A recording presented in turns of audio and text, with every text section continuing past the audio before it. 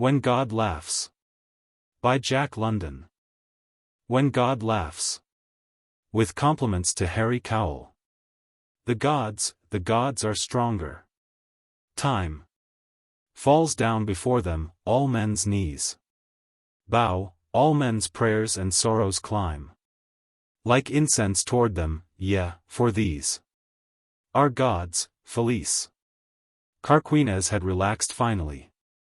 He stole a glance at the rattling windows, looked upward at the beamed roof, and listened for a moment to the savage roar of the southeaster as it caught the bungalow in its bellowing jaws. Then he held his glass between him and the fire and laughed for joy through the golden wine. "It is beautiful," he said. "It is sweetly sweet. It is a woman's wine, and it was made for grey-robed saints to drink." "We grow it on our own warm hills," I said, with pardonable California pride. "You rode up yesterday through the vines from which it was made." It was worthwhile to get Carquinez to loosen up. Nor was he ever really himself until he felt the mellow warmth of the vines singing in his blood. He was an artist, it is true, always an artist. But somehow, sober, the high pitch and lilt went out of his thought processes and he was prone to be as deadly dull as a British Sunday, not dull as other men are dull, but dull when measured by the sprightly wight that Monte Carquinez was when he was really himself. From all this it must not be inferred that Carquinez, who is my dear friend and dearer comrade, was a sot. Far from it. He rarely erred. As I have said, he was an artist. He knew when he had enough, and enough, with him, was equilibrium, the equilibrium that is yours and mine when we are sober. His was a wise and instinctive temperateness that savored of the Greek. Yet he was far from Greek. "I am Aztec, I am Inca, I am Spaniard," I have heard him say.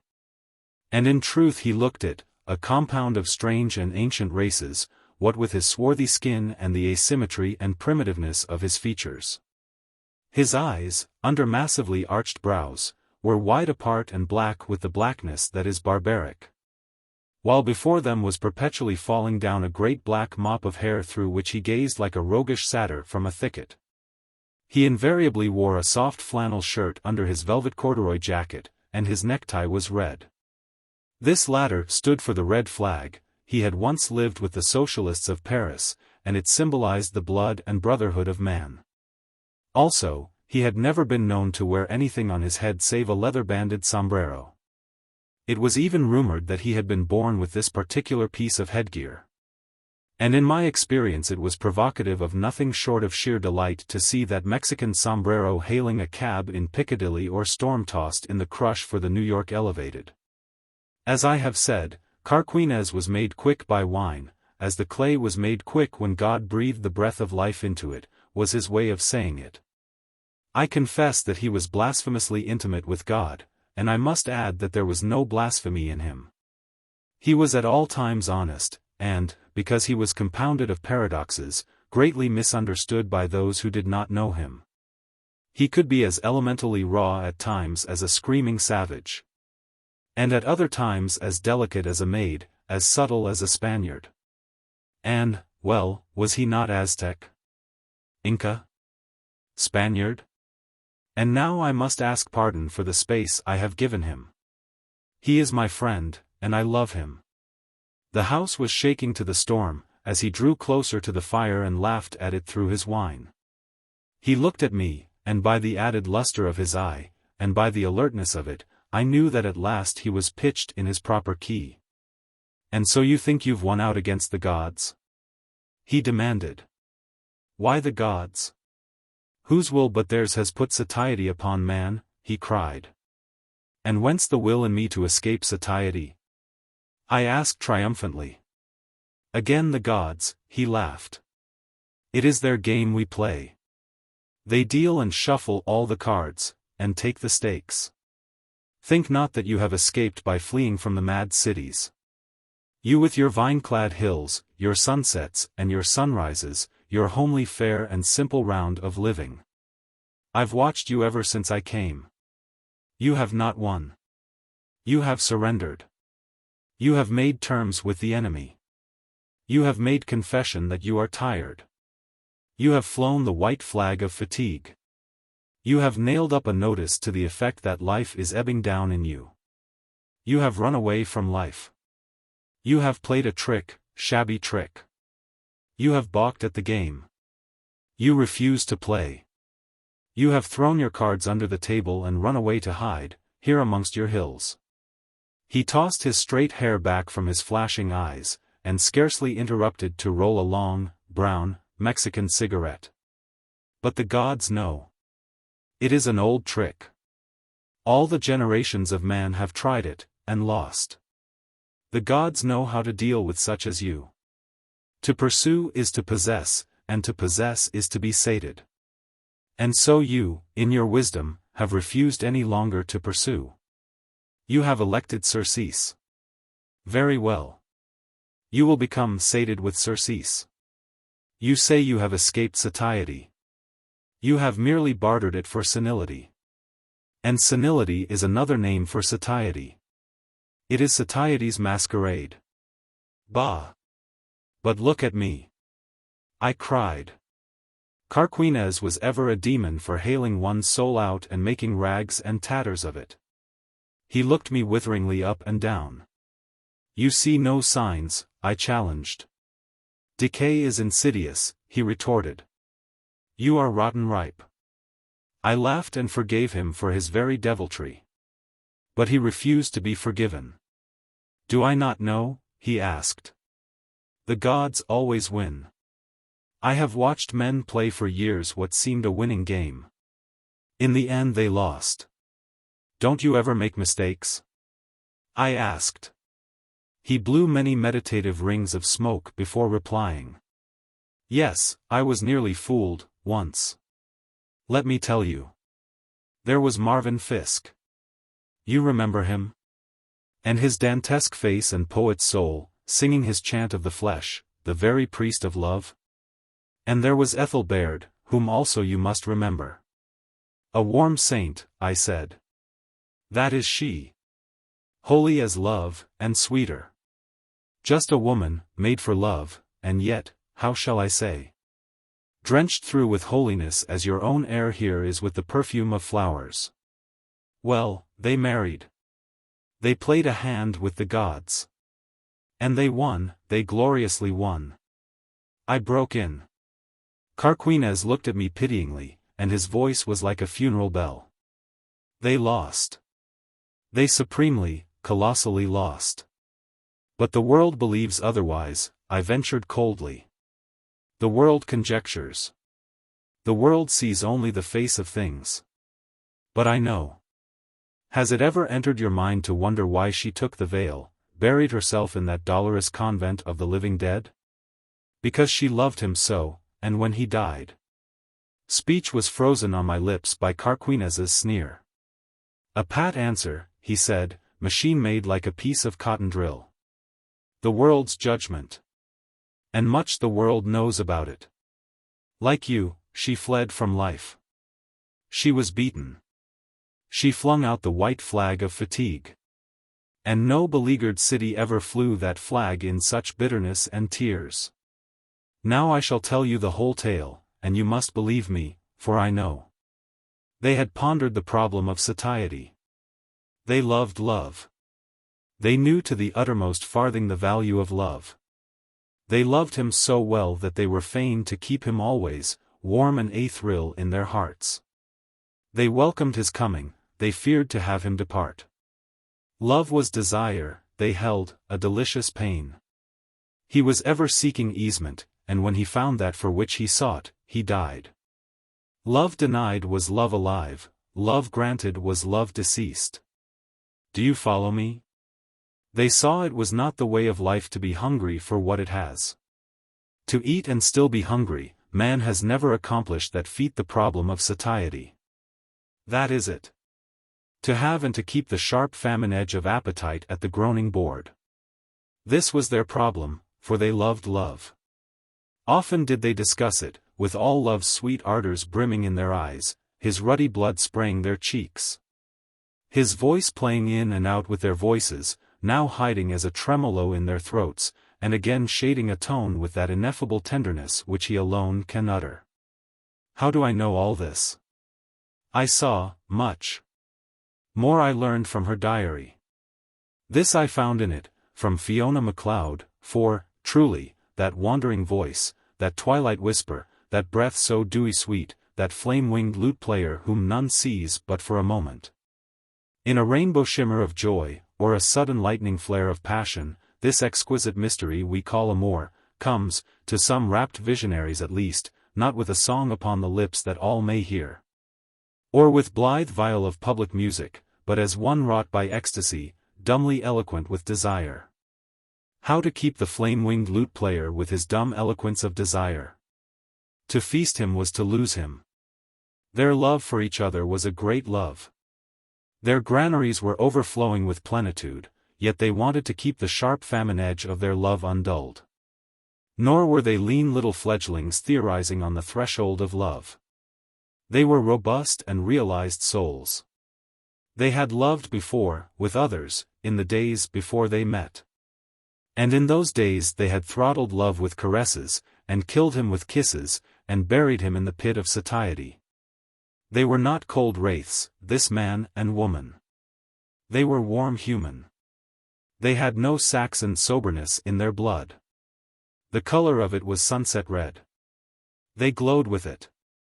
Temperamentally theirs was the French joy in the flesh. They were idealists, but their idealism was Gallic. It was not tempered by the chill and somber fluid that for the English serves as blood. There was no stoicism about them. They were Americans, descended out of the English, and yet the refraining and self-denying of the English spirit-groping were not theirs. They were all this that I have said, and they were made for joy, only they achieved a concept. A curse on concepts. They played with logic, and this was their logic. But first let me tell you of a talk we had one night. It was of Gautier's Madeleine de Maupin. You remember the maid? She kissed once, and once only, and kisses she would have no more. Not that she found kisses were not sweet, but that she feared with repetition they would cloy. Satiety again. She tried to play without stakes against the gods. Now this is contrary to a rule of the game the gods themselves have made. Only the rules are not posted over the table. Mortals must play in order to learn the rules. Well, to the logic. The man and the woman argued thus, why kiss once only? If to kiss once were wise, was it not wiser to kiss not at all? Thus could they keep love alive. Fasting, he would knock forever at their hearts. Perhaps it was out of their heredity that they achieved this unholy concept. The breed will out and sometimes most fantastically. Thus in them did cursed Albion array herself a scheming wanton, a bold, cold calculating, and artful hussy. After all, I do not know. But this I know, it was out of their inordinate desire for joy that they forewent joy. As he said, I read it long afterward in one of his letters to her, to hold you in my arms, close, and yet not close. To yearn for you, and never to have you, and so always to have you. And she, for you to be always just beyond my reach. To be ever attaining you, and yet never attaining you, and for this to last forever, always fresh and new, and always with the first flush upon us. That is not the way they said it. On my lips their love philosophy is mangled. And who am I to delve into their soul stuff? I am a frog, on the dank edge of a great darkness, gazing goggle-eyed at the mystery and wonder of their flaming souls. And they were right, as far as they went. Everything is good, as long as it is unpossessed. Satiety and possession are death's horses, they run in span. And time could only tutor us to eke our rapture's warmth with custom's afterglow. They got that from a sonnet of Alfred Austin's. It was called Love's Wisdom. It was the one kiss of Madeleine de Maupin. How did it run? Kiss we and part, no further can we go. And better death than we from high to low should dwindle, or decline from strong to weak. But they were wiser. They would not kiss and part.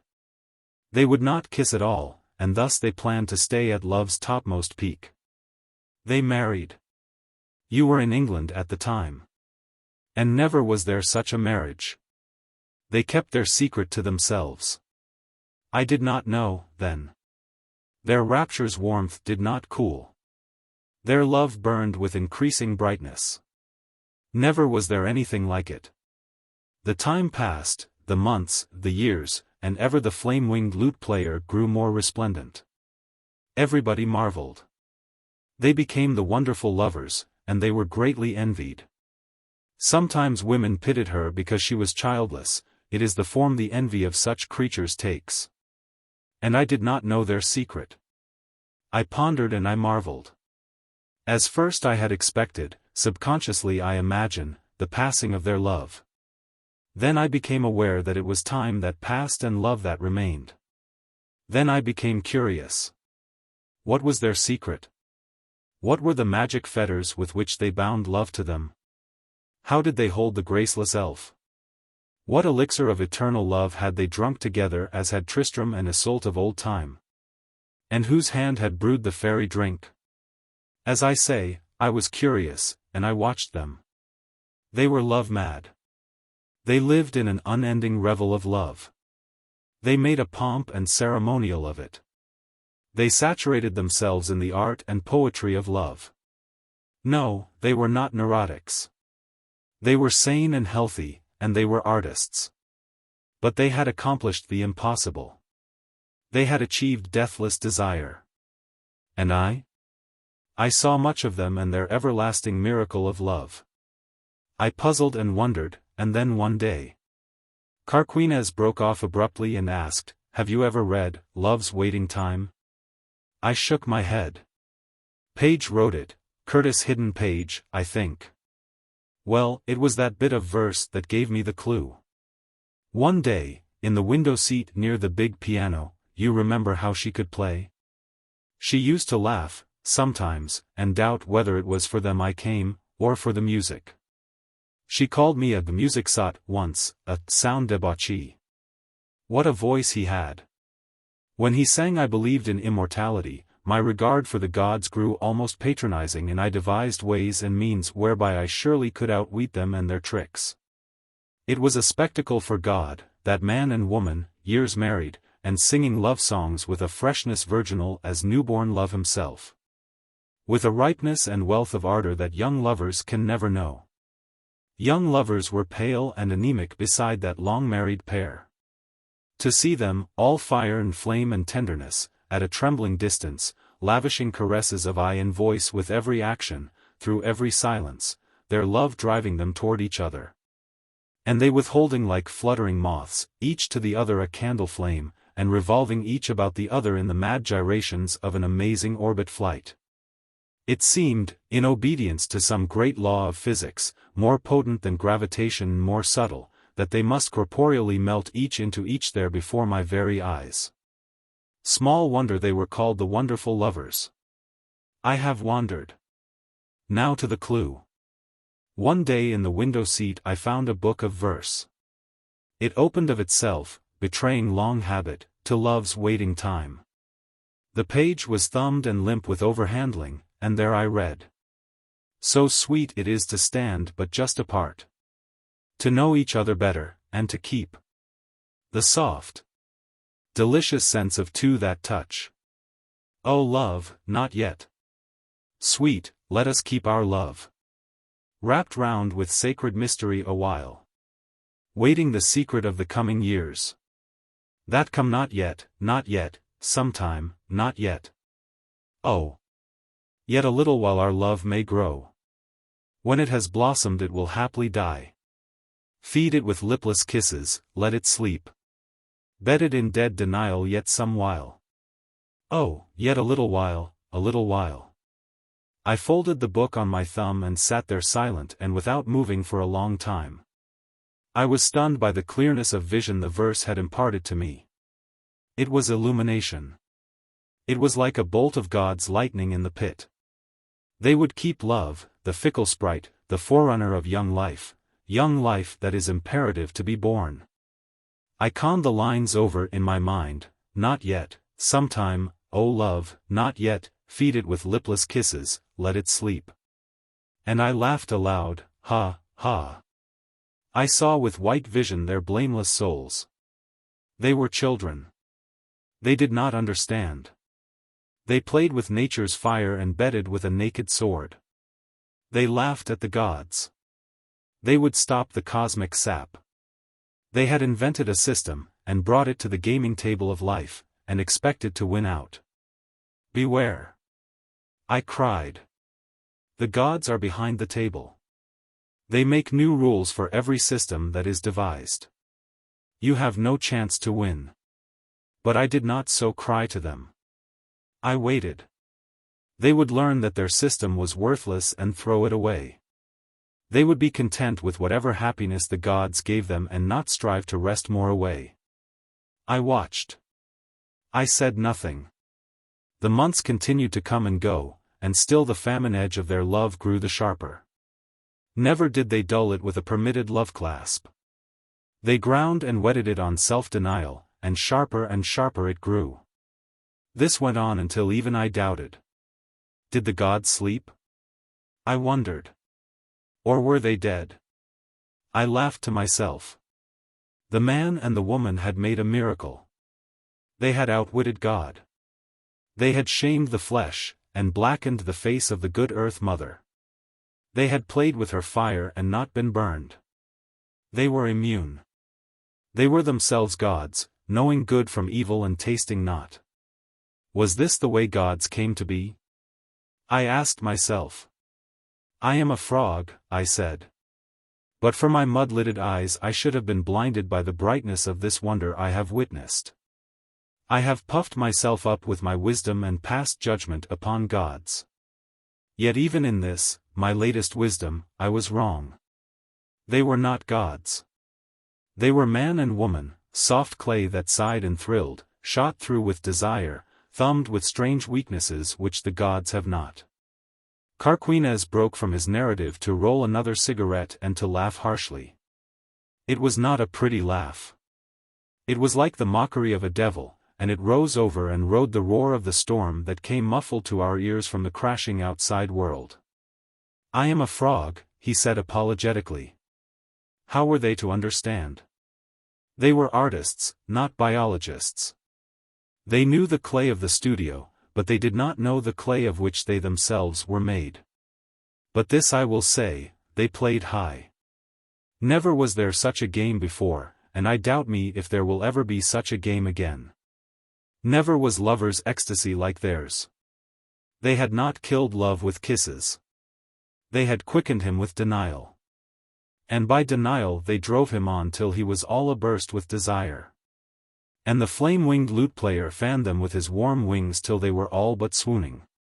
It was the very delirium of love, and it continued undiminished and increasing through the weeks and months. They longed and yearned, with all the fond pangs and sweet delicious agonies, with an intensity never felt by lovers before nor since.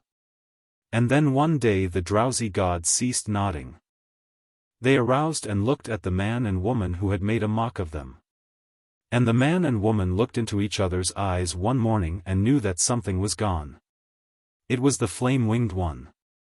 He had fled, silently, in the night, from their anchorites' board. They looked into each other's eyes and knew that they did not care. Desire was dead. Do you understand? Desire was dead. And they had never kissed. Not once had they kissed. Love was gone. They would never yearn and burn again. For them there was nothing left, no more tremblings and flutterings and delicious anguishes, no more throbbing and pulsing, and sighing and song. Desire was dead. It had died in the night, on a couch cold and unattended, nor had they witnessed its passing. They learned it for the first time in each other's eyes. The gods may not be kind, but they are often merciful. They had twirled the little ivory ball and swept the stakes from the table.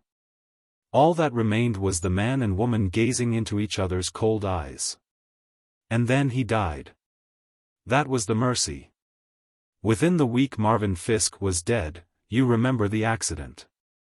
And in her diary, written at this time, I long afterward read Mitchell Kennerly's.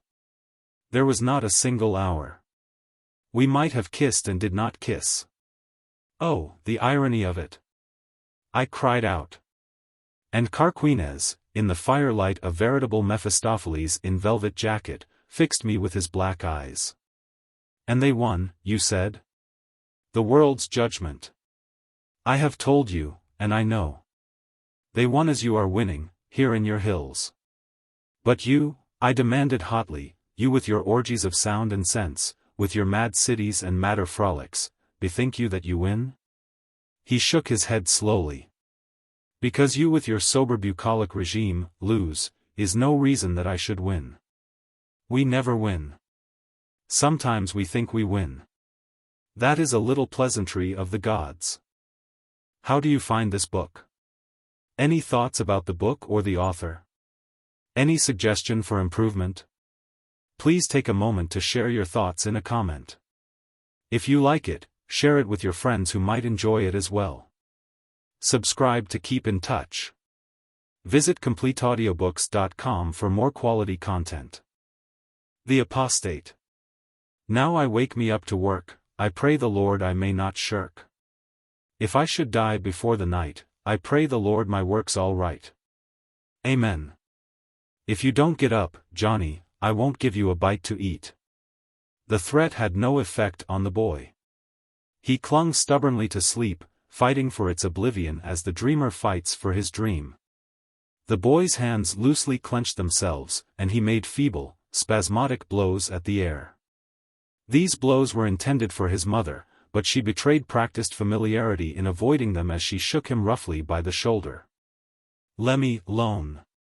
It was a cry that began, muffled, in the deeps of sleep, that swiftly rushed upward, like a wail, into passionate belligerence, and that died away and sank down into an inarticulate whine.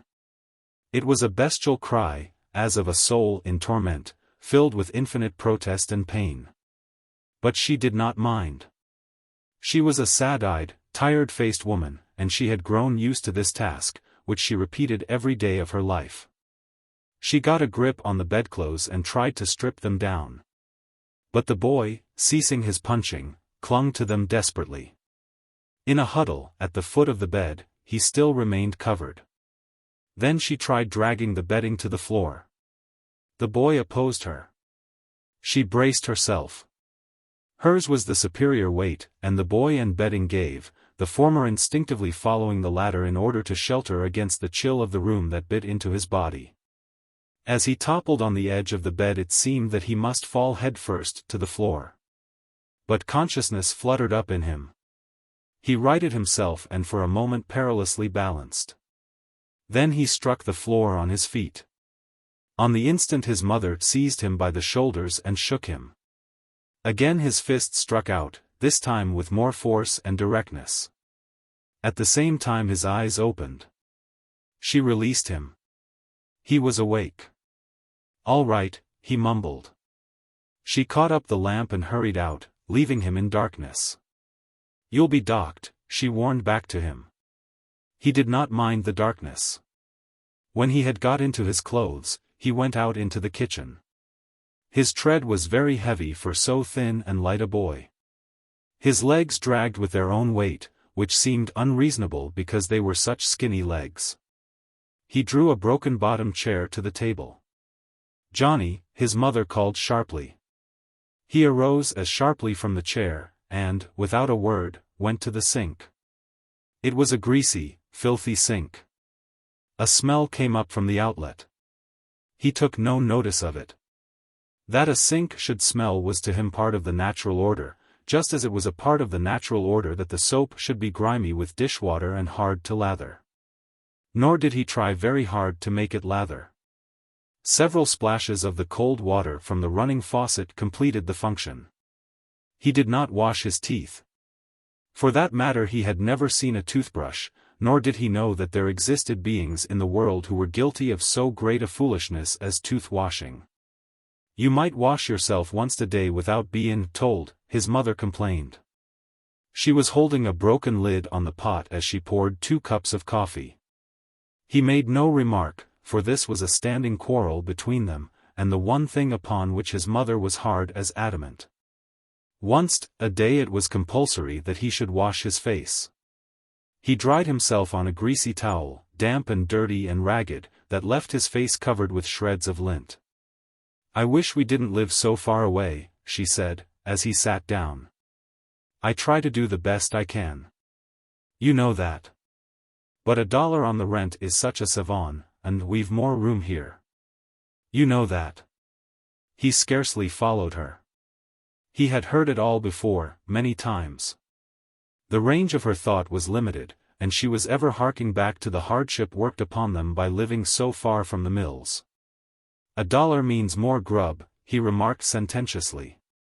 "I'd sooner do the walkin' and git the grub."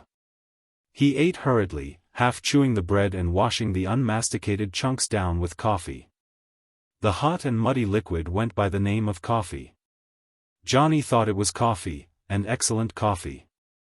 That was one of the few of life's illusions that remained to him. He had never drunk real coffee in his life. In addition to the bread, there was a small piece of cold pork. His mother refilled his cup with coffee. As he was finishing the bread, he began to watch if more was forthcoming. She intercepted his questioning glance. "Now, don't be hoggish, Johnny," was her comment. "You've had your share. Your brothers and sisters are smaller than you." He did not answer the rebuke. He was not much of a talker. Also, he ceased his hungry glancing for more. He was uncomplaining, with a patience that was as terrible as the school in which it had been learned. He finished his coffee, wiped his mouth on the back of his hand, and started to rise.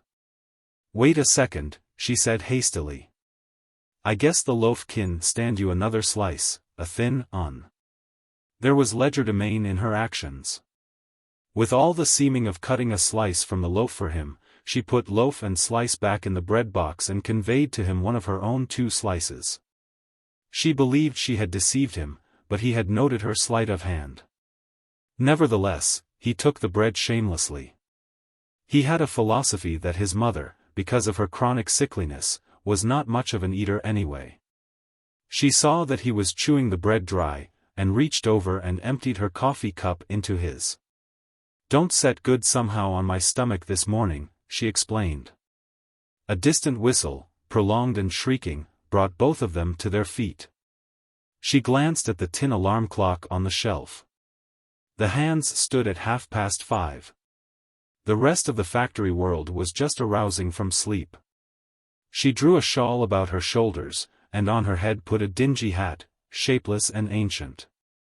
"We've got to run," she said, turning the wick of the lamp and blowing down the chimney. They groped their way out and down the stairs. It was clear and cold, and Johnny shivered at the first contact with the outside air. The stars had not yet begun to pale in the sky, and the city lay in blackness. Both Johnny and his mother shuffled their feet as they walked. There was no ambition in the leg muscles to swing the feet clear of the ground. After 15 silent minutes, his mother turned off to the right. "Don't be late," was her final warning from out of the dark that was swallowing her up. He made no response, steadily keeping on his way. In the factory quarter, doors were opening everywhere, and he was soon one of a multitude that pressed onward through the dark. As he entered the factory gate, the whistle blew again. He glanced at the east. Across a ragged skyline of housetops a pale light was beginning to creep.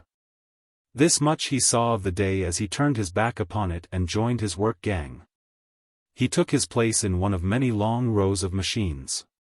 Before him, above a bin filled with small bobbins, were large bobbins revolving rapidly. Upon these he wound the jute twine of the small bobbins. The work was simple. All that was required was celerity. The small bobbins were emptied so rapidly, and there were so many large bobbins that did the emptying, that there were no idle moments. He worked mechanically. When a small bobbin ran out, he used his left hand for a brake, stopping the large bobbin and at the same time, with thumb and forefinger, catching the flying end of twine.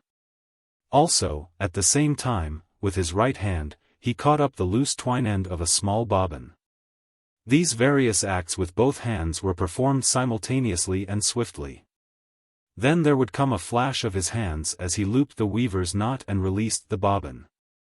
There was nothing difficult about weaver's knots. He once boasted he could tie them in his sleep. And for that matter, he sometimes did, toiling centuries long in a single night at tying an endless succession of weaver's knots. Some of the boys shirked, wasting time and machinery by not replacing the small bobbins when they ran out. And there was an overseer to prevent this. He caught Johnny's neighbor at the trick, and boxed his ears. "Look at Johnny there, why ain't you like him?" the overseer wrathfully demanded. Johnny's bobbins were running full blast, but he did not thrill at the indirect praise. There had been a time, but that was long ago, very long ago. His apathetic face was expressionless as he listened to himself being held up as a shining example. He was the perfect worker. He knew that. He had been told so, often. It was a commonplace, and besides it didn't seem to mean anything to him anymore. From the perfect worker he had evolved into the perfect machine. When his work went wrong, it was with him as with the machine, due to faulty material. It would have been as possible for a perfect nail die to cut imperfect nails as for him to make a mistake. And small wonder. There had never been a time when he had not been in intimate relationship with machines.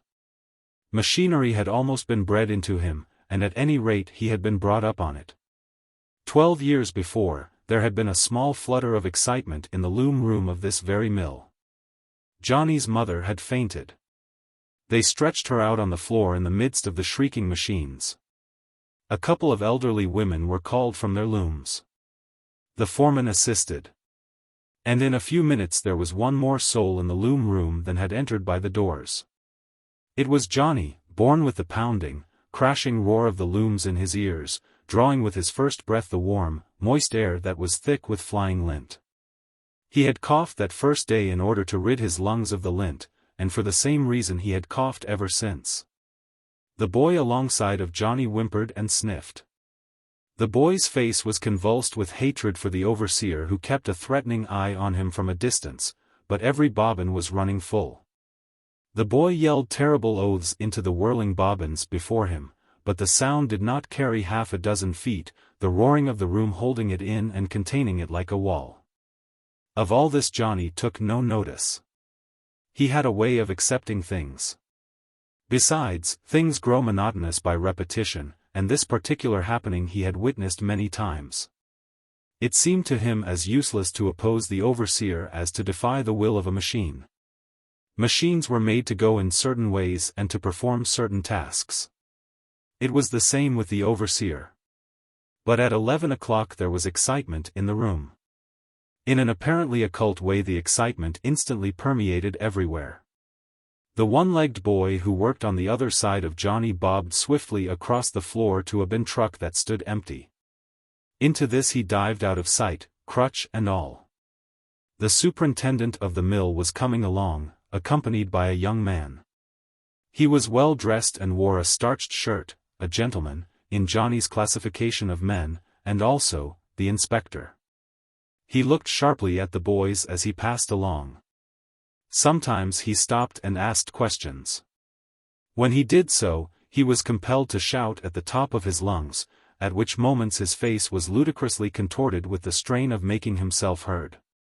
His quick eye noted the empty machine alongside of Johnny's, but he said nothing. Johnny also caught his eye, and he stopped abruptly. He caught Johnny by the arm to draw him back a step from the machine, but with an exclamation of surprise he released the arm. "Pretty skinny," the superintendent laughed anxiously. "Pipe stems," was the answer. "Look at those legs. The boy's got the rickets, incipient, but he's got them. If epilepsy doesn't get him in the end, it will be because tuberculosis gets him first." Johnny listened, but did not understand. Furthermore, he was not interested in future ills. There was an immediate and more serious ill that threatened him in the form of the inspector. "Now, my boy, I want you to tell me the truth," the inspector said, or shouted, bending close to the boy's ear to make him hear. "How old are you?" 14, Johnny lied, and he lied with the full force of his lungs. So loudly did he lie that it started him off in a dry, hacking cough that lifted the lint which had been settling in his lungs all morning. "Look 16 at least," said the superintendent. "Or 60, snapped the inspector. "He's always looked that way." "How long?" asked the inspector, quickly. 4 years. Never gets a bit older. Or younger, I dare say. I suppose he's worked here all those years?" "Off and on, but that was before the new law was passed," the superintendent hastened to add. "Machine idle?"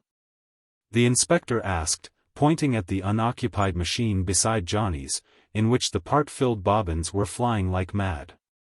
"Looks that way." The superintendent motioned the overseer to him and shouted in his ear and pointed at the machine. "Machine's idle," he reported back to the inspector. They passed on, and Johnny returned to his work, relieved in that the ill had been averted. But the one-legged boy was not so fortunate. The sharp-eyed inspector hailed him out at arm's length from the bin truck. His lips were quivering, and his face had all the expression of one upon whom was fallen profound and irremediable disaster. The overseer looked astounded, as though for the first time he had laid eyes on the boy, while the superintendent's face expressed shock and displeasure. "I know him," the inspector said. "He's 12 years old. I've had him discharged from 3 factories inside the year. This makes the 4th. He turned to the one-legged boy. "You promised me, word and honor, that you'd go to school." The one-legged boy burst into tears. "Please, Mr. Inspector, 2 babies died on us, and we're awful poor." "What makes you cough that way?" the inspector demanded, as though charging him with crime. And as in denial of guilt, the one-legged boy replied, "It ain't nothin'. I just caught a cold last week, Mr. Inspector, that's all." In the end the one-legged boy went out of the room with the inspector, the latter accompanied by the anxious and protesting superintendent. After that monotony settled down again. The long morning and the longer afternoon wore away and the whistle blew for quitting time. Darkness had already fallen when Johnny passed out through the factory gate. In the interval the sun had made a golden ladder of the sky, flooded the world with its gracious warmth, and dropped down and disappeared in the west behind a ragged skyline of housetops. Supper was the family meal of the day, the one meal at which Johnny encountered his younger brothers and sisters. It partook of the nature of an encounter, to him, for he was very old, while they were distressingly young. He had no patience with their excessive and amazing juvenility. He did not understand it. His own childhood was too far behind him. He was like an old and irritable man, annoyed by the turbulence of their young spirits that was to him errant silliness. He glowered silently over his food, finding compensation in the thought that they would soon have to go to work. That would take the edge off of them and make them sedate and dignified, like him. Thus it was, after the fashion of the human, that Johnny made of himself a yardstick with which to measure the universe. During the meal, his mother explained in various ways and with infinite repetition that she was trying to do the best she could. So that it was with relief, the scant meal ended, that Johnny shoved back his chair and arose. He debated for a moment between bed and the front door, and finally went out the ladder. He did not go far. He sat down on the stoop, his knees drawn up and his narrow shoulders drooping forward, his elbows on his knees and the palms of his hands supporting his chin. As he sat there, he did no thinking. He was just resting. So far as his mind was concerned, it was asleep. His brothers and sisters came out, and with other children played noisily about him. An electric globe at the corner lighted their frolics. He was peevish and irritable, that they knew, but the spirit of adventure lured them into teasing him. They joined hands before him, and, keeping time with their bodies, chanted in his face weird and uncomplimentary doggerel. At first he snarled curses at them, curses he had learned from the lips of various foremen. Finding this futile, and remembering his dignity, he relapsed into dogged silence. His brother Will, next to him in age, having just passed his 10th birthday, was the ringleader. Johnny did not possess particularly kindly feelings toward him. His life had early been embittered by continual giving over and giving way to Will. He had a definite feeling that Will was greatly in his debt and was ungrateful about it. In his own playtime, far back in the dim past, he had been robbed of a large part of that playtime by being compelled to take care of Will. Will was a baby then, and then, as now, their mother had spent her days in the mills. To Johnny had fallen the part of little father and little mother as well. Will seemed to show the benefit of the giving over and the giving way. He was well built, fairly rugged, as tall as his elder brother and even heavier. It was as though the lifeblood of the one had been diverted into the other's veins. And in spirits it was the same. Johnny was jaded, worn out, without resilience, while his younger brother seemed bursting and spilling over with exuberance. The mocking chant rose louder and louder. Will leaned closer as he danced, thrusting out his tongue. Johnny's left arm shot out and caught the other around the neck. At the same time he rapped his bony fist to the other's nose. It was a pathetically bony fist, but that it was sharp to hurt was evidenced by the squeal of pain it produced.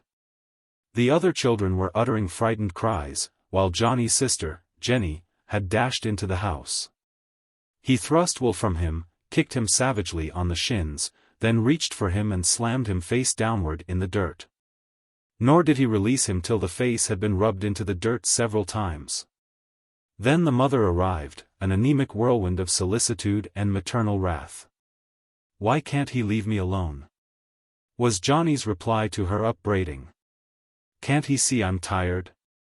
I'm as big as you," Will raged in her arms, his face a mass of tears, dirt, and blood.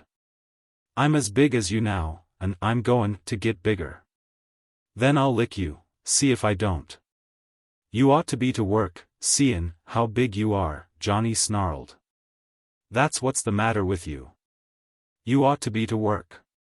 And it's up to your ma to put you to work." "But he's too young," she protested. "He's only a little boy. I was younger 'n him when I started to work." Johnny's mouth was open, further to express the sense of unfairness that he felt, but the mouth closed with a snap. He turned gloomily on his heel and stalked into the house and to bed. The door of his room was open to let in warmth from the kitchen.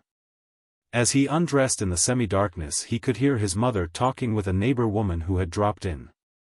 His mother was crying, and her speech was punctuated with spiritless sniffles. "I can't make out what's gittin' into Johnny," he could hear her say. "He didn't used to be this way. He was a patient little angel. And he is a good boy," she hastened to defend.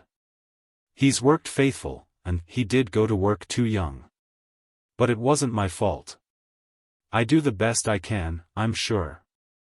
Prolonged sniffling from the kitchen, and Johnny murmured to himself as his eyelids closed down, "You bet your life I've worked faithful." The next morning he was torn bodily by his mother from the grip of sleep. Then came the meager breakfast, the tramp through the dark, and the pale glimpse of day across the housetops as he turned his back on it and went in through the factory gate. It was another day, of all the days, and all the days were alike. And yet there had been variety in his life. At the times he changed from one job to another, or was taken sick. When he was 6, he was little mother and father to Will and the other children still younger. At 7 he went into the mills, winding bobbins. When he was 8, he got work in another mill. His new job was marvelously easy. All he had to do was to sit down with a little stick in his hand and guide a stream of cloth that flowed past him. This stream of cloth came out of the maw of a machine, passed over a hot roller, and went on its way elsewhere. But he sat always in one place, beyond the reach of daylight, a gas jet flaring over him, himself part of the mechanism. He was very happy at that job, in spite of the moist heat, for he was still young and in possession of dreams and illusions. And wonderful dreams he dreamed as he watched the steaming cloth streaming endlessly by. But there was no exercise about the work, no call upon his mind, and he dreamed less and less, while his mind grew torpid and drowsy. Nevertheless, he earned $2 a week, and $2 represented the difference between acute starvation and chronic underfeeding. But when he was 9, he lost his job. Measles was the cause of it. After he recovered, he got work in a glass factory. The pay was better, and the work demanded skill. It was piecework, and the more skillful he was, the bigger wages he earned. Here was incentive. And under this incentive he developed into a remarkable worker. It was simple work, the tying of glass stoppers into small bottles. At his waist he carried a bundle of twine. He held the bottles between his knees so that he might work with both hands. Thus, in a sitting position and bending over his own knees, his narrow shoulders grew humped and his chest was contracted for 10 hours each day. This was not good for the lungs, but he tied 300 dozen bottles a day. The superintendent was very proud of him, and brought visitors to look at him. In 10 hours 300 dozen bottles passed through his hands. This meant that he had attained machine-like perfection. All waste movements were eliminated. Every motion of his thin arms, every movement of a muscle in the thin fingers, was swift and accurate. He worked at high tension, and the result was that he grew nervous. At night his muscles twitched in his sleep, and in the daytime he could not relax and rest. He remained keyed up and his muscles continued to twitch. Also he grew sallow and his lint cough grew worse. Then pneumonia laid hold of the feeble lungs within the contracted chest, and he lost his job in the glassworks. Now he had returned to the jute mills where he had first begun with winding bobbins. But promotion was waiting for him. He was a good worker. He would next go on the starcher, and later he would go into the loom room. There was nothing after that except increased efficiency. The machinery ran faster than when he had first gone to work, and his mind ran slower. He no longer dreamed at all, though his earlier years had been full of dreaming. Once he had been in love. It was when he first began guiding the cloth over the hot roller, and it was with the daughter of the superintendent. She was much older than he, a young woman, and he had seen her at a distance only a paltry half-dozen times. But that made no difference. On the surface of the cloth stream that poured past him, he pictured radiant futures wherein he performed prodigies of toil, invented miraculous machines, won to the mastership of the mills. And in the end took her in his arms and kissed her soberly on the brow. But that was all in the long ago, before he had grown too old and tired to love. Also, she had married and gone away, and his mind had gone to sleep. Yet it had been a wonderful experience, and he used often to look back upon it as other men and women look back upon the time they believed in fairies. He had never believed in fairies nor Santa Claus, but he had believed implicitly in the smiling future his imagination had wrought into the steaming cloth stream. He had become a man very early in life. At 7, when he drew his first wages, began his adolescence. A certain feeling of independence crept up in him, and the relationship between him and his mother changed. Somehow, as an earner and breadwinner, doing his own work in the world, he was more like an equal with her. Manhood, full-blown manhood, had come when he was 11, at which time he had gone to work on the night shift for 6 months. No child works on the night shift and remains a child. There had been several great events in his life. One of these had been when his mother bought some California prunes. 2 others had been the 2 times when she cooked custard. Those had been events. He remembered them kindly. And at that time his mother had told him of a blissful dish she would sometime make, floating island, she had called it, better than custard. For years he had looked forward to the day when he would sit down to the table with floating island before him, until at last he had relegated the idea of it to the limbo of unattainable ideals. Once he found a silver quarter lying on the sidewalk.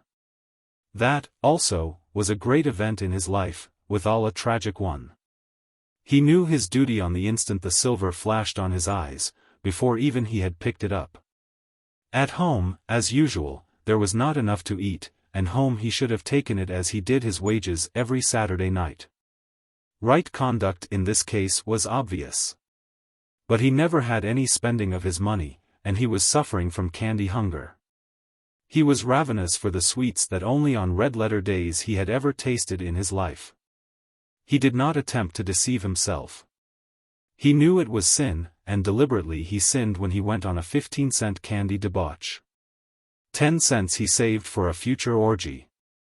But not being accustomed to the carrying of money, he lost the 10 cents. This occurred at the time when he was suffering all the torments of conscience, and it was to him an act of divine retribution. He had a frightened sense of the closeness of an awful and wrathful God.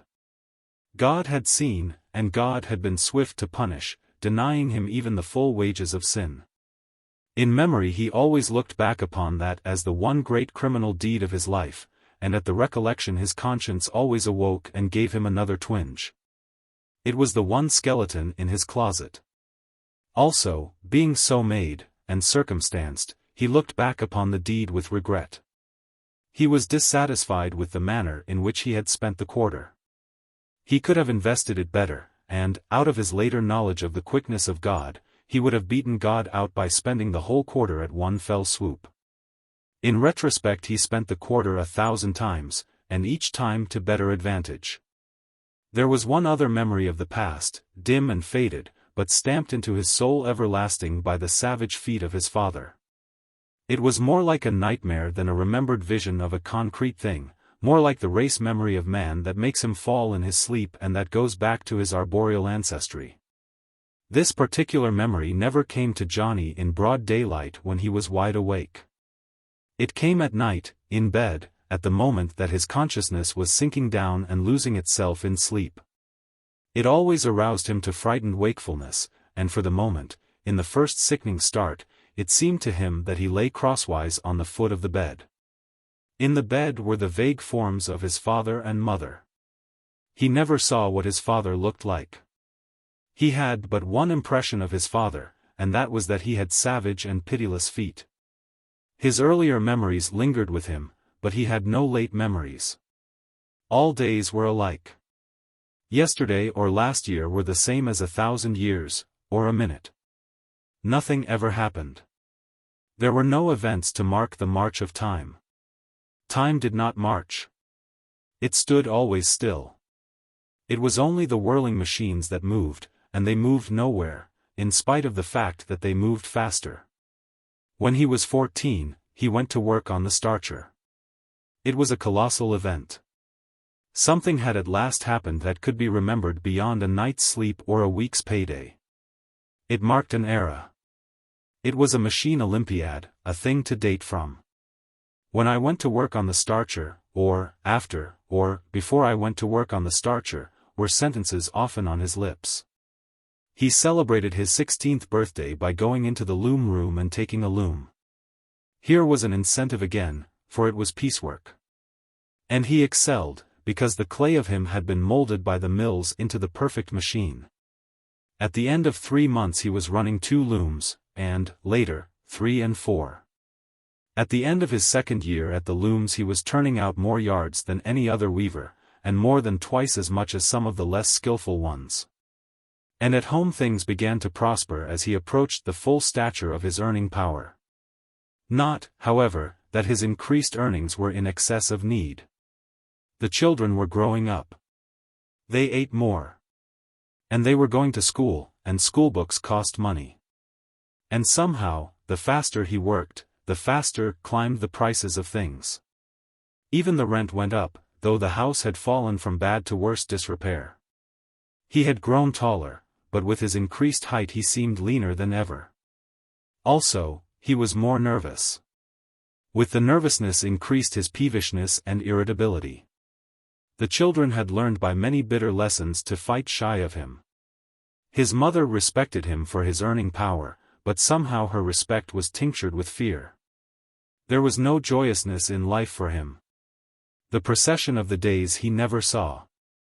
The nights he slept away in twitching unconsciousness.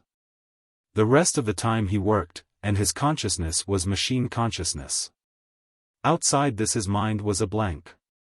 He had no ideals, and but one illusion, namely, that he drank excellent coffee. He was a work beast. He had no mental life whatever. Yet deep down in the crypts of his mind, unknown to him, were being weighed and sifted every hour of his toil, every movement of his hands, every twitch of his muscles.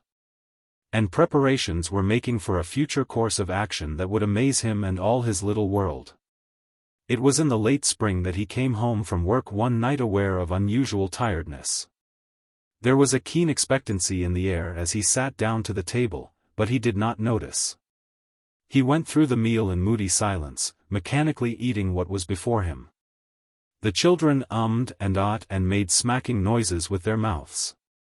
But he was deaf to them. "D'ye know what you're eatin'?" his mother demanded at last, desperately. He looked vacantly at the dish before him, and vacantly at her. "Floatin' Island," she announced triumphantly. "Oh," he said. "Floating island," the children chorused loudly. "Oh," he said. And after 2 or 3 mouthfuls, he added, "I guess I ain't hungry tonight." He dropped the spoon, shoved back his chair, and arose wearily from the table. "And I guess I'll go to bed." His feet dragged more heavily than usual as he crossed the kitchen floor. Undressing was a Titan's task, a monstrous futility, and he wept weakly as he crawled into bed, one shoe still on.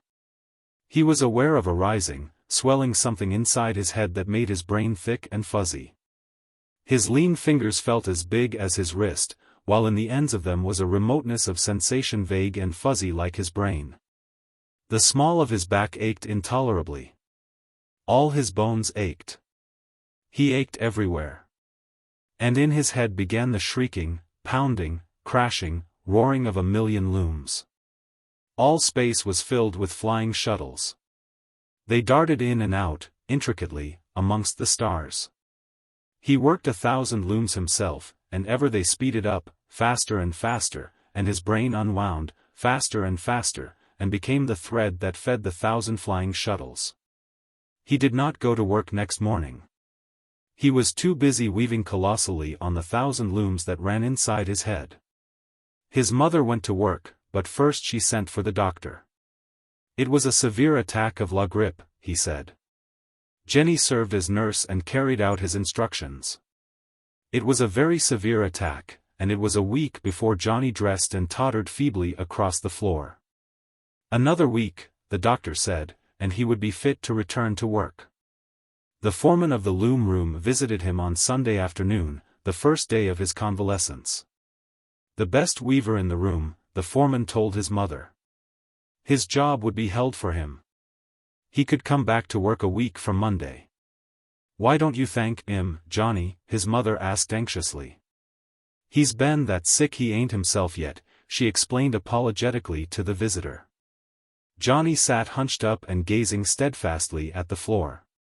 He sat in the same position long after the foreman had gone. It was warm outdoors, and he sat on the stoop in the afternoon. Sometimes his lips moved. He seemed lost in endless calculations. Next morning, after the day grew warm, he took his seat on the stoop. He had pencil and paper this time with which to continue his calculations, and he calculated painfully and amazingly. "What comes after millions?" he asked at noon, when Will came home from school. "And how d'ye work 'em?" That afternoon finished his task. Each day, but without paper and pencil, he returned to the stoop. He was greatly absorbed in the one tree that grew across the street. He studied it for hours at a time, and was unusually interested when the wind swayed its branches and fluttered its leaves. Throughout the week he seemed lost in a great communion with himself. On Sunday, sitting on the stoop, he laughed aloud, several times, to the perturbation of his mother, who had not heard him laugh for years. Next morning, in the early darkness, she came to his bed to rouse him. He had had his fill of sleep all the week, and awoke easily. He made no struggle, nor did he attempt to hold on to the bedding when she stripped it from him. He lay quietly, and spoke quietly. "It ain't no use, Ma. You'll be late," she said, under the impression that he was still stupid with sleep. "I'm awake, Ma, and I tell you it ain't no use. You might as well lemme alone. I ain't goin' to get up. But you'll lose your job, she cried. I ain't goin' to get up, he repeated in a strange, passionless voice. She did not go to work herself that morning. This was sickness beyond any sickness she had ever known. Fever and delirium she could understand, but this was insanity.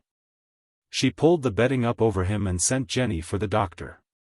When that person arrived, Johnny was sleeping gently, and gently he awoke and allowed his pulse to be taken. Nothing the matter with him, the doctor reported. Badly debilitated, that's all. Not much meat on his bones. He's always been that way, his mother volunteered. Now go away, Ma, and let me finish my snooze. Johnny spoke sweetly and placidly, and sweetly and placidly he rolled over on his side and went to sleep. At 10 o'clock he awoke and dressed himself. He walked out into the kitchen, where he found his mother with a frightened expression on her face. I'm goin' away, Ma, he announced, and I just want to say goodbye. She threw her apron over her head and sat down suddenly and wept. He waited patiently. I might a known it, she was sobbing. Where? She finally asked, removing the apron from her head and gazing up at him with a stricken face in which there was little curiosity. I don't know, anywhere. As he spoke, the tree across the street appeared with dazzling brightness on his inner vision. It seemed to lurk just under his eyelids, and he could see it whenever he wished. And your job? She quavered. I ain't never goin' to work again. My God, Johnny, she wailed, don't say that. What he had said was blasphemy to her. As a mother who hears her child deny God, was Johnny's mother shocked by his words. What's got into you, anyway? She demanded, with a lame attempt at imperativeness. Figures, he answered. Just figures. I've been doin' a lot of figurin' this week, and it's most surprisin'. I don't see what that's got to do with it, she sniffled. Johnny smiled patiently, and his mother was aware of a distinct shock at the persistent absence of his peevishness and irritability. I'll show you, he said. I'm plumb tired out. What makes me tired? Moves. I've been movin' ever since I was born. I'm tired of movin', and I ain't goin' to move any more. Remember when I worked in the glass house? I used to do 300 dozen a day. Now I reckon I made about 10 different moves to each bottle. That's 36,000 moves a day. 10 days, 360,000 moves. 1 month, 1,080,000 moves. Chuck out the 80,000, he spoke with the complacent beneficence of a philanthropist, chuck out the 80,000, that leaves 1 million moves a month, 12 million moves a year.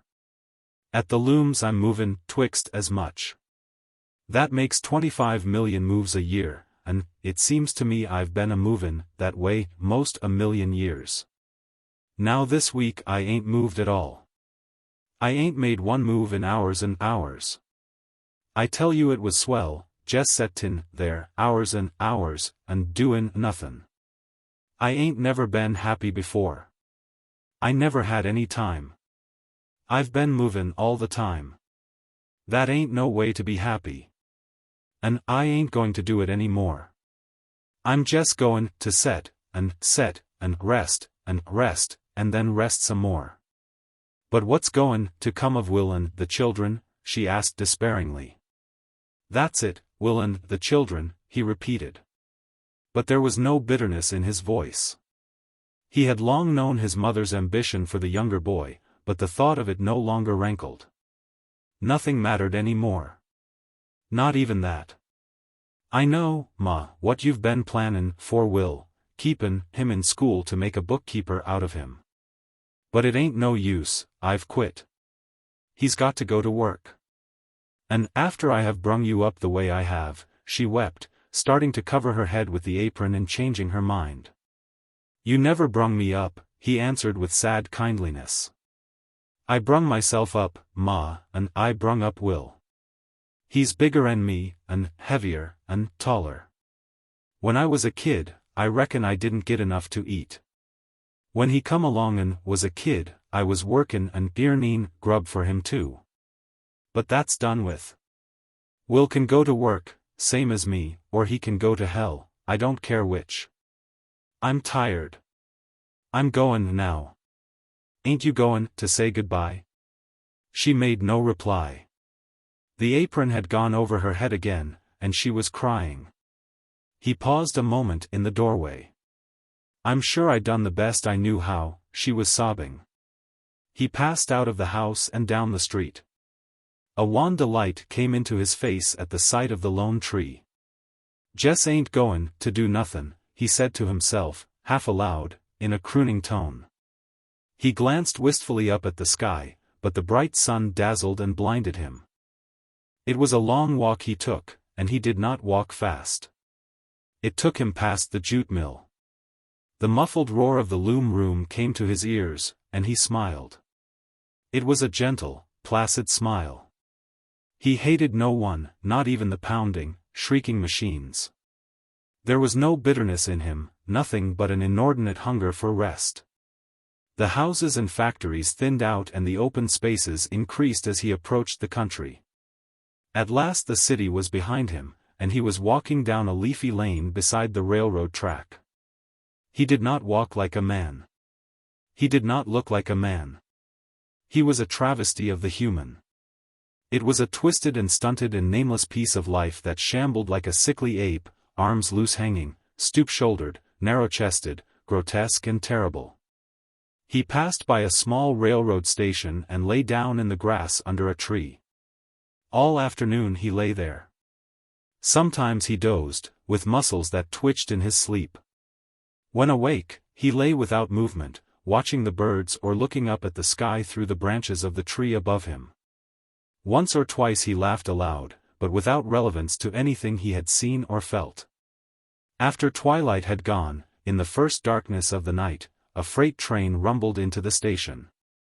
When the engine was switching cars on to the sidetrack, Johnny crept along the side of the train. He pulled open the side door of an empty boxcar and awkwardly and laboriously climbed in. He closed the door. The engine whistled.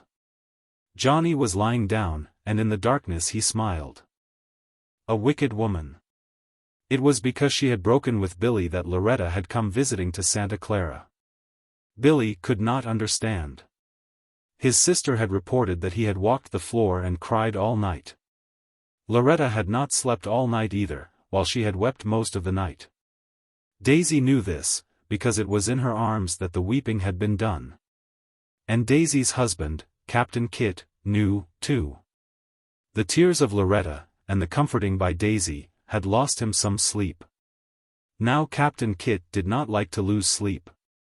Neither did he want Loretta to marry Billy, nor anybody else. It was Captain Kit's belief that Daisy needed the help of her younger sister in the household. But he did not say this aloud. Instead, he always insisted that Loretta was too young to think of marriage. So it was Captain Kit's idea that Loretta should be packed off on a visit to Mrs. Hemingway. There wouldn't be any Billy there. Before Loretta had been at Santa Clara a week, she was convinced that Captain Kit's idea was a good one. In the first place, though Billy wouldn't believe it, she did not want to marry Billy. And in the second place, though Captain Kit wouldn't believe it, she did not want to leave Daisy. By the time Loretta had been at Santa Clara 2 weeks, she was absolutely certain that she did not want to marry Billy. But she was not so sure about not wanting to leave Daisy. Not that she loved Daisy less, but that she had doubts. The day of Loretta's arrival, a nebulous plan began shaping itself in Mrs. Hemingway's brain. The second day she remarked to Jack Hemingway, her husband, that Loretta was so innocent a young thing that were it not for her sweet guilelessness she would be positively stupid. In proof of which, Mrs. Hemingway told her husband several things that made him chuckle. By the third day Mrs. Hemingway's plan had taken recognizable form. Then it was that she composed a letter. On the envelope she wrote, Mr. Edward Bashford, Athenian Club, San Francisco. Dear Ned, the letter began. She had once been violently loved by him for 3 weeks in her premarital days. But she had covenanted herself to Jack Hemingway, who had prior claims, and her heart as well, and Ned Bashford had philosophically not broken his heart over it. He merely added the experience to a large fund of similarly collected data out of which he manufactured philosophy. Artistically and temperamentally he was a Greek, a tired Greek. He was fond of quoting from Nietzsche, in token that he, too, had passed through the long sickness that follows upon the ardent search for truth. That he too had emerged, too experienced, too shrewd, too profound, ever again to be afflicted by the madness of youths in their love of truth. To worship appearance, he often quoted. To believe in forms, in tones, in words, in the whole Olympus of appearance. This particular excerpt he always concluded with, "Those Greeks were superficial, out of profundity." He was a fairly young Greek, jaded and worn. Women were faithless and unveracious, he held, at such times that he had relapses and descended to pessimism from his wonted high philosophical calm. He did not believe in the truth of women, but, faithful to his German master, he did not strip from them the airy gauzes that veiled their untruth. He was content to accept them as appearances and to make the best of it. He was superficial, out of profundity. Jack says to be sure to say to you, "Good swimming," Mrs. Hemingway wrote in her letter, and also, to bring your fishing duds along. Mrs. Hemingway wrote other things in the letter. She told him that at last she was prepared to exhibit to him an absolutely true, unsullied, and innocent woman. A more guileless, immaculate bud of womanhood never blushed on the planet, was one of the several ways in which she phrased the inducement. And to her husband she said triumphantly, "If I don't marry Ned off this time," leaving unstated the terrible alternative that she lacked either vocabulary to express or imagination to conceive. Contrary to all her forebodings, Loretta found that she was not unhappy at Santa Clara. Truly, Billy wrote to her every day, but his letters were less distressing than his presence. Also, the ordeal of being away from Daisy was not so severe as she had expected. For the first time in her life she was not lost in eclipse in the blaze of Daisy's brilliant and mature personality. Under such favorable circumstances Loretta came rapidly to the front, while Mrs. Hemingway modestly and shamelessly retreated into the background. Loretta began to discover that she was not a pale orb shining by reflection. Quite unconsciously she became a small center of things. When she was at the piano, there was someone to turn the pages for her and to express preferences for certain songs. When she dropped her handkerchief, there was someone to pick it up. And there was someone to accompany her in ramblings and flower gatherings. Also, she learned to cast flies in still pools and below savage riffles, and how not to entangle silk lines and gut leaders with the shrubbery. Jack Hemingway did not care to teach beginners, and fished much by himself, or not at all, thus giving Ned Bashford ample time in which to consider Loretta as an appearance. As such, she was all that his philosophy demanded. Her blue eyes had the direct gaze of a boy, and out of his profundity he delighted in them and forbore to shudder at the duplicity his philosophy bade him to believe lurked in their depths. She had the grace of a slender flower, the fragility of color and line of fine china, in all of which he pleasured greatly. Without thought of the life force palpitating beneath and in spite of Bernard Shaw, in whom he believed. Loretta burgeoned. She swiftly developed personality. She discovered a will of her own and wishes of her own that were not everlastingly entwined with the will and the wishes of Daisy. She was petted by Jack Hemingway, spoiled by Alice Hemingway, and devotedly attended by Ned Bashford. They encouraged her whims and laughed at her follies, while she developed the pretty little tyrannies that are latent in all pretty and delicate women. Her environment acted as a soporific upon her ancient desire always to live with Daisy. This desire no longer prodded her as in the days of her companionship with Billy. The more she saw of Billy, the more certain she had been that she could not live away from Daisy. The more she saw of Ned Bashford, the more she forgot her pressing need of Daisy. Ned Bashford likewise did some forgetting. He confused superficiality with profundity, and entangled appearance with reality until he accounted them one.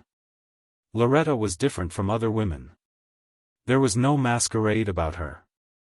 She was real.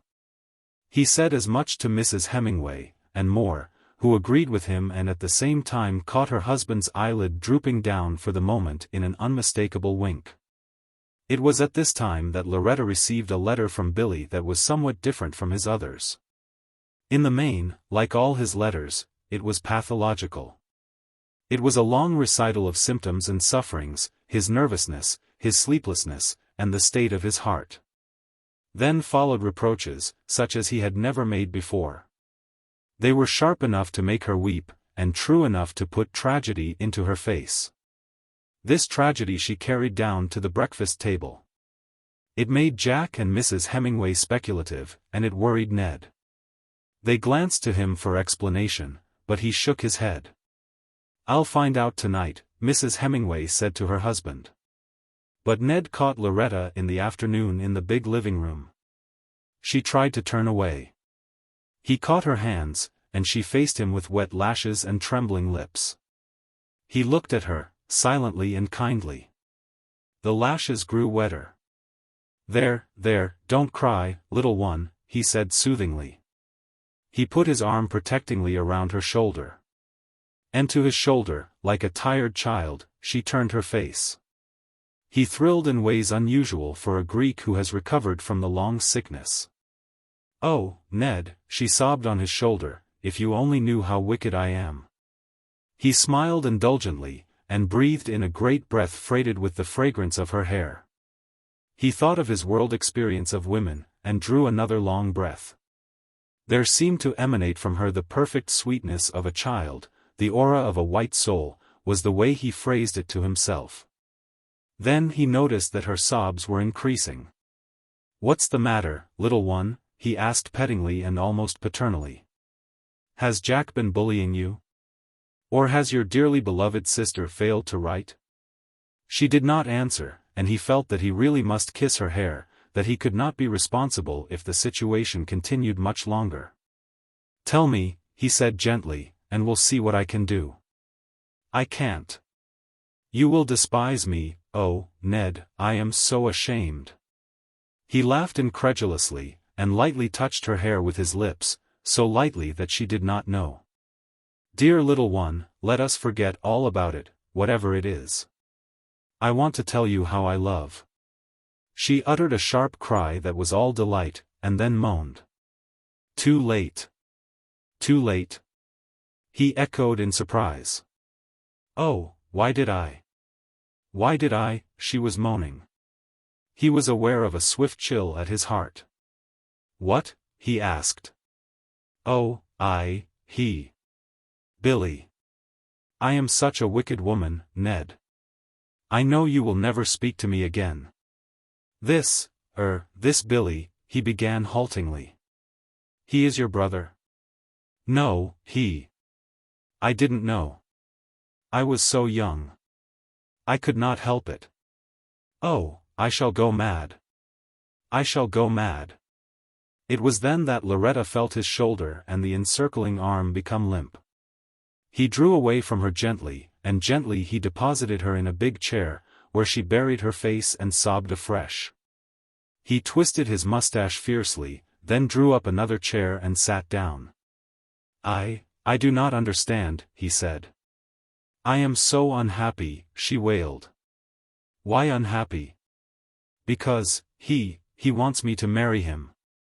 His face cleared on the instant, and he placed a hand soothingly on hers. "That should not make any girl unhappy," he remarked sagely. "Because you don't love him is no reason, of course, you don't love him?" Loretta shook her head and shoulders in a vigorous negative. "What?" Bashford wanted to make sure. "No," she asserted explosively. "I don't love Billy. I don't want to love Billy." "Because you don't love him," Bashford resumed with confidence, "is no reason that you should be unhappy just because he has proposed to you." She sobbed again, and from the midst of her sobs she cried. "That's the trouble. I wish I did love him. Oh, I wish I were dead." Now, my dear child, you are worrying yourself over trifles. His other hand crossed over after its mate and rested on hers. Women do it every day. Because you have changed your mind or did not know your mind, because you have, to use an unnecessarily harsh word, jilted a man.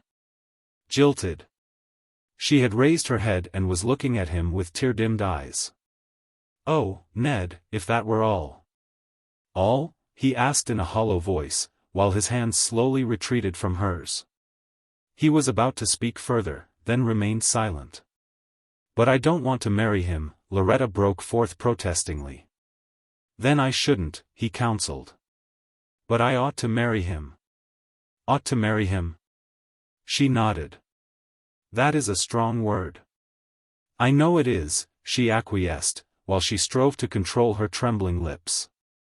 Then she spoke more calmly. I am a wicked woman, a terribly wicked woman. No one knows how wicked I am, except Billy. There was a pause. Ned Bashford's face was grave, and he looked queerly at Loretta. Billy knows? He asked finally. A reluctant nod and flaming cheeks was the reply. He debated with himself for a while, seeming, like a diver, to be preparing himself for the plunge. Tell me about it. He spoke very firmly. You must tell me all of it. And will you, ever, forgive me? She asked in a faint, small voice. He hesitated, drew a long breath, and made the plunge. Yes, he said desperately. I'll forgive you. Go ahead. There was no one to tell me, she began. We were with each other so much.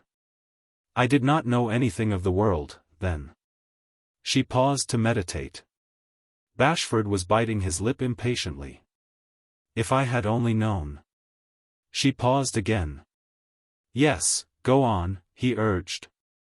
We were together almost every evening. Billy? He demanded, with a savageness that startled her. Yes, of course, Billy. We were with each other so much. If I had only known. There was no one to tell me. I was so young. Her lips parted as though to speak further, and she regarded him anxiously. The scoundrel. With the explosion Ned Bashford was on his feet, no longer a tired Greek, but a violently angry young man. Billy is not a scoundrel. He is a good man, Loretta defended, with a firmness that surprised Bashford.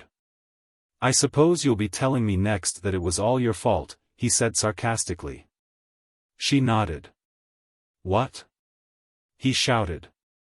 It was all my fault, she said steadily. I should never have let him. I was to blame. Bashford ceased from his pacing up and down, and when he spoke, his voice was resigned. All right, he said. I don't blame you in the least, Loretta. And you have been very honest. But Billy is right, and you are wrong. You must get married. To Billy? She asked, in a dim, faraway voice. Yes, to Billy. I'll see to it. Where does he live? I'll make him. But I don't want to marry Billy, she cried out in alarm. Oh, Ned, you won't do that? I shall, he answered sternly. You must. And Billy must. Do you understand? Loretta buried her face in the cushioned chair back, and broke into a passionate storm of sobs. All that Bashford could make out at first, as he listened, was, but I don't want to leave Daisy. I don't want to leave Daisy. He paced grimly back and forth, then stopped curiously to listen. How was I to know, boo-hoo, Loretta was crying. He didn't tell me. Nobody else ever kissed me. I never dreamed a kiss could be so terrible, until, boo-hoo, until he wrote to me. I only got the letter this morning. His face brightened. It seemed as though light was dawning on him. Is that what you're crying about? No. His heart sank. Then what are you crying about? He asked in a hopeless voice. Because you said I had to marry Billy. And I don't want to marry Billy. I don't want to leave Daisy. I don't know what I want. I wish I were dead. He nerved himself for another effort. Now look here, Loretta, be sensible. What is this about kisses? You haven't told me everything. I don't want to tell you everything. She looked at him beseechingly in the silence that fell. Must I? She quavered finally. You must, he said imperatively. You must tell me everything. Well, then, must I? You must. We, she began flounderingly. Then blurted out, I let him, and he kissed me. Go on, Bashford commanded desperately. That's all, she answered. All? There was a vast incredulity in his voice. All? In her voice was an interrogation no less vast. I mean, nothing worse? He was overwhelmingly aware of his own awkwardness. Worse? She was frankly puzzled. As though there could be. Billy said. When did he say it? Bashford demanded abruptly. In his letter I got this morning. Billy said that our kisses were terrible if we didn't get married. Bashford's head was swimming. What else did Billy say? He asked. He said that when a woman allowed a man to kiss her, she always married him, that it was terrible if she didn't. It was the custom, he said. And I say it is a bad, wicked custom, and I don't like it. I know I'm terrible, she added defiantly, but I can't help it. Bashford absent-mindedly brought out a cigarette. Do you mind if I smoke? He asked, as he struck a match. Then he came to himself. I beg your pardon, he cried, flinging away match and cigarette. I don't want to smoke. I didn't mean that at all. What I mean is. He bent over Loretta, caught her hands in his, then sat on the arm of the chair and softly put one arm around her. Loretta, I am a fool. I mean it. And I mean something more. I want you to be my wife. He waited anxiously in the pause that followed. You might answer me, he urged. I will, if. Yes, go on. If what? If I don't have to marry Billy. You can't marry both of us, he almost shouted. And it isn't the custom, what Billy said. No, it isn't the custom. Now, Loretta, will you marry me? Don't be angry with me, she pouted demurely. He gathered her into his arms and kissed her. I wish it were the custom, she said in a faint voice, from the midst of the embrace, because then I'd have to marry you, Ned dear, wouldn't I? Just meet. He strolled to the corner and glanced up and down the intersecting street, but saw nothing save the oases of light shed by the street lamps at the successive crossings. Then he strolled back the way he had come. He was a shadow of a man, sliding noiselessly and without undue movement through the semi-darkness. Also he was very alert, like a wild animal in the jungle, keenly perceptive and receptive. The movement of another in the darkness about him would need to have been more shadowy than he to have escaped him. In addition to the running advertisement of the state of affairs carried to him by his senses, he had a subtler perception, a feel, of the atmosphere around him. He knew that the house in front of which he paused for a moment, contained children. Yet by no willed effort of perception did he have this knowledge. For that matter, he was not even aware that he knew, so occult was the impression. Yet, did a moment arise in which action, in relation to that house, were imperative, he would have acted on the assumption that it contained children. He was not aware of all that he knew about the neighborhood. In the same way, he knew not how, he knew that no danger threatened in the footfalls that came up the cross street. Before he saw the walker, he knew him for a belated pedestrian hurrying home. The walker came into view at the crossing and disappeared on up the street. The man that watched, noted a light that flared up in the window of a house on the corner, and as it died down he knew it for an expiring match. This was conscious identification of familiar phenomena, and through his mind flitted the thought, wanted to know what time. In another house one room was lighted. The light burned dimly and steadily, and he had the feel that it was a sickroom. He was especially interested in a house across the street in the middle of the block. To this house he paid most attention. No matter what way he looked, nor what way he walked, his looks and his steps always returned to it. Except for an open window above the porch, there was nothing unusual about the house. Nothing came in nor out. Nothing happened. There were no lighted windows, nor had lights appeared and disappeared in any of the windows. Yet it was the central point of his consideration. He rallied to it each time after a divination of the state of the neighborhood. Despite his feel of things, he was not confident. He was supremely conscious of the precariousness of his situation. Though unperturbed by the footfalls of the chance pedestrian, he was as keyed up and sensitive and ready to be startled as any timorous deer. He was aware of the possibility of other intelligences prowling about in the darkness, intelligences similar to his own in movement, perception, and divination. Far down the street he caught a glimpse of something that moved. And he knew it was no late homegoer, but menace and danger. He whistled twice to the house across the street, then faded away shadow-like to the corner and around the corner. Here he paused and looked about him carefully. Reassured, he peered back around the corner and studied the object that moved and that was coming nearer. He had divined aright. It was a policeman. The man went down the cross street to the next corner, from the shelter of which he watched the corner he had just left. He saw the policeman pass by, going straight on up the street. He paralleled the policeman's course, and from the next corner again watched him go by, then he returned the way he had come. He whistled once to the house across the street, and after a time whistled once again. There was reassurance in the whistle, just as there had been warning in the previous double whistle.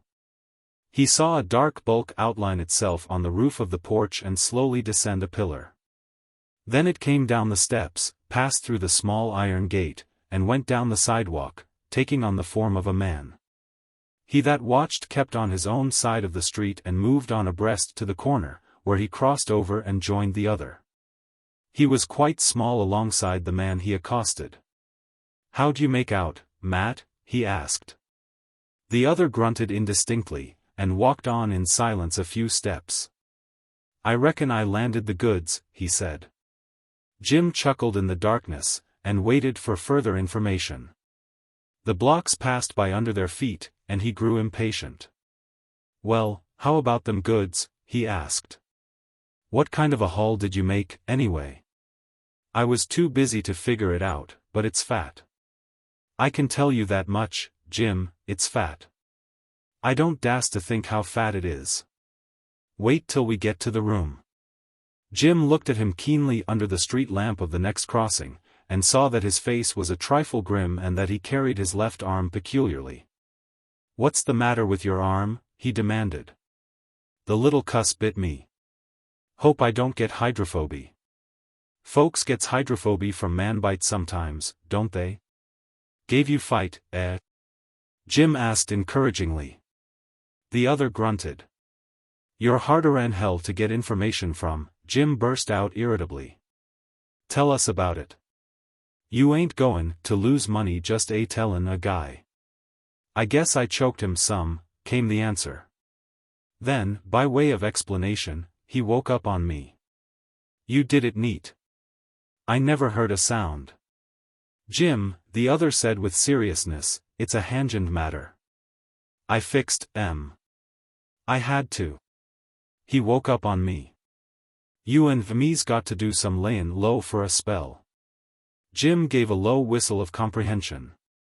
"Did you hear me whistle?" he asked suddenly. "Sure. I was all done. I was just comin' out.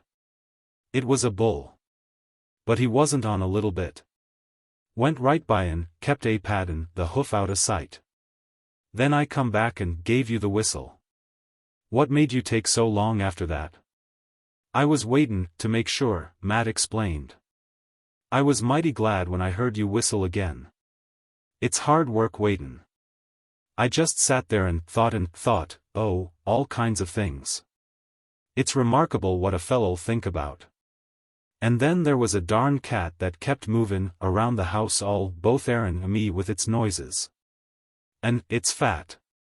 Jim exclaimed irrelevantly and with joy. I'm sure tellin' you, Jim, it's fat. I'm plumb anxious for another look at em. Unconsciously the two men quickened their pace. Yet they did not relax from their caution. Twice they changed their course in order to avoid policemen, and they made very sure that they were not observed when they dived into the dark hallway of a cheap rooming house downtown. Not until they had gained their own room on the top floor, did they scratch a match. While Jim lighted a lamp, Matt locked the door and threw the bolts into place. As he turned, he noticed that his partner was waiting expectantly. Matt smiled to himself at the other's eagerness. "Them searchlights is all right," he said, drawing forth a small pocket electric lamp and examining it. "But we got to get a new battery. It's runnin' pretty weak. I thought once or twice it'd leave me in the dark. Funny arrangements in that house. I near got lost." His room was on the left, and that fooled me some. "I told you it was on the left," Jim interrupted. "You told me it was on the right," Matt went on. "I guess I know what you told me, and there's the map you drew." Fumbling in his vest pocket, he drew out a folded slip of paper. As he unfolded it, Jim bent over and looked. "I did make a mistake," he confessed. "You sure did. It got me guessin' some for a while. But it don't matter now," Jim cried. "Let's see what you got." "It does matter," Matt retorted. "It matters a lot, to me. I've got to run all the risk. I put my head in the trap while you stay on the street. You got to get on to yourself and be more careful." "All right, I'll show you." He dipped loosely into his trousers pocket and brought out a handful of small diamonds. He spilled them out in a blazing stream on the greasy table. Jim let out a great oath. "That's nothing," Matt said with triumphant complacence. "I ain't begun yet." From one pocket after another he continued bringing forth the spoil. There were many diamonds wrapped in chamois skin that were larger than those in the first handful. From one pocket he brought out a handful of very small cut gems. "Sun dust," he remarked, as he spilled them on the table in a space by themselves. Jim examined them. "Just the same, they retail for a couple of dollars each," he said. "Is that all?" "Ain't it enough?" the other demanded in an aggrieved tone. "Sure it is," Jim answered with unqualified approval. "Better'n I expected. I wouldn't take a cent less than 10,000 for the bunch." 10,000, Matt sneered. "They're worth twict that, and I don't know anything about jewelry either. Look at that big boy." He picked it out from the sparkling heap and held it near to the lamp with the air of an expert, weighing and judging. "Worth 1,000 all by its lonely," was Jim's quicker judgment. 1,000 your grandmother," was Matt's scornful rejoinder. "You couldn't buy it for 3. Wake me up. I'm dreamin'." The sparkle of the gems was in Jim's eyes, and he began sorting out the larger diamonds and examining them. "We're rich men, Matt, we'll be regular swells. It'll take years to get rid of them," was Matt's more practical thought. "But think how we'll live. Nothin' to do but spend the money and go on gettin' rid of 'em." Matt's eyes were beginning to sparkle, though somberly, as his phlegmatic nature woke up. "I told you I didn't dast think how fat it was," he murmured in a low voice. "What a killin'. What a killin'," was the other's more ecstatic utterance. "I almost forgot," Matt said, thrusting his hand into his inside coat pocket. A string of large pearls emerged from wrappings of tissue paper and chamois skin. Jim scarcely glanced at them. "They're worth money," he said, and returned to the diamonds. A silence fell on the two men. Jim played with the gems, running them through his fingers, sorting them into piles, and spreading them out flat and wide. He was a slender, weazened man, nervous, irritable, high-strung, and anemic, a typical child of the gutter, with unbeautiful twisted features, small-eyed. With face and mouth perpetually and feverishly hungry, brutish in a cat-like way, stamped to the core with degeneracy. Matt did not finger the diamonds. He sat with chin on hands and elbows on table, blinking heavily at the blazing array. He was in every way a contrast to the other. No city had bred him. He was heavy-muscled and hairy, gorilla-like in strength and aspect. For him there was no unseen world. His eyes were full and wide apart, and there seemed in them a certain bold brotherliness. They inspired confidence. But a closer inspection would have shown that his eyes were just a trifle too full, just a shade too wide apart. He exceeded, spilled over the limits of normality, and his features told lies about the man beneath. "The bunch is worth 50,000, Jim remarked suddenly. 100,000, Matt said. The silence returned and endured a long time, to be broken again by Jim. What in hell was he doin' with 'em all at the house, that's what I want to know. I'd thought he'd kept 'em in the safe down at the store. Matt had just been considering the vision of the throttled man as he had last looked upon him in the dim light of the electric lantern. But he did not start at the mention of him. "There's no tellin'," he answered. "He might been gettin' ready to chuck his pardner. He might pulled out in the mornin' for parts unknown, if we hadn't happened along. I guess there's just as many thieves among honest men as there is among thieves. You read about such things in the papers, Jim. Pardners is always knifin' each other." A queer, nervous look came into the other's eyes. Matt did not betray that he noted it, though he said, "What was you thinkin' about, Jim?" Jim was a trifle awkward for the moment. "Nothin'," he answered. "Only I was thinkin' just how funny it was, all them jewels at his house." "What made you ask?" "Nothin'. I was just wonderin', that was all." The silence settled down, broken by an occasional low and nervous giggle on the part of Jim. He was overcome by the spread of gems. It was not that he felt their beauty. He was unaware that they were beautiful in themselves. But in them his swift imagination visioned the joys of life they would buy, and all the desires and appetites of his diseased mind and sickly flesh were tickled by the promise they extended. He builded wondrous, orgy-haunted castles out of their brilliant fires, and was appalled at what he builded. Then it was that he giggled. It was all too impossible to be real. And yet there they blazed on the table before him, fanning the flame of the lust of him, and he giggled again. "I guess we might as well count 'em," Matt said suddenly, tearing himself away from his own visions. "You watch me and see that it's square, because you and me has got to be on the square, Jim. Understand?" Jim did not like this, and betrayed it in his eyes, while Matt did not like what he saw in his partner's eyes. "Understand?" Matt repeated, almost menacingly. "Ain't we always been square?" the other replied, on the defensive because of the treachery already whispering in him. "It don't cost nothin', bein' square in hard times," Matt retorted. "It's bein' square in prosperity that counts. When we ain't got nothin', we can't help bein' square. We're prosperous now, and we've got to be businessmen, honest businessmen. Understand?" "That's the talk for me," Jim approved, but deep down in the meager soul of him, and in spite of him, wanton and lawless thoughts were stirring like chained beasts. Matt stepped to the food shelf behind the two-burner kerosene cooking stove. He emptied the tea from a paper bag, and from a second bag emptied some red peppers. Returning to the table with the bags, he put into them the 2 sizes of small diamonds. Then he counted the large gems and wrapped them in their tissue paper and chamois skin. 147 good-sized ones, was his inventory, 20 real big ones, 2 big boys and 1 whopper, and a couple of fistfuls of teeny ones and dust. He looked at Jim. "Correct," was the response. He wrote the count out on a slip of memorandum paper, and made a copy of it, giving 1 slip to his partner and retaining the other. "Just for reference," he said.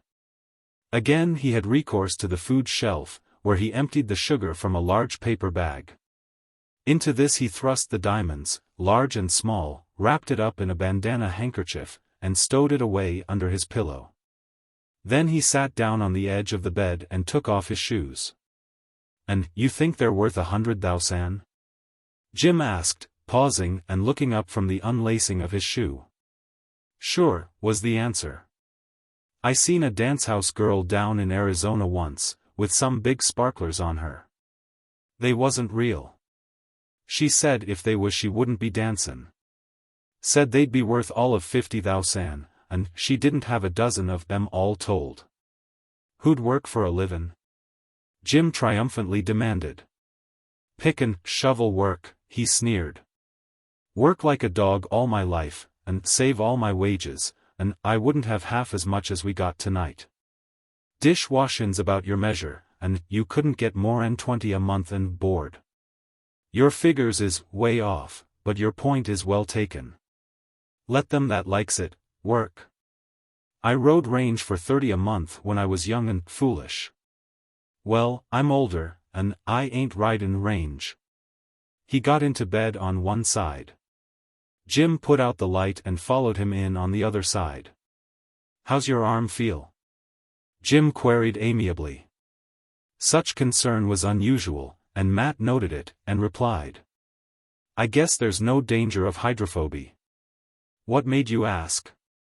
Jim felt in himself a guilty stir, and under his breath he cursed the other's way of asking disagreeable questions, but aloud he answered. "Nothin', only you seemed scared of it at first." "What are you goin' to do with your share, Matt?"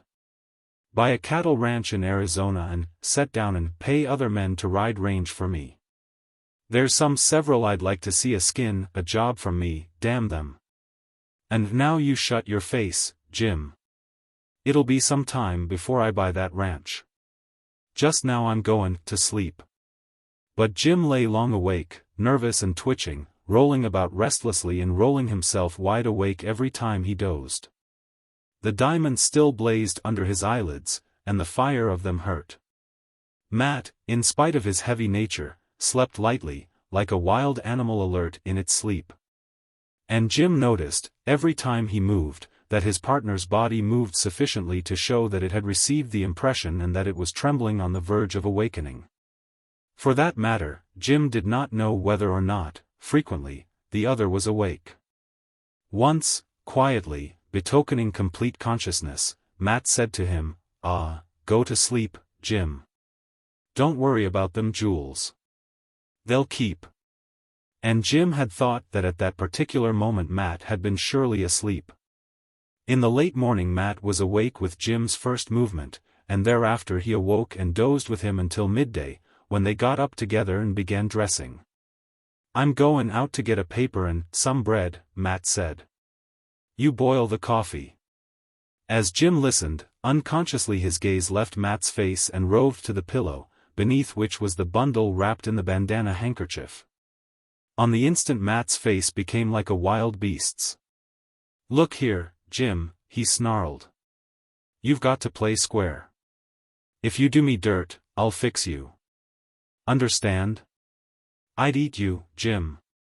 You know that. I'd bite right into your throat and eat you like that much beefsteak." His sunburned skin was black with the surge of blood in it, and his tobacco-stained teeth were exposed by the snarling lips. Jim shivered and involuntarily cowered. There was death in the man he looked at. Only the night before that black-faced man had killed another with his hands, and it had not hurt his sleep. And in his own heart Jim was aware of a sneaking guilt, of a train of thought that merited all that was threatened. Matt passed out, leaving him still shivering.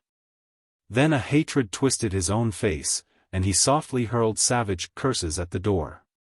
He remembered the jewels, and hastened to the bed, feeling under the pillow for the bandana bundle. He crushed it with his fingers to make certain that it still contained the diamonds. Assured that Matt had not carried them away, he looked toward the kerosene stove with a guilty start. Then he hurriedly lighted it, filled the coffee pot at the sink, and put it over the flame. The coffee was boiling when Matt returned, and while the latter cut the bread and put a slice of butter on the table, Jim poured out the coffee. It was not until he sat down and had taken a few sips of the coffee, that Matt pulled out the morning paper from his pocket. "We was way off," he said. "I told you I didn't dast figure out how fat it was. Look at that." He pointed to the headlines on the first page. "Swift nemesis on Bujanov's track," they read. "Murdered in his sleep after robbing his partner." "There you have it," Matt cried. "He robbed his partner, robbed him like a dirty thief. $500,000 of jewels missin'," Jim read aloud. He put the paper down and stared at Matt. "That's what I told you," the latter said. "What in hell do we know about jewels? $500,000, and the best I could figure it was 100,000. Go on and read the rest of it." They read on silently, their heads side by side, the untouched coffee growing cold, and ever and anon one or the other burst forth with some salient printed fact. "I'd like to see Metzner's face when he opened the safe at the store this mornin'," Jim gloated. "He hit the high places right away for Bujanov's house," Matt explained. "Go on and read. Was to have sailed last night at 10 on the Sajota for the South Seas, steamship delayed by extra freight." "That's why we caught M in bed," Matt interrupted. "It was just luck, like pickin' a 50-to-1 winner. Sajota sailed at 6 this mornin'. He didn't catch her," Matt said. "I saw his alarm clock was set at 5. That'd given M plenty of time, only I come along and put the kibosh on his time. Go on." Adolf Metzner in despair, the famous Haythorn pearl necklace, magnificently assorted pearls, valued by experts at from $50,000 to $70,000. Jim broke off to swear vilely and solemnly, concluding with, "Those damn oyster eggs worth all that money." He licked his lips and added, "They was beauties and no mistake. Big Brazilian gem," he read on. $80,000, many valuable gems of the first water, several thousand small diamonds well worth $40,000. "What you don't know about jewels is worth knowin'," Matt smiled good-humoredly. "Theory of the sleuths," Jim read. "Thieves must have known, cleverly kept watch on Bujanov's actions, must have learned his plan and trailed him to his house with the fruits of his robbery." "Clever, hell!" Matt broke out. "That's the way reputations is made, in the newspapers. How'd we know he was robbin' his pardner? Anyway, we've got the goods," Jim grinned. "Let's look at M again." He assured himself that the door was locked and bolted, while Matt brought out the bundle in the bandana and opened it on the table. "Ain't they beauties, though?" Jim exclaimed at sight of the pearls, and for a time he had eyes only for them. "Accordin' to the experts, worth from $50,000 to $70,000. And women like them things," Matt commented. "And they'll do everything to get M, sell themselves, commit murder, anything. Just like you and me." "Not on your life," Matt retorted. "I'll commit murder for M, but not for their own sakes, but for sake of what they'll get me. That's the difference. Women want the jewels for themselves, and I want the jewels for the women and such things they'll get me." "Lucky that men and women don't want the same things," Jim remarked. "That's what makes commerce," Matt agreed, "people wantin' different things." In the middle of the afternoon Jim went out to buy food. While he was gone, Matt cleared the table of the jewels, wrapping them up as before and putting them under the pillow. Then he lighted the kerosene stove and started to boil water for coffee. A few minutes later, Jim returned. "Most surprising," he remarked. "Streets, and stores, and people just like they always was. Nothin' changed. And me walking along through it all a millionaire. Nobody looked at me and guessed it."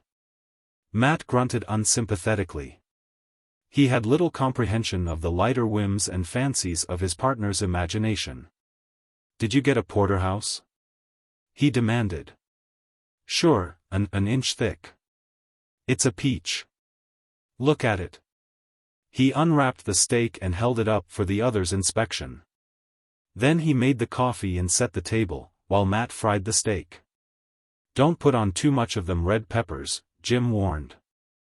I ain't used to your Mexican cookin'. You always season too hot. Matt grunted a laugh and went on with his cooking. Jim poured out the coffee, but first, into the nicked china cup, he emptied a powder he had carried in his vest pocket wrapped in a rice paper. He had turned his back for the moment on his partner, but he did not dare to glance around at him. Matt placed a newspaper on the table, and on the newspaper set the hot frying pan. He cut the steak in half, and served Jim and himself. Eat her while she's hot, he counseled, and with knife and fork set the example. She's a dandy, was Jim's judgment, after his first mouthful. But I tell you one thing straight. I'm never goin' to visit you on that Arizona ranch, so you needn't ask me. What's the matter now? Matt asked. Hell's the matter, was the answer. The Mexican cookin' on your ranch'd be too much for me. If I've got hell a-comin' in the next life, I'm not goin' to torment my insides in this one. Damned peppers. He smiled, expelled his breath forcibly to cool his burning mouth, drank some coffee, and went on eating the steak. What do you think about the next life anyway, Matt? He asked a little later, while secretly he wondered why the other had not yet touched his coffee. Ain't no next life, Matt answered, pausing from the steak to take his first sip of coffee. Nor heaven nor hell, nor nothin'.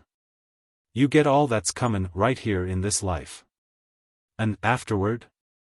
Jim queried out of his morbid curiosity, for he knew that he looked upon a man that was soon to die. And afterward, he repeated. Did you ever see a man 2 weeks dead? The other asked. Jim shook his head. Well, I have. He was like this beefsteak you and me is eatin'. It was once steer cavortin' over the landscape. But now it's just meat. That's all, just meat. And that's what you and me and all people come to, meat. Matt gulped down the whole cup of coffee, and refilled the cup. Are you scared to die? He asked. Jim shook his head. What's the use? I don't die anyway. I pass on and live again. To go stealin', and lyin', and snivelin' through another life, and go on that way forever and ever and ever? Matt sneered. Maybe I'll improve, Jim suggested hopefully. Maybe stealin' won't be necessary in the life to come. He ceased abruptly, and stared straight before him, a frightened expression on his face. What's the matter? Matt demanded. Nothin'. I was just wonderin', Jim returned to himself with an effort, about this dyin', that was all. But he could not shake off the fright that had startled him. It was as if an unseen thing of gloom had passed him by, casting upon him the intangible shadow of its presence. He was aware of a feeling of foreboding. Something ominous was about to happen. Calamity hovered in the air. He gazed fixedly across the table at the other man. He could not understand.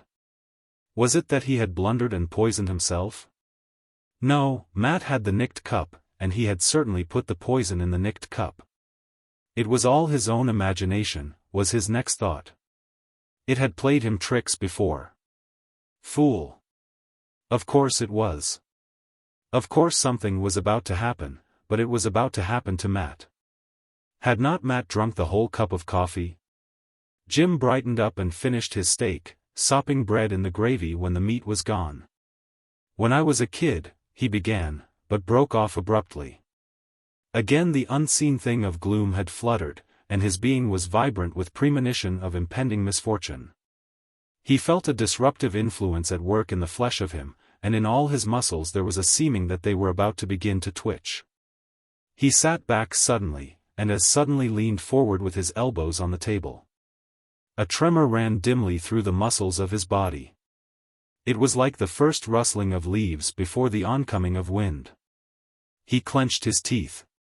It came again, a spasmodic tensing of his muscles. He knew panic at the revolt within his being. His muscles no longer recognized his mastery over them. Again they spasmodically tensed, despite the will of him, for he had willed that they should not tense. This was revolution within himself, this was anarchy. And the terror of impotence rushed up in him as his flesh gripped and seemed to seize him in a clutch, chills running up and down his back and sweat starting on his brow. He glanced about the room, and all the details of it smote him with a strange sense of familiarity. It was as though he had just returned from a long journey. He looked across the table at his partner. Matt was watching him and smiling. An expression of horror spread over Jim's face. "My God, Matt," he screamed. "You ain't doped me?" Matt smiled and continued to watch him. In the paroxysm that followed, Jim did not become unconscious. His muscles tensed and twitched and knotted, hurting him and crushing him in their savage grip. And in the midst of it all, it came to him that Matt was acting queerly. He was traveling the same road. The smile had gone from his face, and there was on it an intent expression, as if he were listening to some inner tale of himself and trying to divine the message. Matt got up and walked across the room and back again, then sat down. "You did this, Jim," he said quietly. "But I didn't think you'd try to fix me," Jim answered reproachfully. "Oh, I fixed you all right," Matt said, with teeth close together and shivering body. "What did you give me?" "Strychnine." "Same as I gave you," Matt volunteered. "It's a hell of a mess, ain't it?" "You're lyin', Matt," Jim pleaded. "You ain't doped me, have you?" "I sure did, Jim, and I didn't overdose you, neither. I cooked it in as neat as you please in your half the porterhouse. Hold on. Where are you goin'?" Jim had made a dash for the door, and was throwing back the bolts. Matt sprang in between and shoved him away. "Drugstore," Jim panted. "Drugstore? No you don't. You'll stay right here. There ain't goin' to be any runnin' out and makin' a poison play on the street, not with all them jewels reposin' under the pillow. Sav? Even if you didn't die, you'd be in the hands of the police with a whole lot of explanations comin'. Emetics is the stuff for poison. I'm just as bad bit as you, and I'm goin' to take a emetic. That's all they'd give you at a drugstore, anyway." He thrust Jim back into the middle of the room and shot the bolts into place. As he went across the floor to the food shelf, he passed one hand over his brow and flung off the beaded sweat. It spattered audibly on the floor. Jim watched agonizedly as Matt got the mustard can and a cup and ran for the sink. He stirred a cupful of mustard and water and drank it down. Jim had followed him and was reaching with trembling hands for the empty cup. Again Matt shoved him away. As he mixed a second cupful, he demanded, "'D'you think one cup'll do for me? You can wait till I'm done." Jim started to totter toward the door, but Matt checked him. "If you monkey with that door, I'll twist your neck. Sav? You can take yours when I'm done. And if it saves you, I'll twist your neck, anyway. You ain't got no chance, nohow. I told you many times what you'd get if you did me dirt." "But you did me dirt, too," Jim articulated with an effort. Matt was drinking the second cupful, and did not answer. The sweat had got into Jim's eyes, and he could scarcely see his way to the table, where he got a cup for himself. But Matt was mixing a third cupful, and, as before, thrust him away. "I told you to wait till I was done," Matt growled. "Get out of my way." And Jim supported his twitching body by holding on to the sink, the while he yearned toward the yellowish concoction that stood for life. It was by sheer will that he stood and clung to the sink. His flesh strove to double him up and bring him to the floor. Matt drank the third cupful, and with difficulty managed to get to a chair and sit down. His first paroxysm was passing. The spasms that afflicted him were dying away. This good effect he ascribed to the mustard and water. He was safe, at any rate. He wiped the sweat from his face, and, in the interval of calm, found room for curiosity. He looked at his partner. A spasm had shaken the mustard can out of Jim's hands, and the contents were spilled upon the floor. He stooped to scoop some of the mustard into the cup, and the succeeding spasm doubled him upon the floor. Matt smiled. "Stay with it," he encouraged. "It's the stuff all right. It's fixed me up." Jim heard him and turned toward him a stricken face, twisted with suffering and pleading. Spasm now followed spasm till he was in convulsions, rolling on the floor and yellowing his face and hair in the mustard. Matt laughed hoarsely at the sight, but the laugh broke midway. A tremor had run through his body. A new paroxysm was beginning. He arose and staggered across to the sink, where, with probing forefinger, he vainly strove to assist the action of the emetic. In the end, he clung to the sink as Jim had clung, filled with the horror of going down to the floor. The other's paroxysm had passed, and he sat up, weak and fainting, too weak to rise, his forehead dripping, his lips flecked with a foam made yellow by the mustard in which he had rolled. He rubbed his eyes with his knuckles, and groans that were like whines came from his throat. "What are you snifflin' about?" Matt demanded out of his agony. "All you got to do is die. And when you die you're dead." "I ain't snifflin', it's the mustard, stingin' my eyes," Jim panted with desperate slowness. It was his last successful attempt at speech. Thereafter he babbled incoherently, pawing the air with shaking arms till a fresh convulsion stretched him on the floor. Matt struggled back to the chair, and, doubled up on it, with his arms clasped about his knees, he fought with his disintegrating flesh. He came out of the convulsion cool and weak. He looked to see how it went with the other, and saw him lying motionless.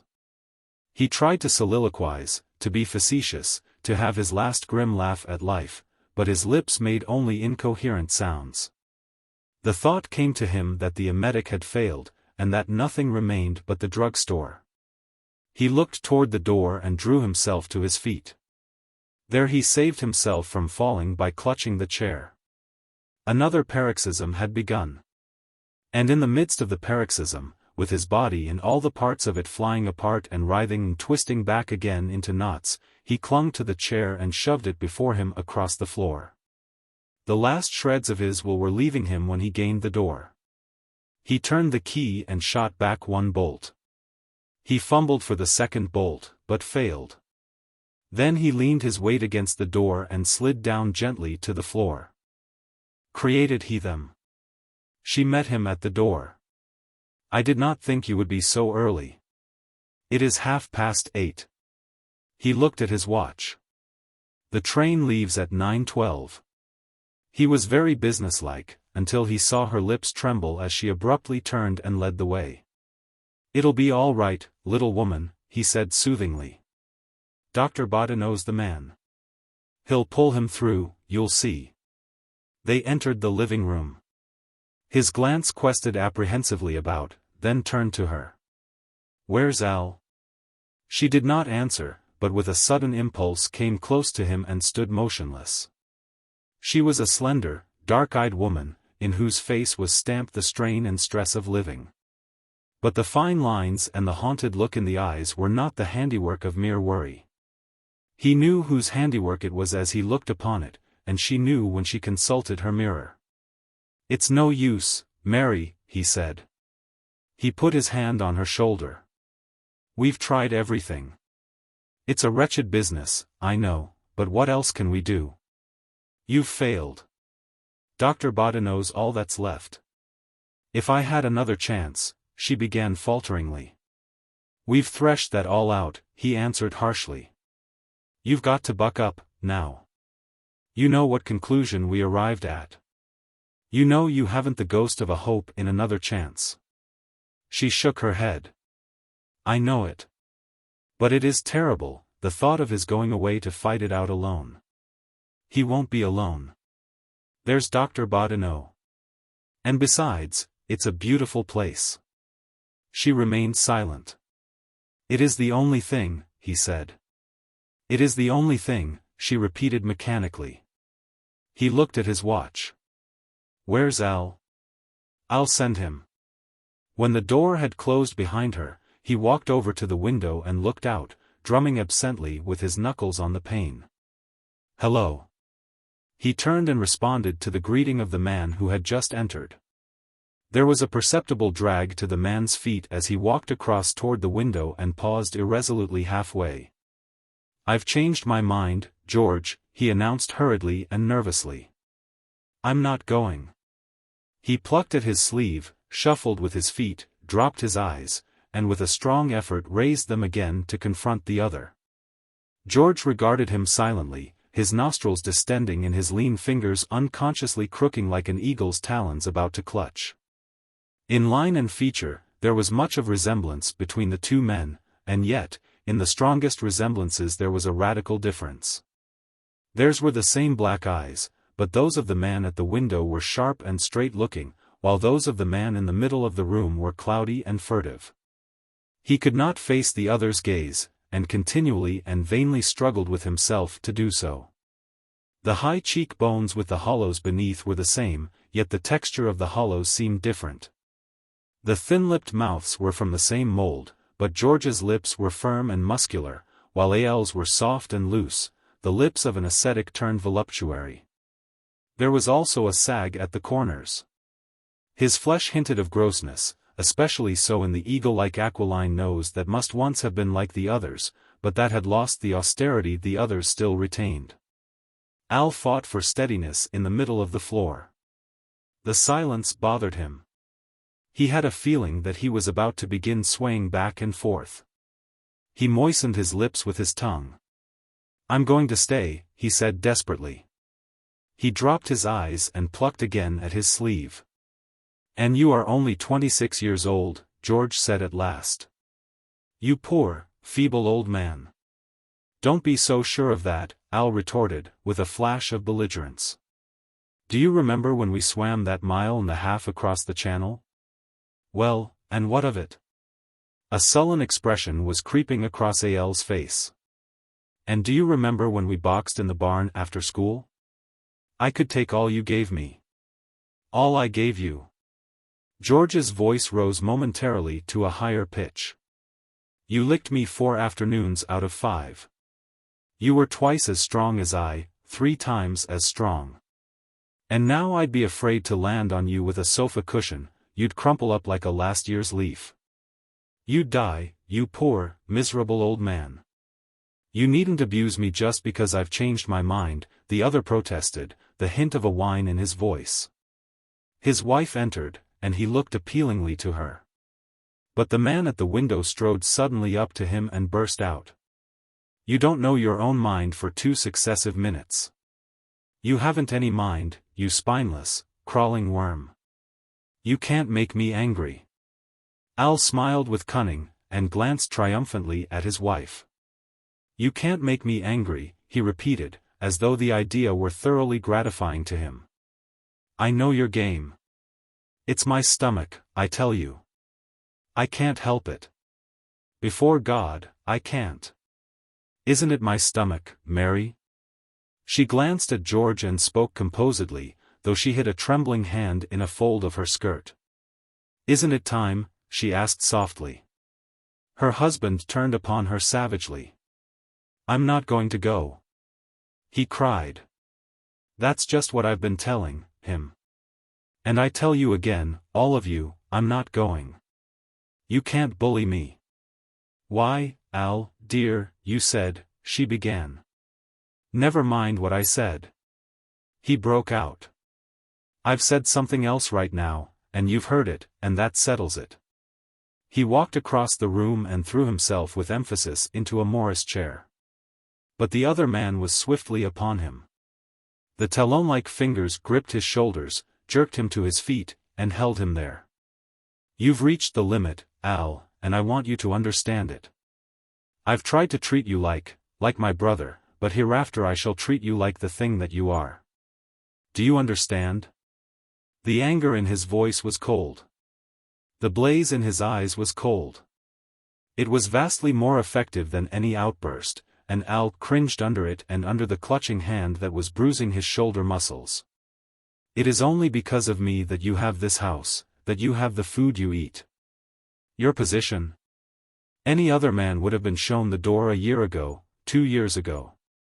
I have held you in it. Your salary has been charity. It has been paid out of my pocket. Mary, her dresses, that gown she has on is made over, she wears the discarded dresses of her sisters, of my wife. Charity, do you understand? Your children, they are wearing the discarded clothes of my children, of the children of my neighbors who think the clothes went to some orphan asylum. And it is an orphan asylum, or it soon will be.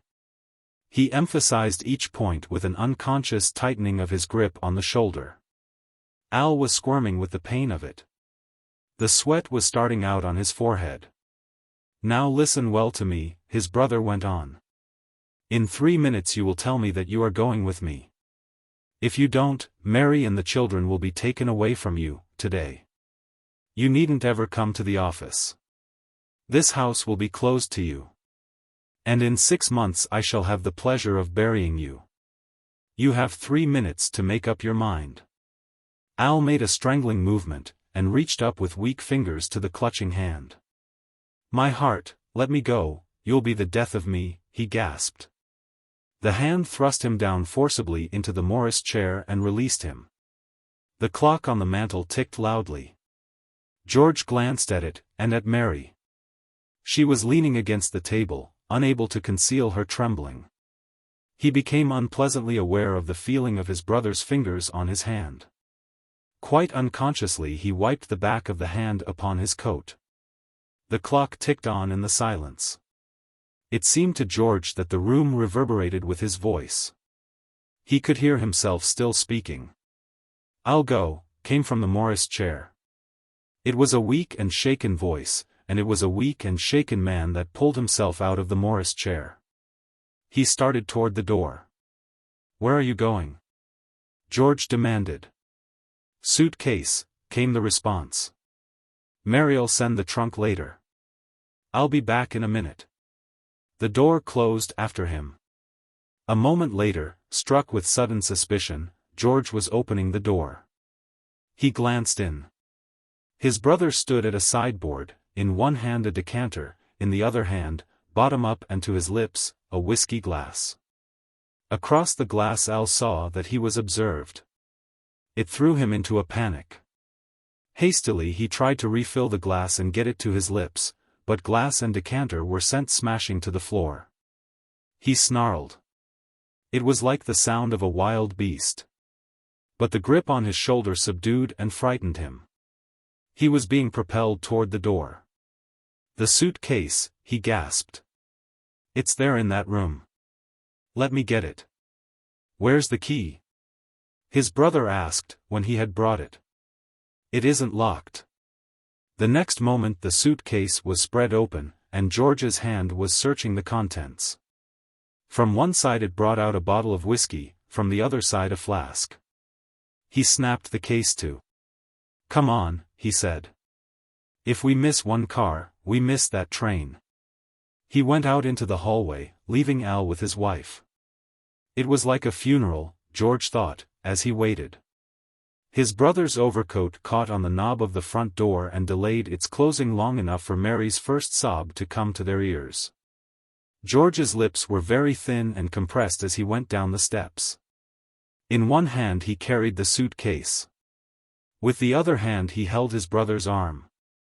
As they neared the corner, he heard the electric car a block away, and urged his brother on. Al was breathing hard. His feet dragged and shuffled, and he held back. A hell of a brother you are, he panted. For reply, he received a vicious jerk on his arm. It reminded him of his childhood when he was hurried along by some angry grown-up. And like a child, he had to be helped up the car step. He sank down on an outside seat, panting, sweating, overcome by the exertion. He followed George's eyes as the latter looked him up and down. A hell of a brother you are, was George's comment when he had finished the inspection. Moisture welled into Al's eyes. It's my stomach, he said with self-pity. I don't wonder, was the retort. Burnt out like the crater of a volcano. Fervent heat isn't a circumstance. Thereafter they did not speak. When they arrived at the transfer point, George came to himself with a start. He smiled. With fixed gaze that did not see the houses that streamed across his field of vision, he had himself been sunk deep in self-pity. He helped his brother from the car, and looked up the intersecting street. The car they were to take was not in sight. Al's eyes chanced upon the corner grocery and saloon across the way. At once he became restless. His hands passed beyond his control, and he yearned hungrily across the street to the door that swung open even as he looked and let in a happy pilgrim. And in that instant he saw the white-jacketed bartender against an array of glittering glass. Quite unconsciously he started to cross the street. "Hold on." George's hand was on his arm. "I want some whiskey," he answered. "You've already had some. That was hours ago." "Go on, George, let me have some. It's the last day. Don't shut off on me until we get there, God knows it will be soon enough." George glanced desperately up the street. The car was in sight. "There isn't time for a drink," he said. "I don't want a drink. I want a bottle." Al's voice became wheedling. "Go on, George. It's the last, the very last." No, the denial was as final as George's thin lips could make it. Al glanced at the approaching car. He sat down suddenly on the curbstone. "What's the matter?" his brother asked, with momentary alarm. "Nothing. I want some whiskey. It's my stomach. Come on now, get up." George reached for him, but was anticipated, for his brother sprawled flat on the pavement, oblivious to the dirt and to the curious glances of the passers-by. The car was clanging its gong at the crossing, a block away. "You'll miss it," Al grinned from the pavement. "And it will be your fault." George's fists clenched tightly. "For 2 cents I'd give you a thrashing." "And miss the car," was the triumphant comment from the pavement. George looked at the car. It was halfway down the block. He looked at his watch. He debated a second longer. "All right," he said. "I'll get it. But you get on that car. If you miss it, I'll break the bottle over your head." He dashed across the street and into the saloon. The car came in and stopped. There were no passengers to get off. Al dragged himself up the steps and sat down. He smiled as the conductor rang the bell and the car started. The swinging door of the saloon burst open. Clutching in his hand the suitcase and a pint bottle of whiskey, George started in pursuit. The conductor, his hand on the bell cord, waited to see if it would be necessary to stop. It was not. George swung lightly aboard, sat down beside his brother, and passed him the bottle. "You might have got a quart," Al said reproachfully. He extracted the cork with a pocket corkscrew, and elevated the bottle. "I'm sick, my stomach," he explained in apologetic tones to the passenger who sat next to him. In the train they sat in the smoking car. George felt that it was imperative. Also, having successfully caught the train, his heart softened. He felt more kindly toward his brother, and accused himself of unnecessary harshness. He strove to atone by talking about their mother, and sisters, and the little affairs and interests of the family. But Al was morose, and devoted himself to the bottle. As the time passed, his mouth hung looser and looser, while the rings under his eyes seemed to puff out and all his facial muscles to relax. "It's my stomach," he said, once, when he finished the bottle and dropped it under the seat, but the swift hardening of his brother's face did not encourage further explanations. The conveyance that met them at the station had all the dignity and luxuriousness of a private carriage. George's eyes were keen for the earmarks of the institution to which they were going, but his apprehensions were allayed from moment to moment. As they entered the wide gateway and rolled on through the spacious grounds, he felt sure that the institutional side of the place would not jar upon his brother. It was more like a summer hotel, or, better yet, a country club. And as they swept on through the spring sunshine, the songs of birds in his ears, and in his nostrils the breath of flowers, George sighed for a week of rest in such a place. And before his eyes loomed the arid vista of summer in town and at the office. There was not room in his income for his brother and himself. "Let us take a walk in the grounds," he suggested, after they had met Dr. Bodineau and inspected the quarters assigned to Al. "The carriage leaves for the station in half an hour, and we'll just have time."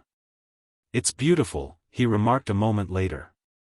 Under his feet was the velvet grass, the trees arched overhead, and he stood in mottled sunshine. "I wish I could stay for a month." "I'll trade places with you," Al said quickly. George laughed it off, but he felt a sinking of the heart. "Look at that oak," he cried. "And that woodpecker. Isn't he a beauty?" "I don't like it here," he heard his brother mutter. George's lips tightened in preparation for the struggle, but he said, "I'm going to send Mary and the children off to the mountains. She needs it, and so do they. And when you're in shape, I'll send you right on to join them. Then you can take your summer vacation before you come back to the office." "I'm not going to stay in this damned hole, for all you talk about it," Al announced abruptly. "Yes you are, and you're going to get your health and strength back again, so that the look of you will put the color in Mary's cheeks where it used to be. I'm going back with you." Al's voice was firm.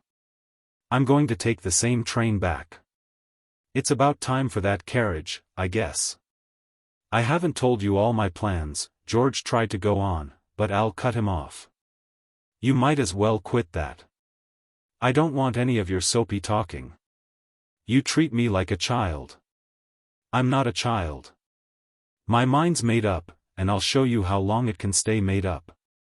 You needn't talk to me. I don't care a rap for what you're going to say." A baleful light was in his eyes, and to his brother he seemed for all the world like a cornered rat, desperate and ready to fight. As George looked at him he remembered back to their childhood, and it came to him that at last was aroused in Al the same old stubborn strain that had enabled him, as a child, to stand against all force and persuasion.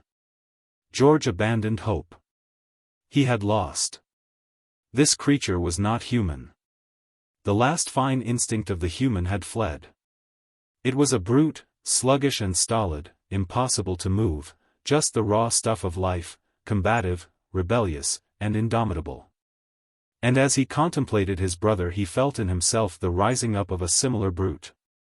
He became suddenly aware that his fingers were tensing and crooking like a thug's, and he knew the desire to kill. And his reason, turned traitor at last, counseled that he should kill, that it was the only thing left for him to do. He was aroused by a servant calling to him through the trees that the carriage was waiting. He answered. Then, looking straight before him, he discovered his brother. He had forgotten it was his brother. It had been only a thing the moment before. He began to talk, and as he talked the way became clear to him. His reason had not turned traitor. The brute in him had merely orientated his reason. "You are no earthly good, Al," he said. "You know that. You've made Mary's life a hell. You are a curse to your children. And you have not made life exactly a paradise for the rest of us." "There's no use your talking," Al interjected. "I'm not going to stay here." "That's what I'm coming to," George continued. "You don't have to stay here." Al's face brightened, and he involuntarily made a movement, as though about to start toward the carriage. "On the other hand, it is not necessary that you should return with me. There is another way." George's hand went to his hip pocket and appeared with a revolver. It lay along his palm, the butt toward Al, and toward Al he extended it. At the same time, with his head, he indicated the nearby thicket. "You can't bluff me," Al snarled. "It is not a bluff, Al. Look at me. I mean it. And if you don't do it for yourself, I shall have to do it for you." They faced each other, the proffered revolver still extended. Al debated for a moment, then his eyes blazed. With a quick movement he seized the revolver. "My God. I'll do it," he said. "I'll show you what I've got in me." George felt suddenly sick. He turned away. He did not see his brother enter the thicket, but he heard the passage of his body through the leaves and branches. "Goodbye, Al," he called. "Goodbye," came from the thicket. George felt the sweat upon his forehead. He began mopping his face with his handkerchief. He heard, as from a remote distance, the voice of the servant again calling to him that the carriage was waiting. The woodpecker dropped down through the mottled sunshine and lighted on the trunk of a tree a dozen feet away. George felt that it was all a dream, and yet through it all he felt supreme justification. It was the right thing to do. It was the only thing. His whole body gave a spasmodic start, as though the revolver had been fired. It was the voice of Al, close at his back. "Here's your gun," Al said. "I'll stay." The servant appeared among the trees, approaching rapidly and calling anxiously. George put the weapon in his pocket and caught both his brother's hands in his own. "God bless you, old man," he murmured, and, with a final squeeze of the hands, "good luck." "I'm coming," he called to the servant, and turned and ran through the trees toward the carriage. The Chinago. The coral waxes, the palm grows, but man departs. Tahitian proverb. Ah Cho did not understand French.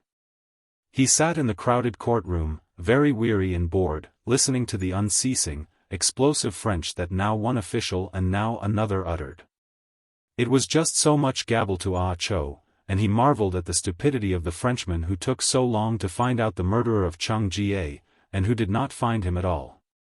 The 500 coolies on the plantation knew that Ah San had done the killing, and here was Ah San not even arrested.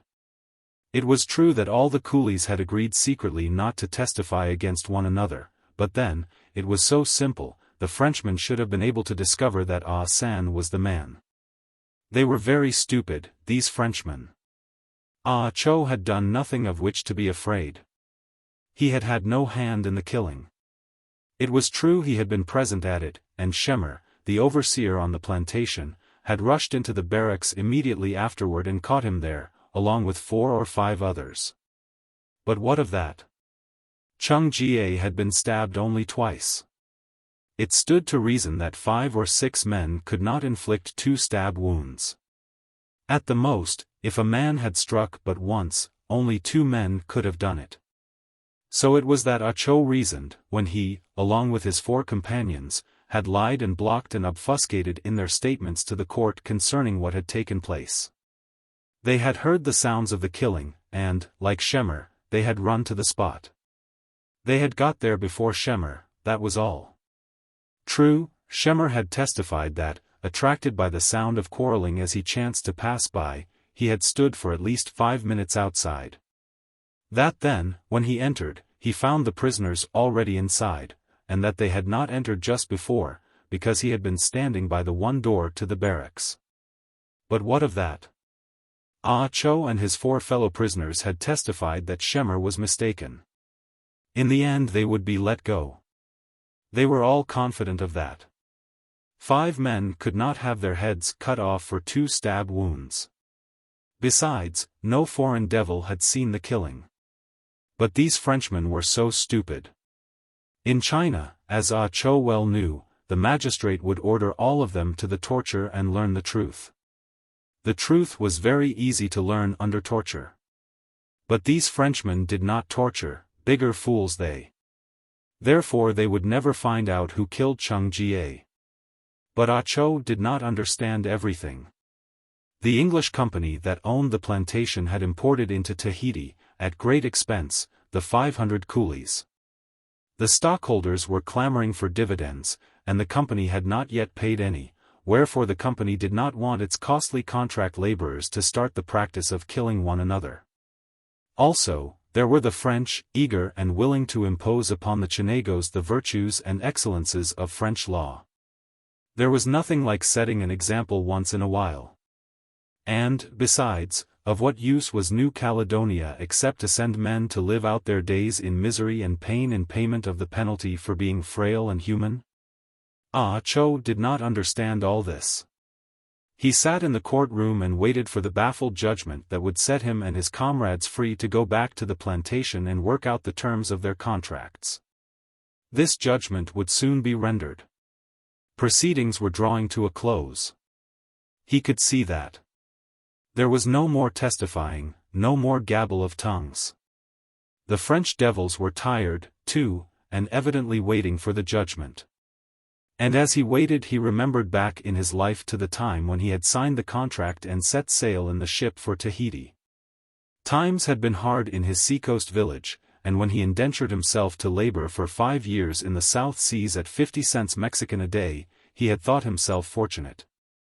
There were men in his village who toiled a whole year for $10 Mexican, and there were women who made nets all the year round for $5.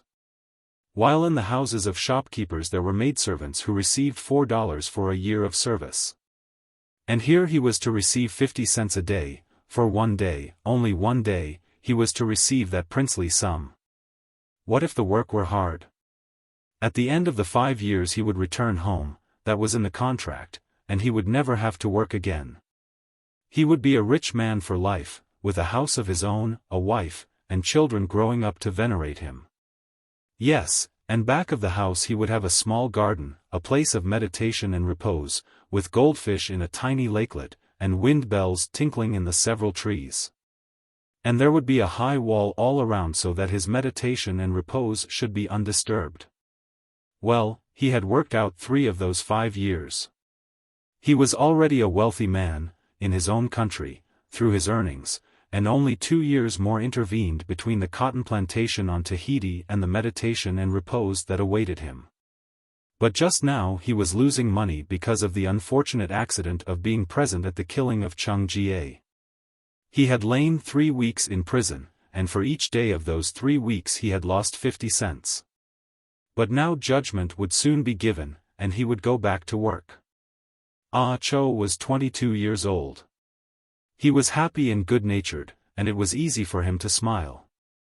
While his body was slim in the Asiatic way, his face was rotund. It was round, like the moon, and it irradiated a gentle complacence and a sweet kindliness of spirit that was unusual among his countrymen. Nor did his looks belie him. He never caused trouble, never took part in wrangling. He did not gamble. His soul was not harsh enough for the soul that must belong to a gambler. He was content with little things and simple pleasures. The hush and quiet in the cool of the day after the blazing toil in the cotton field was to him an infinite satisfaction. He could sit for hours gazing at a solitary flower and philosophizing about the mysteries and riddles of being. A blue heron on a tiny crescent of sandy beach, a silvery splatter of flying fish, or a sunset of pearl and rose across the lagoon, could entrance him to all forgetfulness of the procession of wearisome days and of the heavy lash of Schemmer. Schemmer, Karl Schemmer, was a brute, a brutish brute. But he earned his salary. He got the last particle of strength out of the 500 slaves. For slaves they were until their term of years was up. Schemmer worked hard to extract the strength from those 500 sweating bodies and to transmute it into bales of fluffy cotton ready for export. His dominant, ironclad, primeval brutishness was what enabled him to effect the transmutation. Also, he was assisted by a thick leather belt, 3 inches wide and a yard in length, with which he always rode and which, on occasion, could come down on the naked back of a stooping coolie with a report like a pistol shot. These reports were frequent when Schemmer rode down the furrowed field. Once, at the beginning of the first year of contract labor, he had killed a coolie with a single blow of his fist. He had not exactly crushed the man's head like an eggshell, but the blow had been sufficient to addle what was inside, and, after being sick for a week, the man had died. But the Chinese had not complained to the French devils that ruled over Tahiti. It was their own lookout. Schemmer was their problem. They must avoid his wrath as they avoided the venom of the centipedes that lurked in the grass or crept into the sleeping quarters on rainy nights. The Chinagos, such they were called by the indolent, brown-skinned island folk, saw to it that they did not displease Schemmer too greatly. This was equivalent to rendering up to him a full measure of efficient toil. That blow of Schemer's fist had been worth thousands of dollars to the company, and no trouble ever came of it to Schemer. The French, with no instinct for colonization, futile in their childish play game of developing the resources of the island, were only too glad to see the English company succeed. What matter of Schemer and his redoubtable fist? The Chinago that died? Well, he was only a Chinago. Besides, he died of sunstroke, as the doctor's certificate attested. True, in all the history of Tahiti no one had ever died of sunstroke. But it was that, precisely that, which made the death of this Chinago unique. The doctor said as much in his report. He was very candid. Dividends must be paid, or else one more failure would be added to the long history of failure in Tahiti. There was no understanding these white devils. Ah Cho pondered their inscrutableness as he sat in the courtroom waiting the judgment. There was no telling what went on at the back of their minds. He had seen a few of the white devils.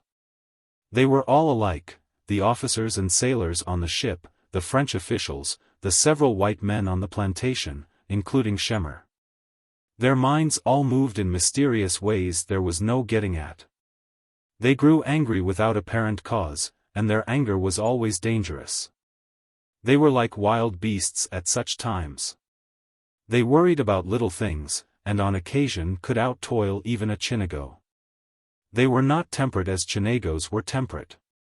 They were gluttons, eating prodigiously and drinking more prodigiously. A Chinago never knew when an act would please them or arouse a storm of wrath. A Chinago could never tell. What pleased one time, the very next time might provoke an outburst of anger.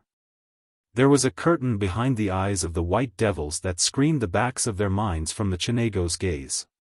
And then, on top of it all, was that terrible efficiency of the white devils, that ability to do things, to make things go, to work results, to bend to their wills all creeping, crawling things. And the powers of the very elements themselves. Yes, the white men were strange and wonderful, and they were devils. Look at Schemer.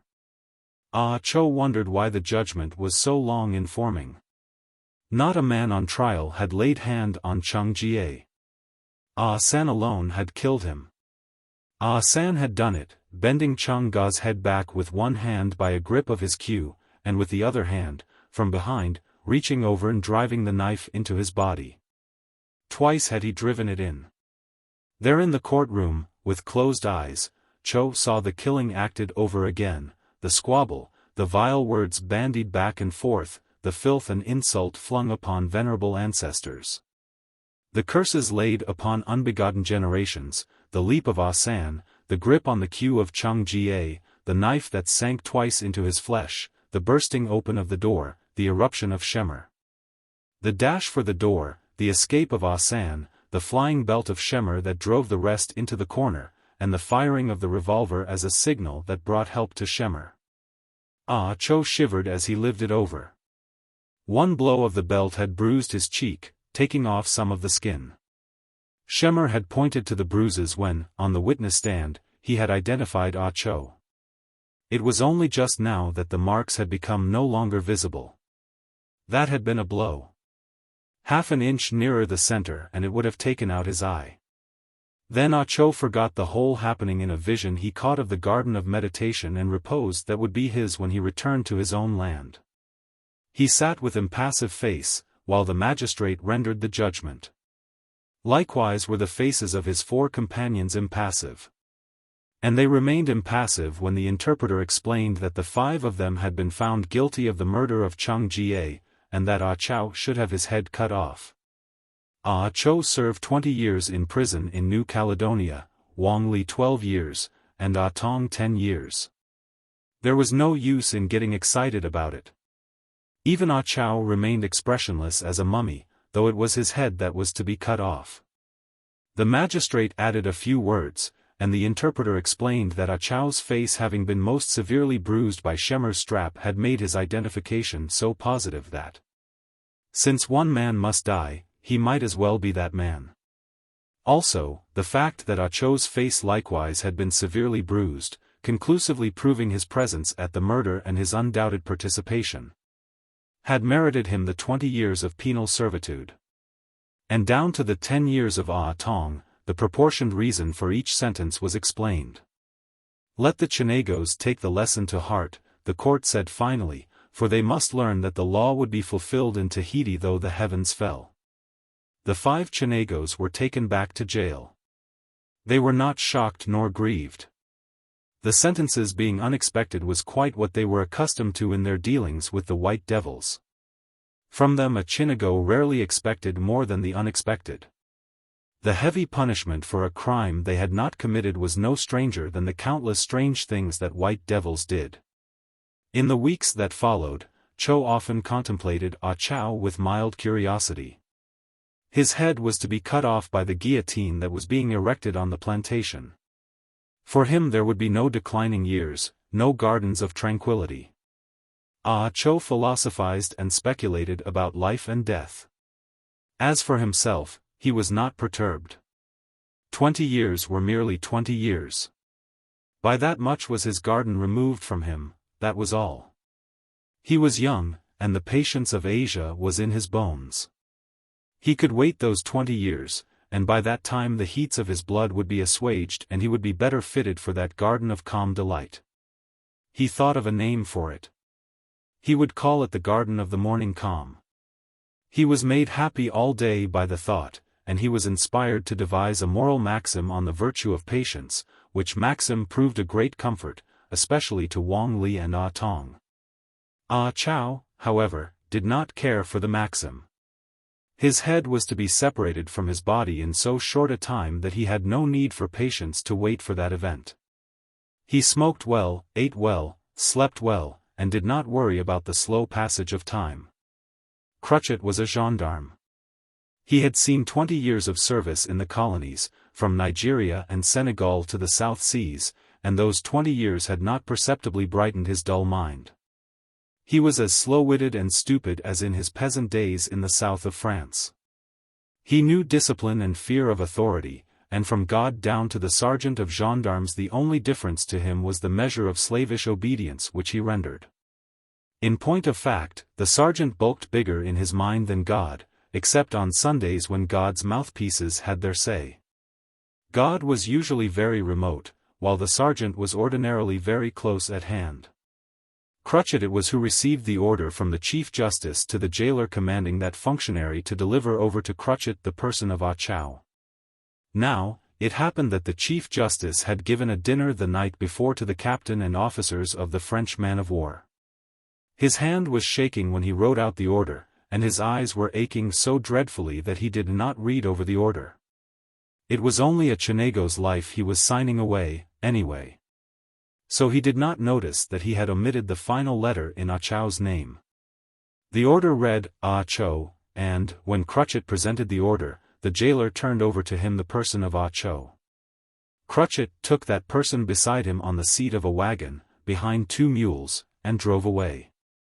Ah Cho was glad to be out in the sunshine. He sat beside the gendarme and beamed. He beamed more ardently than ever when he noted the mules headed south toward Atamano.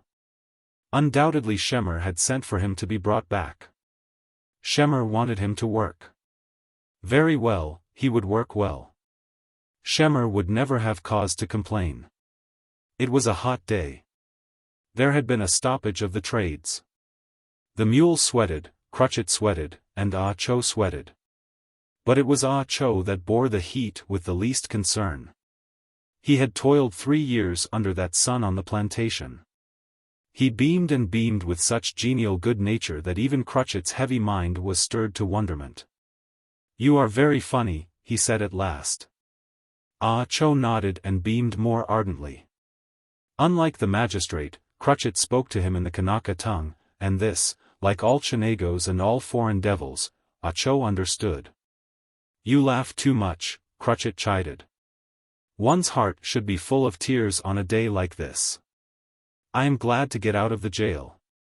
"Is that all?" The gendarme shrugged his shoulders.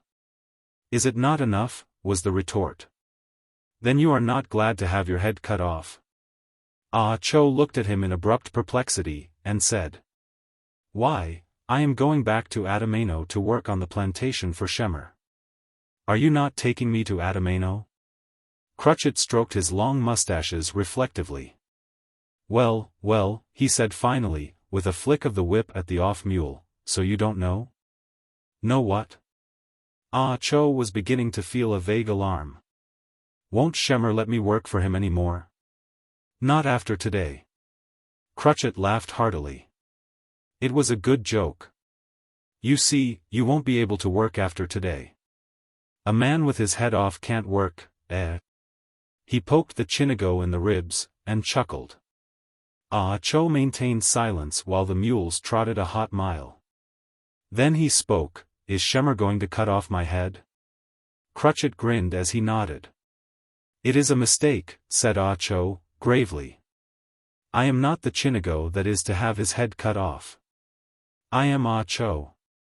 The honorable judge has determined that I am to stop 20 years in New Caledonia. The gendarme laughed. It was a good joke, this funny Chinago trying to cheat the guillotine. The mules trotted through a coconut grove and for half a mile beside the sparkling sea before Ah Cho spoke again. I tell you I am not Ah Chow. The honorable judge did not say that my head was to go off. Don't be afraid, said Cruchot, with the philanthropic intention of making it easier for his prisoner. It is not difficult to die that way. He snapped his fingers. It is quick, like that. It is not like hanging on the end of a rope and kicking and making faces for 5 minutes. It is like killing a chicken with a hatchet. You cut its head off, that is all. And it is the same with a man. Poof, it is over. It doesn't hurt. You don't even think it hurts. You don't think. Your head is gone, so you cannot think. It is very good.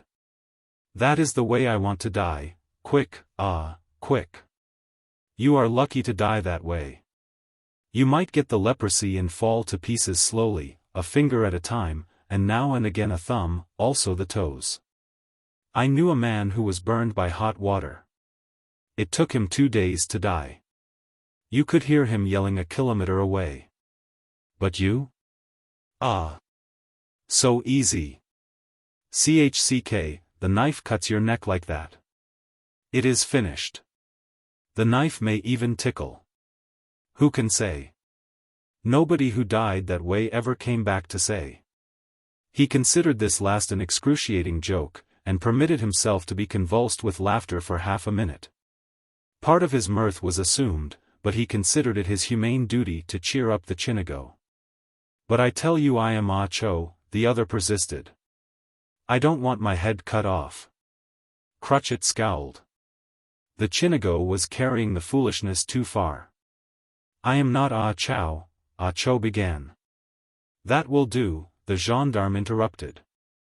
He puffed up his cheeks and strove to appear fierce. I tell you I am not, Ah Cho began again. Shut up, bawled Cruchot. After that they rode along in silence.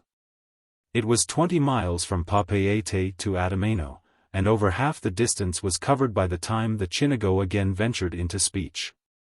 I saw you in the courtroom, when the honorable judge sought after our guilt, he began. Very good. And do you remember that Ah Chow, whose head is to be cut off, do you remember that he, Ah Chow, was a tall man? Look at me. He stood up suddenly, and Cruchot saw that he was a short man. And just as suddenly Cruchot caught a glimpse of a memory picture of Ah Chow, and in that picture Ah Chow was tall. To the gendarme all Chinagos looked alike. One face was like another. But between tallness and shortness he could differentiate, and he knew that he had the wrong man beside him on the seat. He pulled up the mules abruptly, so that the pole shot ahead of them, elevating their collars. You see, it was a mistake, said Ah Cho, smiling pleasantly. But Cruchot was thinking. Already he regretted that he had stopped the wagon. He was unaware of the error of the Chief Justice, and he had no way of working it out. But he did know that he had been given this Chinago to take to Adamano and that it was his duty to take him to Adamano. What if he was the wrong man and they cut his head off? It was only a Chinago when all was said, and what was a Chinago, anyway? Besides, it might not be a mistake. He did not know what went on in the minds of his superiors. They knew their business best. Who was he to do their thinking for them? Once, in the long ago, he had attempted to think for them, and the sergeant had said, "Crutchet, you are a fool. The quicker you know that, the better you will get on. You are not to think, you are to obey and leave thinking to your betters." He smarted under the recollection. Also, if he turned back to Papeete, he would delay the execution at Adamano, and if he were wrong in turning back, he would get a reprimand from the sergeant who was waiting for the prisoner. And, furthermore, he would get a reprimand at Papeete as well. He touched the mules with the whip and drove on. He looked at his watch. He would be half an hour late as it was, and the sergeant was bound to be angry. He put the mules into a faster trot. The more Acho persisted in explaining the mistake, the more stubborn Crutchet became. The knowledge that he had the wrong man did not make his temper better. The knowledge that it was through no mistake of his confirmed him in the belief that the wrong he was doing was the right. And, rather than incur the displeasure of the sergeant, he would willingly have assisted a dozen wrong Chinagos to their doom. As for Acho, after the gendarme had struck him over the head with the butt of the whip and commanded him in a loud voice to shut up, there remained nothing for him to do but to shut up. The long ride continued in silence. Acho pondered the strange ways of the foreign devils. There was no explaining them. What they were doing with him was of a piece with everything they did. First they found guilty 5 innocent men, and next they cut off the head of the man that even they, in their benighted ignorance, had deemed meritorious of no more than 20 years' imprisonment. And there was nothing he could do. He could only sit idly and take what these lords of life measured out to him. Once, he got in a panic, and the sweat upon his body turned cold. But he fought his way out of it.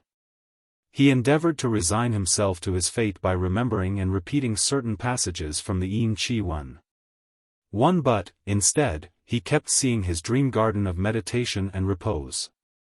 This bothered him, until he abandoned himself to the dream and sat in his garden listening to the tinkling of the windbells in the several trees. And lo! Sitting thus, in the dream, he was able to remember and repeat the passages from the Tract of the Quiet Way. So the time passed nicely until Adamano was reached and the mules trotted up to the foot of the scaffold, in the shade of which stood the impatient sergeant. Acho was hurried up the ladder of the scaffold. Beneath him on one side he saw assembled all the coolies of the plantation. Semper had decided that the event would be a good object lesson, and so he called in the coolies from the fields and compelled them to be present. As they caught sight of Acho they gabbled among themselves in low voices. They saw the mistake, but they kept it to themselves. The inexplicable white devils had doubtlessly changed their minds. Instead of taking the life of one innocent man, they were taking the life of another innocent man.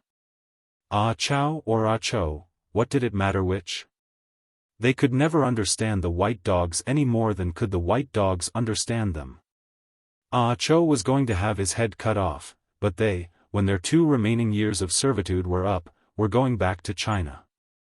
Semper had made the guillotine himself. He was a handy man, and though he had never seen a guillotine, the French officials had explained the principle to him. It was on his suggestion that they had ordered the execution to take place at Adamano instead of at Papeete. The scene of the crime, Semper had argued, was the best possible place for the punishment, and, in addition, it would have a salutary influence upon the 500 Chinagos on the plantation. Semper had also volunteered to act as executioner, and in that capacity he was now on the scaffold, experimenting with the instrument he had made. A banana tree, of the size and consistency of a man's neck, lay under the guillotine. Acho watched with fascinated eyes. The German, turning a small crank, hoisted the blade to the top of the little derrick he had rigged. A jerk on a stout piece of cord loosed the blade and it dropped with a flash, neatly severing the banana trunk. How does it work?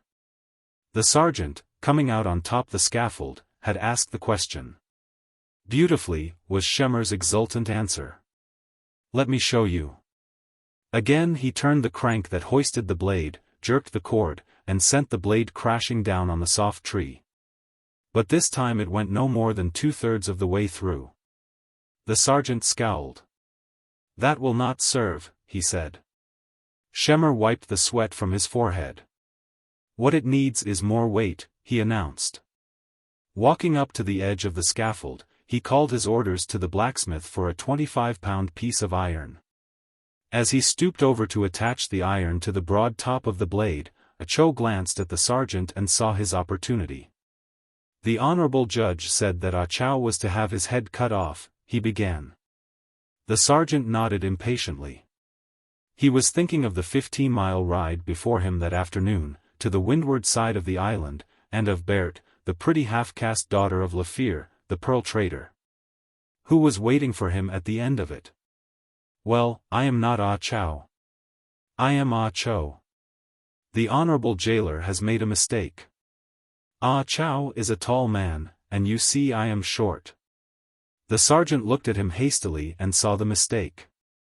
Schemer, he called, imperatively. Come here. The German grunted, but remained bent over his task till the chunk of iron was lashed to his satisfaction. Is your Chinago ready? He demanded. Look at him, was the answer. Is he the Chinago? Schemer was surprised. He swore tersely for a few seconds, and looked regretfully across at the thing he had made with his own hands and which he was eager to see work. Look here, he said finally, we can't postpone this affair. I've lost 3 hours' work already out of those 500 Chinagos. I can't afford to lose it all over again for the right man.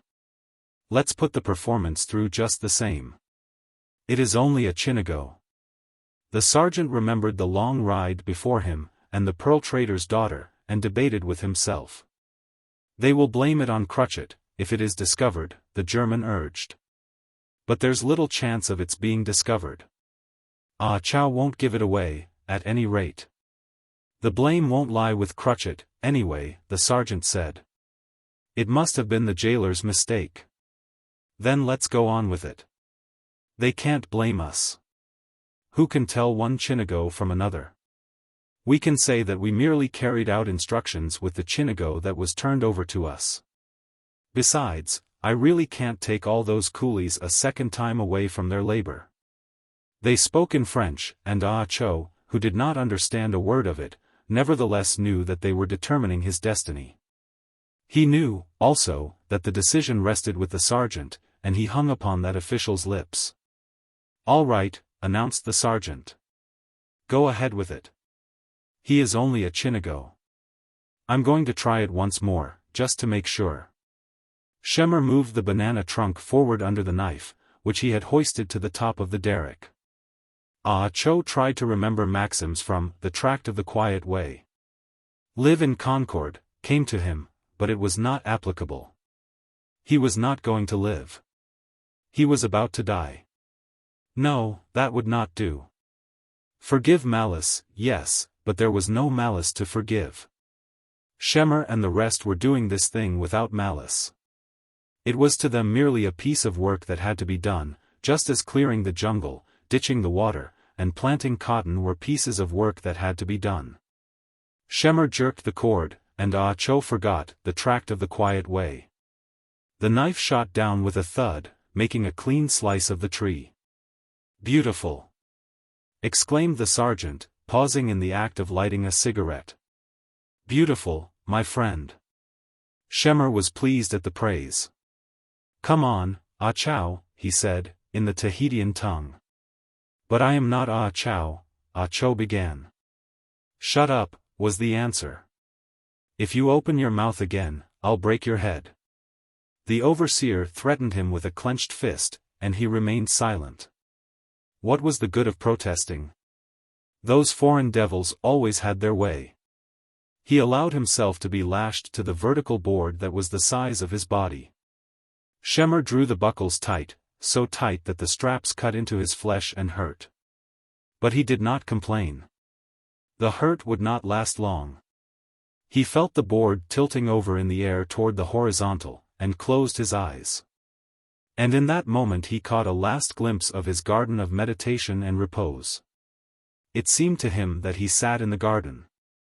A cool wind was blowing, and the bells in the several trees were tinkling softly. Also, birds were making sleepy noises, and from beyond the high wall came the subdued sound of village life. Then he was aware that the board had come to rest, and from muscular pressures and tensions he knew that he was lying on his back. He opened his eyes. Straight above him he saw the suspended knife blazing in the sunshine. He saw the weight which had been added, and noted that one of Schemmer's knots had slipped. Then he heard the sergeant's voice in sharp command. Ah Cho closed his eyes hastily.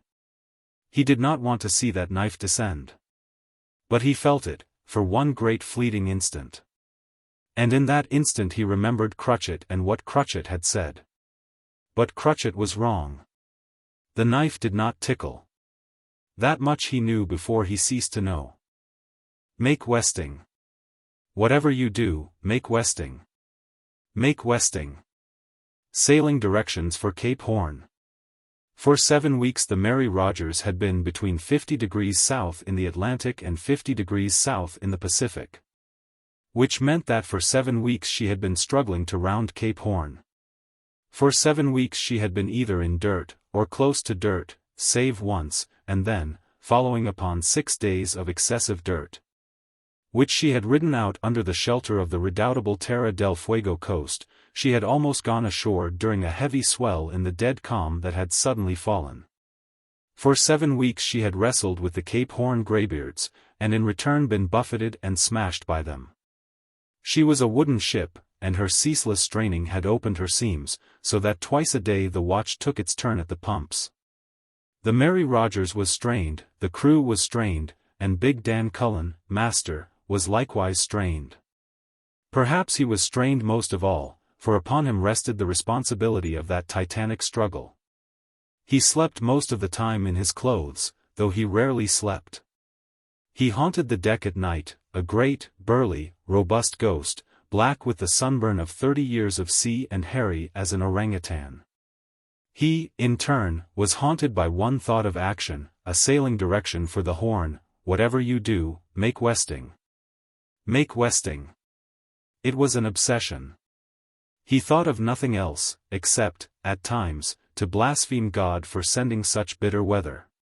Make westing. He hugged the Horn, and a dozen times lay hove to with the iron cape bearing east by north, or north-northeast, a score of miles away. And each time the eternal west wind smote him back and he made easting. He fought gale after gale, south to 64 degrees, inside the Antarctic drift ice, and pledged his immortal soul to the powers of darkness for a bit of westing, for a slant to take him around. And he made easting. In despair, he had tried to make the passage through the Straits of Le Maire. Halfway through, the wind hauled to the northward of northwest, the glass dropped to 28.88, and he turned and ran before a gale of cyclonic fury, missing, by a hair's breadth, piling up the Mary Rogers on the black-toothed rocks. Twice he had made west to the Diego Ramirez rocks, one of the times saved between 2 snow squalls by sighting the gravestones of ships a quarter of a mile dead ahead. Blow. Captain Dan Cullen instanced all his 30 years at sea to prove that never had it blown so before. The Mary Rogers was hove to at the time he gave the evidence, and, to clinch it, inside half an hour the Mary Rogers was hove down to the hatches. Her new maintopsail and brand new spencer were blown away like tissue paper, and 5 sails, furled and fast under double gaskets, were blown loose and stripped from the yards. And before morning the Mary Rogers was hove down twice again, and holes were knocked in her bulwarks to ease her decks from the weight of ocean that pressed her down. On an average of once a week Captain Dan Cullen caught glimpses of the sun. Once, for 10 minutes, the sun shone at midday, and 10 minutes afterward a new gale was piping up, both watches were shortening sail, and all was buried in the obscurity of a driving snow squall. For a fortnight, once, Captain Dan Cullen was without a meridian or a chronometer sight. Rarely did he know his position within half of a degree, except when in sight of land. For sun and stars remained hidden behind the sky, and it was so gloomy that even at the best the horizons were poor for accurate observations. A grey gloom shrouded the world. The clouds were grey. The great driving seas were leaden grey, the smoking crests were a grey churning. Even the occasional albatrosses were grey, while the snow flurries were not white, but grey, under the sombre pall of the heavens. Life on board the Mary Rogers was grey, grey and gloomy.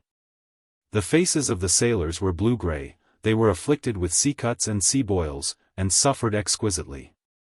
They were shadows of men. For 7 weeks, in the forecastle or on deck, they had not known what it was to be dry. They had forgotten what it was to sleep out a watch, and all watches it was, all hands on deck. They caught snatches of agonized sleep, and they slept in their oilskins ready for the everlasting call. So weak and worn were they that it took both watches to do the work of one. That was why both watches were on deck so much of the time. And no shadow of a man could shirk duty. Nothing less than a broken leg could enable a man to knock off work. And there were 2 such, who had been mauled and pulped by the seas that broke aboard. One other man who was the shadow of a man was George Doherty. He was the only passenger on board, a friend of the firm, and he had elected to make the voyage for his health. But 7 weeks of Cape Horn had not bettered his health. He gasped and panted in his bunk through the long, heaving nights, and when on deck he was so bundled up for warmth that he resembled a peripatetic old clothes shop.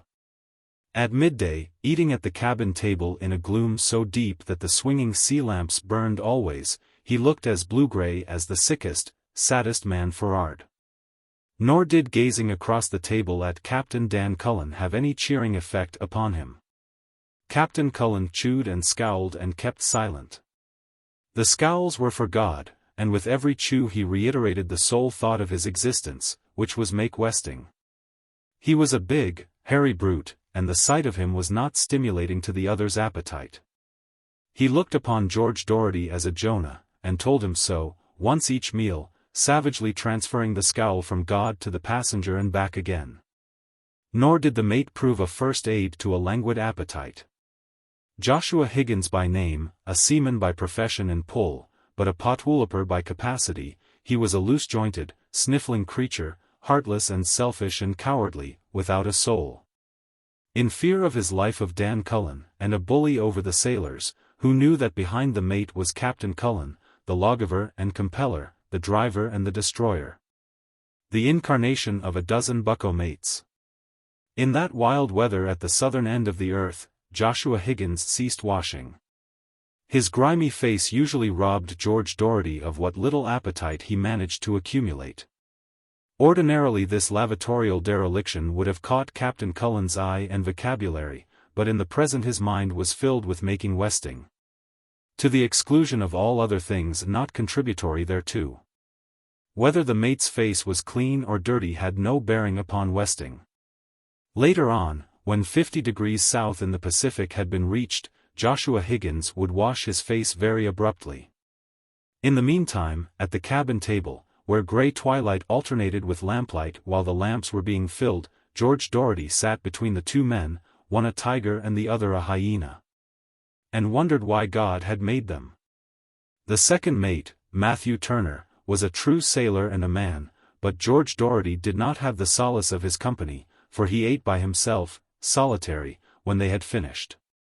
On Saturday morning, July 24th, George Doherty awoke to a feeling of life and headlong movement.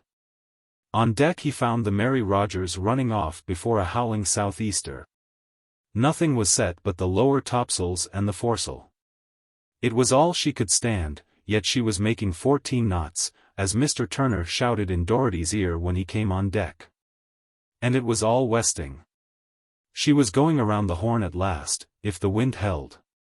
Mr. Turner looked happy. The end of the struggle was in sight. But Captain Cullen did not look happy. He scowled at Doherty in passing. Captain Cullen did not want God to know that he was pleased with that wind. He had a conception of a malicious God, and believed in his secret soul that if God knew it was a desirable wind, God would promptly efface it and send a snorter from the west. So he walked softly before God, smothering his joy down under scowls and muttered curses, and, so, fooling God, for God was the only thing in the universe of which Dan Cullen was afraid. All Saturday and Saturday night the Mary Rogers raced her westing. Persistently she logged her 14 knots, so that by Sunday morning she had covered 350 miles. If the wind held, she would make around. If it failed, and the snorter came from anywhere between southwest and north, back the Mary Rogers would be hurled and be no better off than she had been 7 weeks before. And on Sunday morning the wind was failing. The big sea was going down and running smooth. Both watches were on deck setting sail after sail as fast as the ship could stand it. And now Captain Cullen went around brazenly before God, smoking a big cigar, smiling jubilantly, as if the failing wind delighted him. While down underneath he was raging against God for taking the life out of the blessed wind. Make westing. So he would, if God would only leave him alone. Secretly, he pledged himself anew to the powers of darkness, if they would let him make westing. He pledged himself so easily because he did not believe in the powers of darkness. He really believed only in God, though he did not know it. And in his inverted theology God was really the Prince of Darkness. Captain Cullen was a devil worshipper, but he called the devil by another name, that was all. At midday, after calling 8 bells, Captain Cullen ordered the royals on. The men went aloft faster than they had gone in weeks. Not alone were they nimble because of the westing, but a benignant sun was shining down and limbering their stiff bodies. George Doherty stood aft, near Captain Cullen, less bundled in clothes than usual, soaking in the grateful warmth as he watched the scene. Swiftly and abruptly the incident occurred. There was a cry from the foreroyal yard of "Man overboard." Somebody threw a life buoy over the side, and at the same instant the second mate's voice came aft, ringing and peremptory. "Hard down your helm." The man at the wheel never moved a spoke. He knew better, for Captain Dan Cullen was standing alongside of him. He wanted to move a spoke, to move all the spokes, to grind the wheel down, hard down, for his comrade drowning in the sea. He glanced at Captain Dan Cullen, and Captain Dan Cullen gave no sign. "Down! Hard down," the second mate roared, as he sprang aft. But he ceased springing and commanding, and stood still, when he saw Dan Cullen by the wheel. And big Dan Cullen puffed at his cigar and said nothing. Astern, and going astern fast, could be seen the sailor. He had caught the life buoy and was clinging to it. Nobody spoke. Nobody moved. The men aloft clung to the royal yards and watched with terror-stricken faces. And the Mary Rogers raced on, making her westing. A long, silent minute passed. "Who was it?" Captain Cullen demanded. "Mops, sir," eagerly answered the sailor at the wheel. Mops topped a wave astern and disappeared temporarily in the trough. It was a large wave, but it was no graybeard. A small boat could live easily in such a sea, and in such a sea the Mary Rogers could easily come to. But she could not come to and make westing at the same time. For the first time in all his years, George Doherty was seeing a real drama of life and death, a sordid little drama in which the scales balanced an unknown sailor named Mops against a few miles of longitude. At first he had watched the man astern, but now he watched big Dan Cullen, hairy and black, vested with power of life and death, smoking a cigar. Captain Dan Cullen smoked another long, silent minute. Then he removed the cigar from his mouth. He glanced aloft at the spars of the Mary Rogers, and overside at the sea. "Sheet home the royals!" he cried. 15 minutes later they sat at table, in the cabin, with food served before them. On one side of George Doherty sat Dan Cullen, the tiger, on the other side, Joshua Higgins, the hyena. Nobody spoke. On deck the men were sheeting home the skysails. George Doherty could hear their cries, while a persistent vision haunted him of a man called Mops, alive and well, clinging to a life buoy miles astern in that lonely ocean. He glanced at Captain Cullen, and experienced a feeling of nausea, for the man was eating his food with relish, almost bolting it. "Captain Cullen," Doherty said, "you are in command of this ship, and it is not proper for me to comment now upon what you do. But I wish to say one thing. There is a hereafter, and yours will be a hot one." Captain Cullen did not even scowl. In his voice was regret as he said. It was blowing a living gale. It was impossible to save the man. He fell from the royal yard, Doherty cried hotly. You were setting the royals at the time. 15 minutes afterward you were setting the skysails. It was a living gale, wasn't it, Mr. Higgins? Captain Cullen said, turning to the mate. If you'd brought her to, it'd have taken the sticks out of her, was the mate's answer. You did the proper thing, Captain Cullen. The man hadn't a ghost of a show. George Doherty made no answer, and to the meal's end no one spoke. After that, Doherty had his meals served in his stateroom. Captain Cullen scowled at him no longer, though no speech was exchanged between them, while the Mary Rogers sped north toward warmer latitudes. At the end of the week, Dan Cullen cornered Doherty on deck. What are you going to do when we get to Frisco? He demanded bluntly. I am going to swear out a warrant for your arrest, Doherty answered quietly. I am going to charge you with murder, and I am going to see you hanged for it. You're almighty sure of yourself, Captain Cullen sneered, turning on his heel. A second week passed, and one morning found George Doherty standing in the coach-house companionway at the forward end of the long poop, taking his first gaze around the deck. The Mary Rogers was reaching full and by, in a stiff breeze. Every sail was set and drawing, including the staysails. Captain Cullen strolled forward along the poop. He strolled carelessly, glancing at the passenger out of the corner of his eye.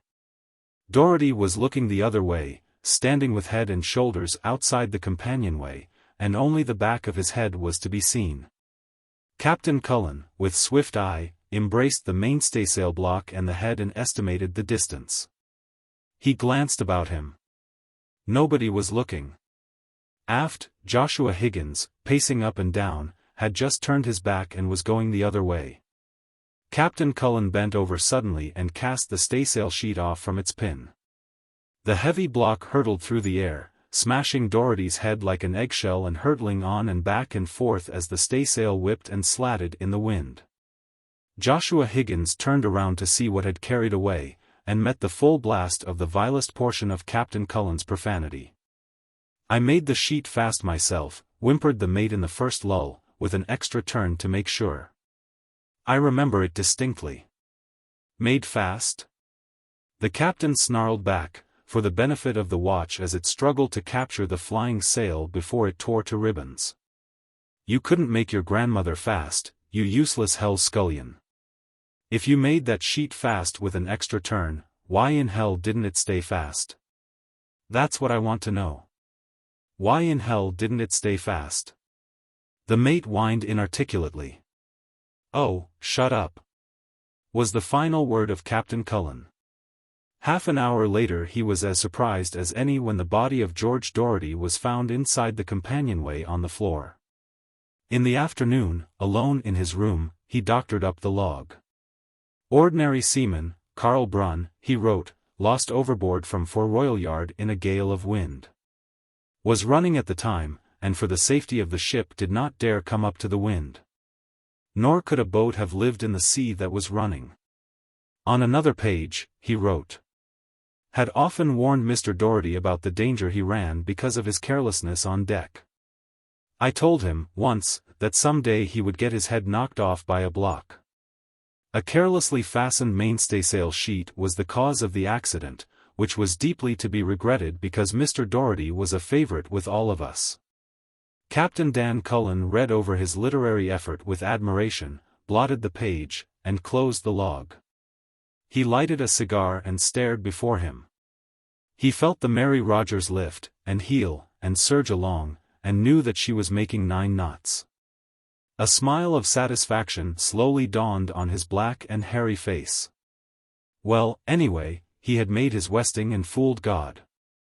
Semper Idem. Dr. Bicknell was in a remarkably gracious mood. Through a minor accident, a slight bit of carelessness, that was all, a man who might have pulled through had died the preceding night. Though it had been only a sailor man, one of the innumerable unwashed, the steward of the receiving hospital had been on the anxious seat all the morning. It was not that the man had died that gave him discomfort, he knew the doctor too well for that, but his distress lay in the fact that the operation had been done so well. One of the most delicate in surgery, it had been as successful as it was clever and audacious. All had then depended upon the treatment, the nurses, the steward. And the man had died. Nothing much, a bit of carelessness, yet enough to bring the professional wrath of Dr. Bicknell about his ears and to perturb the working of the staff and nurses for 24 hours to come. But, as already stated, the doctor was in a remarkably gracious mood.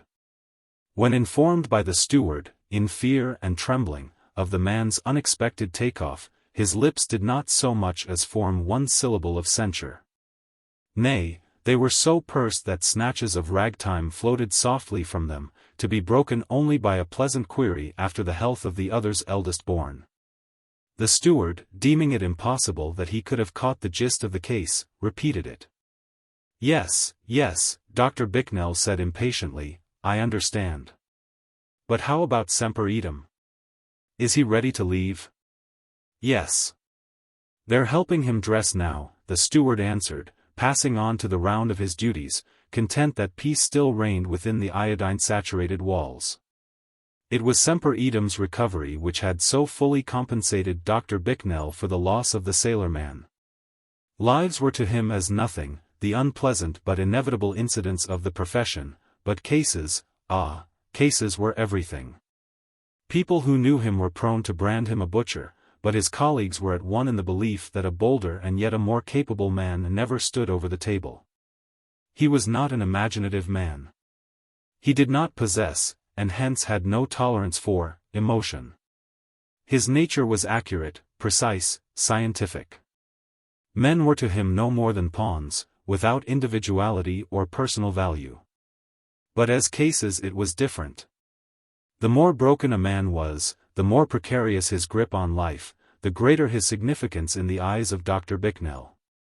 He would as readily forsake a poet laureate suffering from a common accident for a nameless, mangled vagrant who defied every law of life by refusing to die. As would a child forsake a Punch and Judy for a circus. So it had been in the case of Semper Idem.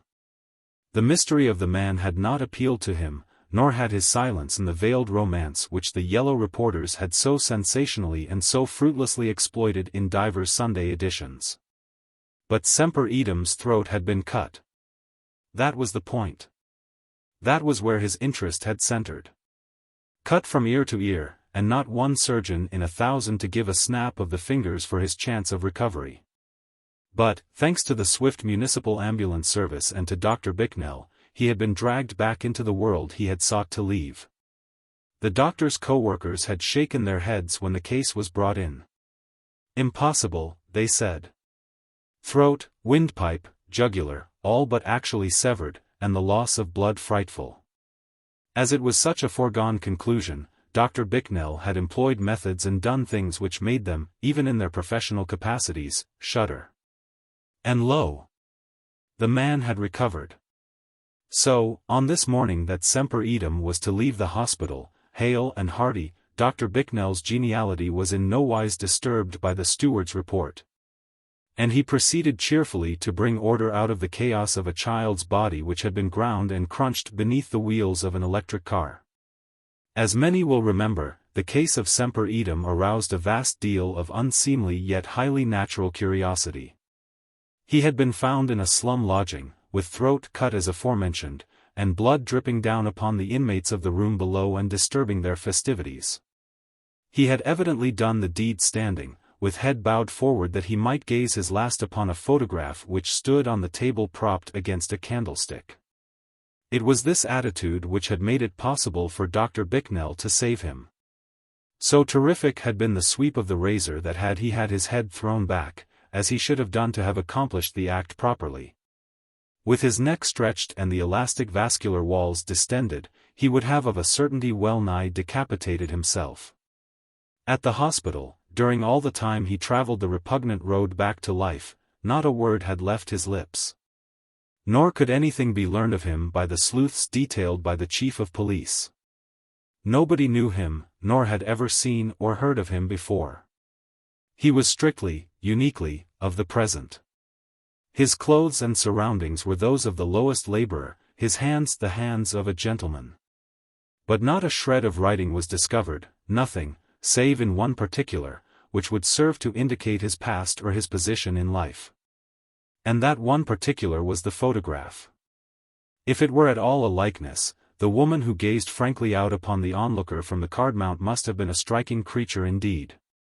It was an amateur production, for the detectives were baffled in that no professional photographer's signature or studio was appended. Across a corner of the mount, in delicate feminine tracery, was written, Semper Idem, Semper Fidelis. And she looked it. As many recollect, it was a face one could never forget. Clever halftones, remarkably like, were published in all the leading papers at the time.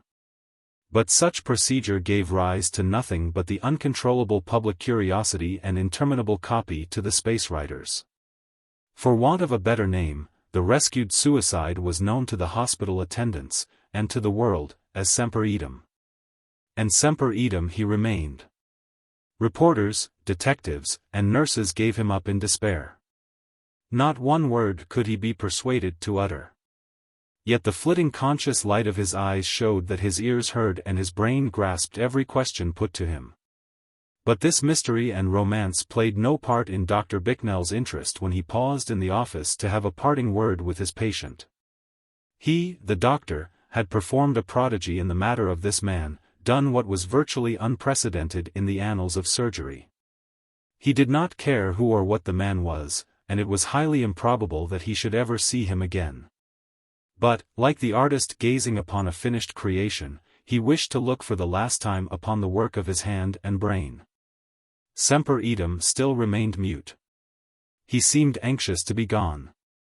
Not a word could the doctor extract from him, and little the doctor cared.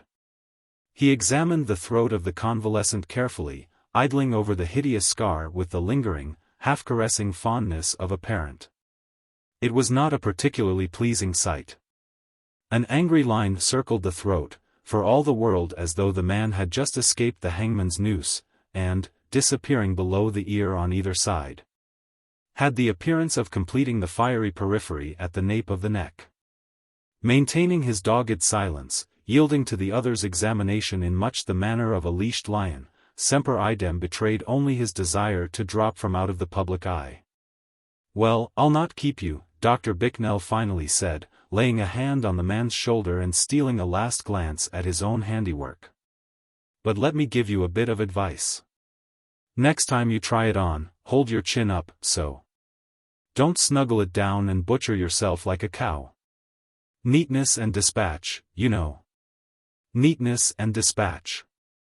Semper Idem's eyes flashed in token that he heard, and a moment later the hospital door swung to on his heel. It was a busy day for Dr. Bicknell, and the afternoon was well along when he lighted a cigar preparatory to leaving the table upon which it seemed the sufferers almost clamored to be laid. But the last one, an old ragpicker with a broken shoulder blade, had been disposed of, and the first fragrant smoke wreaths had begun to curl about his head. When the gong of a hurrying ambulance came through the open window from the street, followed by the inevitable entry of the stretcher with its ghastly freight. "Lay it on the table," the doctor directed, turning for a moment to place his cigar in safety. "What is it?" "Suicide, throat cut," responded one of the stretcher-bearers. "Down on Morgan Alley. Little hope, I think, sir. He's most gone." "Well, I'll give him a look, anyway." He leaned over the man at the moment when the quick made its last faint flutter and succumbed. "It's Semper Idem come back again," the steward said. "Aye," replied Dr. Bicknell, "and gone again." No bungling this time. Properly done, upon my life, sir, properly done. Took my advice to the letter. I'm not required here. Take it along to the morgue. Dr. Bicknell secured his cigar and relighted it. That, he said between the puffs, looking at the steward, that evens up for the one you lost last night. We're quits now. A nose for the king. In the morning calm of Korea, when its peace and tranquility truly merited its ancient name, Chosun, there lived a politician by name Lee Chin-ho. He was a man of parts, and, who shall say, perhaps in no wise worse than politicians the world over. But, unlike his brethren in other lands, Lee Chin-ho was in jail. Not that he had inadvertently diverted to himself public moneys, but that he had inadvertently diverted too much. Excess is to be deplored in all things, even in grafting, and Lee Chin-ho's excess had brought him to most deplorable straits. 10,000 strings of cash he owed the government, and he lay in prison under sentence of death. There was one advantage to the situation: he had plenty of time in which to think. And he thought well. Then called he the jailer to him. "Most worthy man, you see before you one most wretched," he began.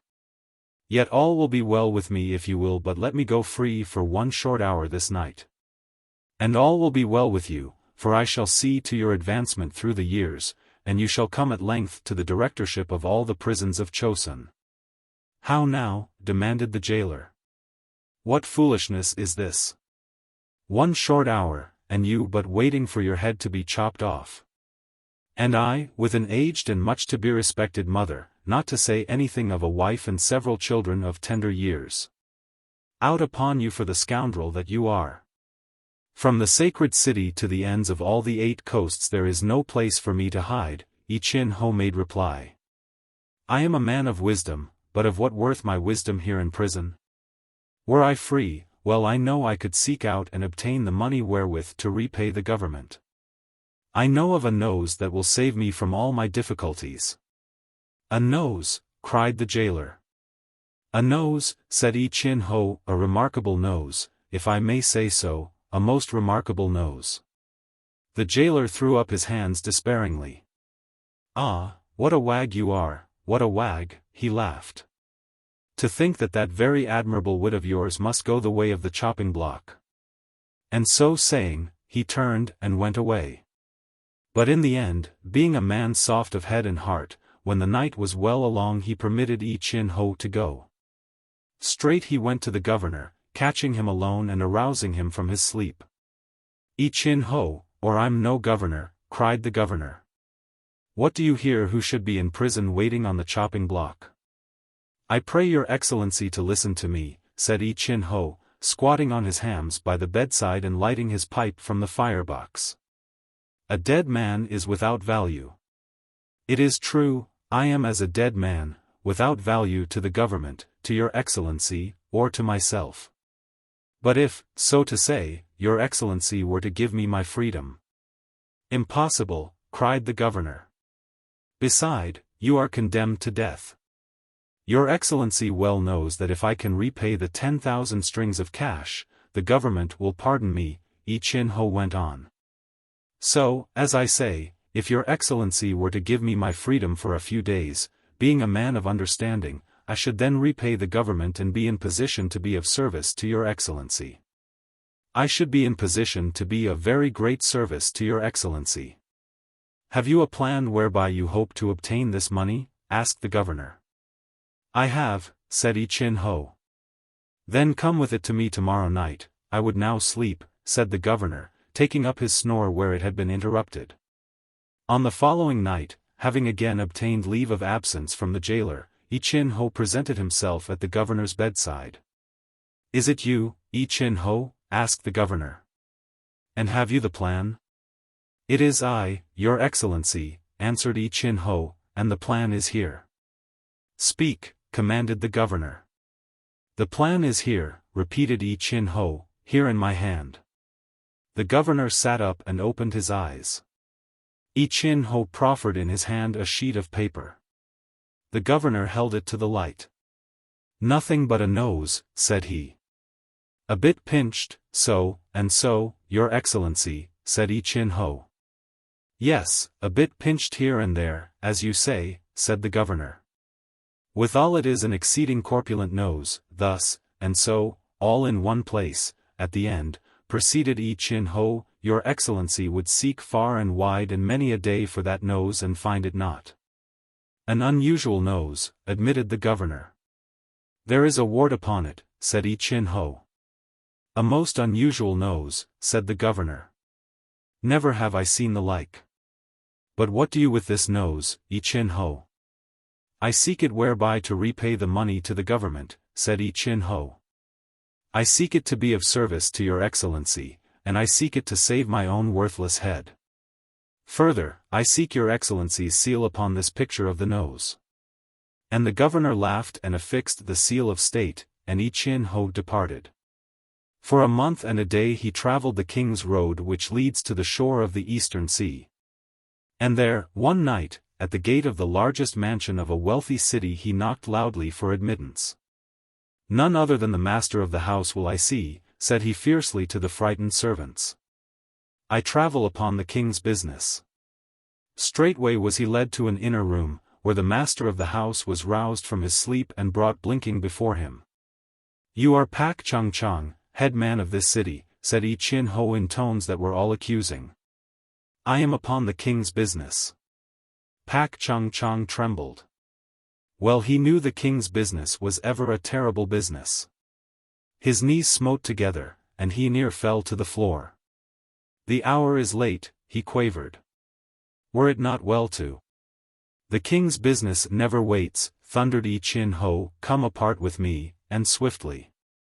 I have an affair of moment to discuss with you. It is the king's affair, he added with even greater fierceness, so that Pak Chung Chang's silver pipe dropped from his nerveless fingers and clattered on the floor. Know then, said I Chin Ho, when they had gone apart, that the king is troubled with an affliction, a very terrible affliction. In that he failed to cure, the court physician has had nothing else than his head chopped off.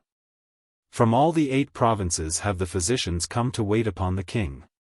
Wise consultation have they held, and they have decided that for a remedy for the king's affliction nothing else is required than a nose, a certain kind of nose, a very peculiar certain kind of nose. Then by none other was I summoned than His Excellency the Prime Minister himself. He put a paper into my hand. Upon this paper was the very peculiar kind of nose drawn by the physicians of the 8 provinces, with the seal of state upon it. Go, said His Excellency the Prime Minister. Seek out this nose, for the king's affliction is sore. And wheresoever you find this nose upon the face of a man, strike it off forthright and bring it in all haste to the court, for the king must be cured. Go, and come not back until your search is rewarded. And so I departed upon my quest, said I Chin Ho, I have sought out the remotest corners of the kingdom. I have travelled the 8 highways, searched the 8 provinces, and sailed the seas of the 8 coasts. And here I am. With a great flourish he drew a paper from his girdle, unrolled it with many snappings and cracklings, and thrust it before the face of Pak Chung Chung. Upon the paper was the picture of the nose. Pak Chung Chung stared upon it with bulging eyes. Never have I beheld such a nose, he began. There is a wart upon it, said I Chin Ho. Never have I beheld, Pak Chung Chung began again. Bring your father before me, I Chin Ho interrupted sternly. My ancient and very much to be respected ancestor sleeps, said Pak Chung Chung. Why dissemble, demanded I Chin Ho. You know it is your father's nose. Bring him before me that I may strike it off and be gone. Hurry, lest I make bad report of you. Mercy, cried Pak Chung Chung, falling on his knees. It is impossible. It is impossible. You cannot strike off my father's nose. He cannot go down without his nose to the grave. He will become a laughter and a byword, and all my days and nights will be filled with woe. Oh, reflect. Report that you have seen no such nose in your travels. You, too, have a father. Pak Chung Chang clasped I Chin Ho's knees and fell to weeping on his sandals. My heart softened strangely at your tears, said I Chin Ho. I, too, know filial piety and regard. But, he hesitated, then added, as though thinking aloud, it is as much as my head is worth. How much is your head worth? Asked Pak Chung Chang in a thin, small voice. A not remarkable head, said I Chin Ho, an absurdly unremarkable head, but, such is my great foolishness, I value it at nothing less than 100,000 strings of cash. So be it, said Pak Chung Chang, rising to his feet. I shall need horses to carry the treasure, said I Chin Ho, and men to guard it well as I journey through the mountains. There are robbers abroad in the land. There are robbers abroad in the land, said Pak Chung Chang, sadly. But it shall be as you wish, so long as my ancient and very much to be respected ancestors' nose abide in its appointed place. Say nothing to any man of this occurrence, said I Chin Ho, else will other and more loyal servants than I be sent to strike off your father's nose. And so I Chin Ho departed on his way through the mountains, blithe of heart and gay of song as he listened to the jingling bells of his treasure-laden ponies. There is little more to tell. I Chin Ho prospered through the years. By his efforts the jailer attained at length to the directorship of all the prisons of Chosun. The governor ultimately betook himself to the sacred city to be prime minister to the king, while I Chin Ho became the king's boon companion and sat at table with him to the end of a round. Fat life. But Pak Chung Chang fell into a melancholy, and ever after he shook his head sadly, with tears in his eyes. Whenever he regarded the expensive nose of his ancient and very much to be respected ancestor. The Francis Spaight. A true tale retold. The Francis Spaight was running before it solely under a mizentopsail, when the thing happened. It was not due to carelessness so much as to the lack of discipline of the crew and to the fact that they were indifferent seamen at best. The man at the wheel in particular, a Limerick man, had had no experience with salt water beyond that of rafting timber on the Shannon between the Quebec vessels and the shore. He was afraid of the huge seas that rose out of the murk astern and bore down upon him. And he was more given to cowering away from their threatened impact than he was to meeting their blows with the wheel and checking the ship's rush to broach to. It was 3 a.m. when his unseamanlike conduct precipitated the catastrophe. At sight of a sea far larger than its fellows, he crouched down, releasing his hands from the spokes. The Francis Spaight sheered as her stern lifted on the sea, receiving the full fling of the cap on her quarter. The next instant she was in the trough, her lee rail buried till the ocean was level with her hatch coamings. Sea after sea breaking over her weather rail and sweeping what remained exposed of the deck with icy deluges. The men were out of hand, helpless and hopeless, stupid in their bewilderment and fear, and resolute only in that they would not obey orders. Some wailed, others clung silently in the weather shrouds, and still others muttered prayers or shrieked vile imprecations. And neither captain nor mate could get them to bear a hand at the pumps or at setting patches of sails to bring the vessel up to the wind and sea.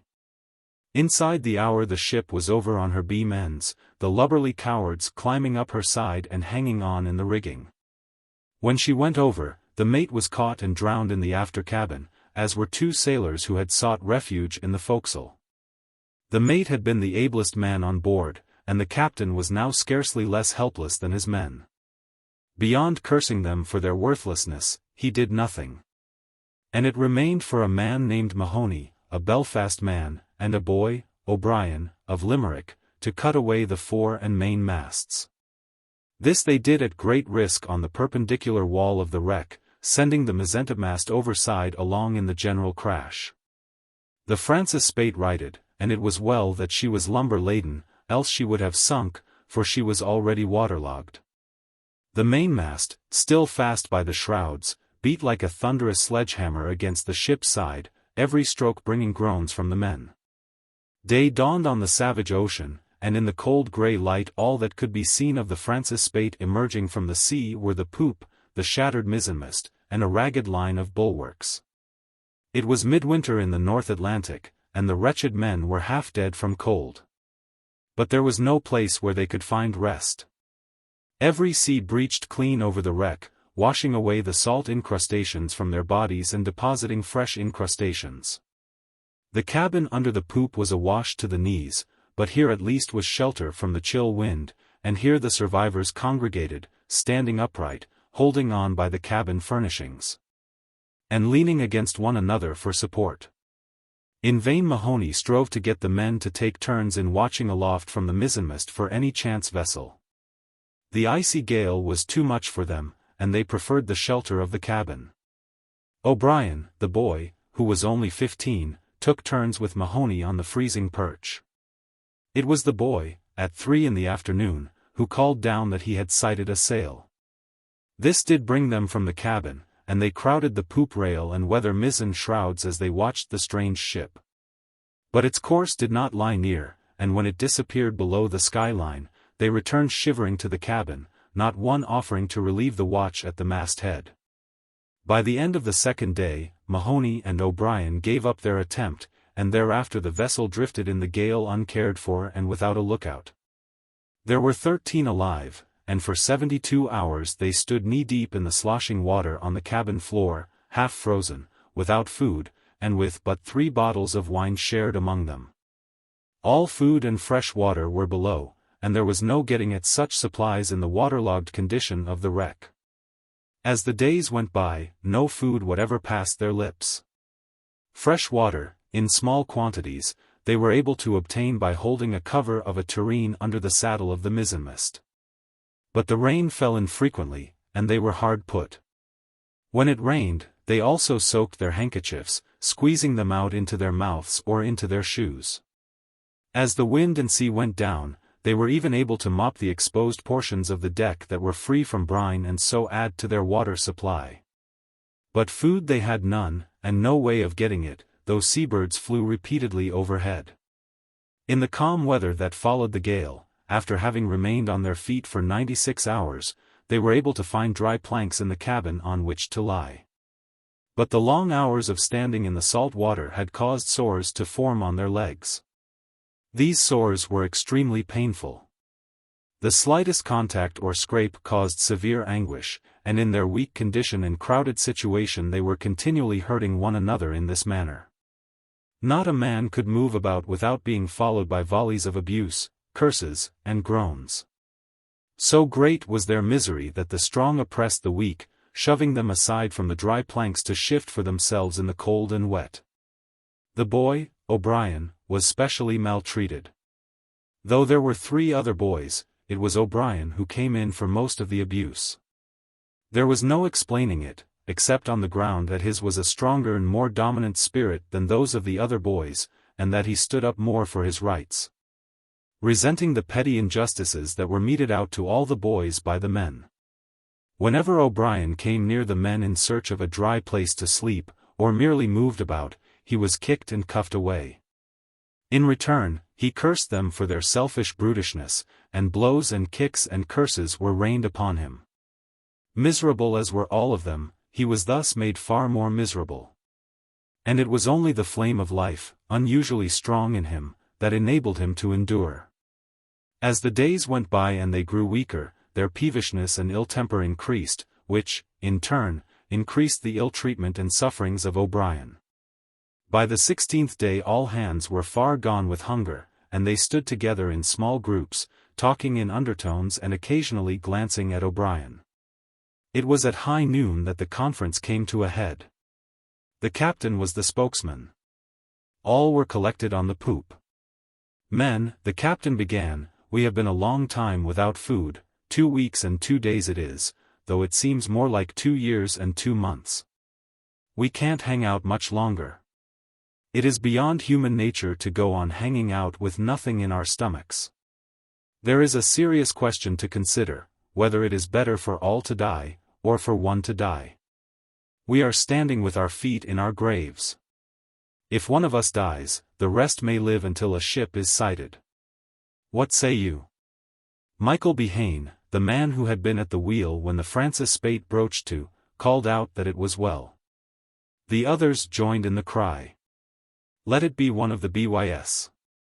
cried Sullivan, a Tarbert man, glancing at the same time significantly at O'Brien. It is my opinion, the captain went on, that it will be a good deed for one of us to die for the rest. A good deed. A good deed, the men interjected. And it is my opinion that 'tis best for one of the boys to die. They have no families to support, nor would they be considered so great a loss to their friends as those who have wives and children. 'Tis right. Very right. Very fit it should be done, the men muttered one to another. But the 4 boys cried out against the injustice of it. Our lives is just as dear to us as the rest 4 yes, O'Brien protested. And our families, too. As for wives and children, who is there savon, myself to care for me old mother that's a widow, as you know well, Michael Behane, that comes from Limerick? 'Tis not fair. Let the lots be drawn between all of us, men and bys. Mahoney was the only man who spoke in favor of the boys, declaring that it was the fair thing for all to share alike. Sullivan and the captain insisted on the drawing of lots being confined to the boys. There were high words, in the midst of which Sullivan turned upon O'Brien, snarling. "'Twould be a good deed to put you out of the way. You deserve it. 'Twould be the right way to serve you, and serve you we will." He started toward O'Brien, with intent to lay hands on him and proceed at once with the killing, while several others likewise shuffled toward him and reached for him. He stumbled backwards to escape them, at the same time crying that he would submit to the drawing of the lots among the boys. The captain prepared 4 sticks of different lengths and handed them to Sullivan.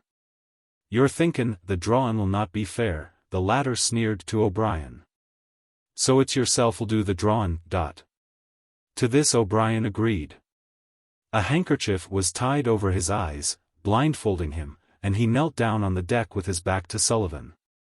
"Whoever you name for the shortest stick'll die," the captain said.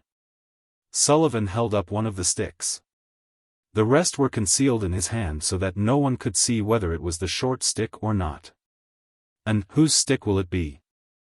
Sullivan demanded. "For little Johnny Sheehan," O'Brien answered. Sullivan laid the stick aside. Those who looked could not tell if it were the fatal one. Sullivan held up another stick. "Whose will it be?" "For George Burns," was the reply. The stick was laid with the first one, and a third held up. "And whose is this one?" "For myself," said O'Brien. With a quick movement, Sullivan threw the 4 sticks together. No one had seen. "'Tis for yourself ye've drawn it," Sullivan announced. "A good deed," several of the men muttered. O'Brien was very quiet.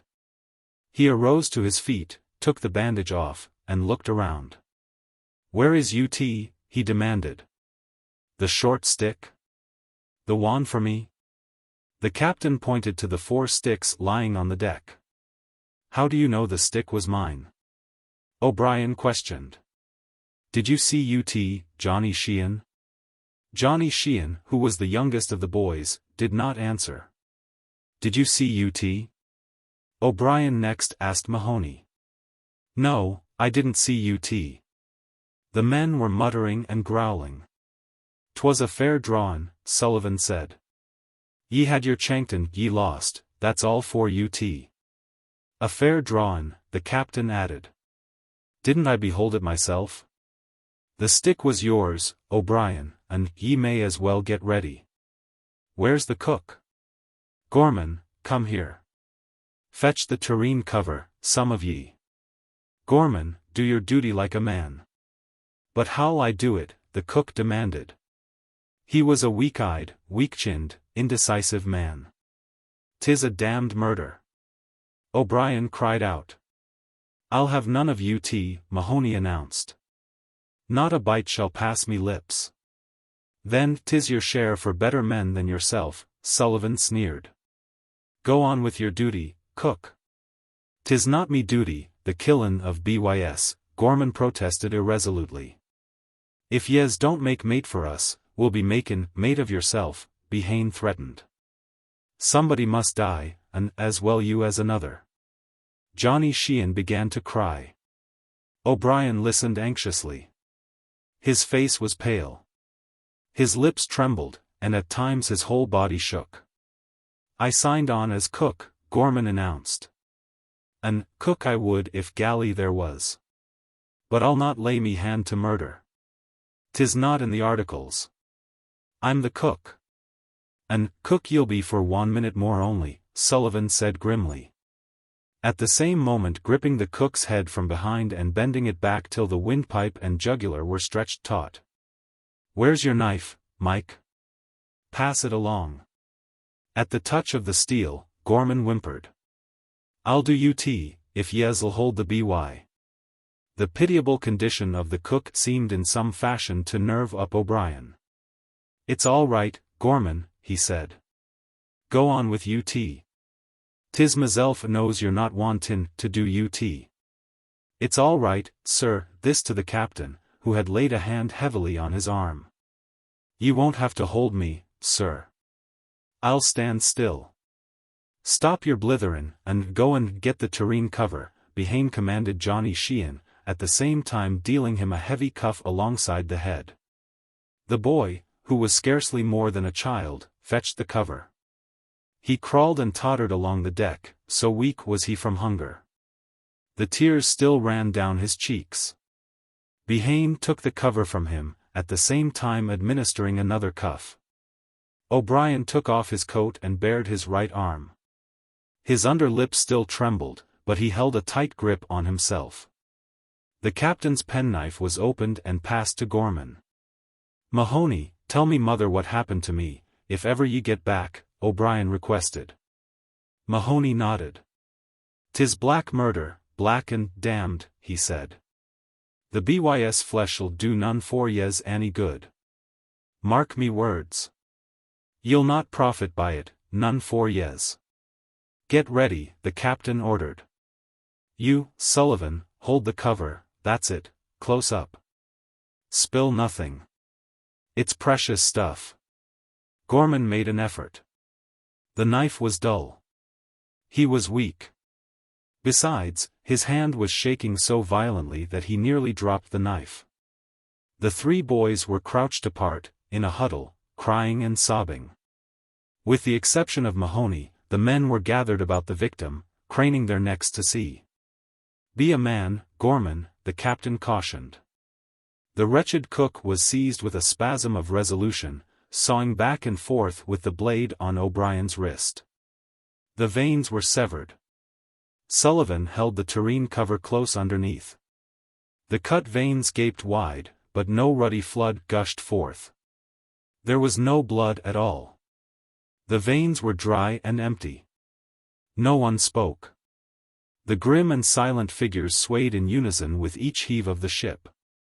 Every eye was turned fixedly upon that inconceivable and monstrous thing, the dry veins of a creature that was alive. "'Tis a warning," Mahoney cried. "Lave the BY alone. Mark me words. His death'll do none for yez any good. Try at the elbow, the left elbow, 'tis nearer the heart," the captain said finally, in a dim and husky voice that was unlike his own. "Give me the knife," O'Brien said roughly, taking it out of the cook's hand. "I can't be lookin' at ye puttin' me to hurt." Quite coolly he cut the vein at the left elbow, but, like the cook, he failed to bring blood. "This is all for no use," Sullivan said. "'Tis better to put him out for his misery by bleedin' him at the throat." The strain had been too much for the lad.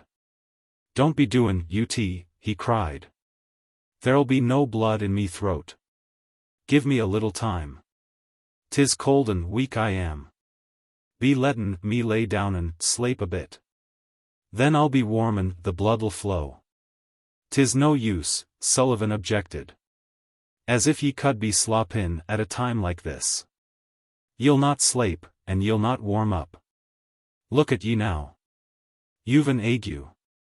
"I was sick at Limerick one night," O'Brien hurried on, "and the doctor couldn't bleed me. But after sloppin' a few hours and gettin' warm in bed the blood came freely. It's God's truth I'm tellin' yez. Don't be murderin' me." His veins are open now, the captain said. 'Tis no use leavin' him in his pain. Do it now and be done with it. They started to reach for O'Brien, but he backed away. I'll be the death for yez, he screamed. Take your hands off for me, Sullivan.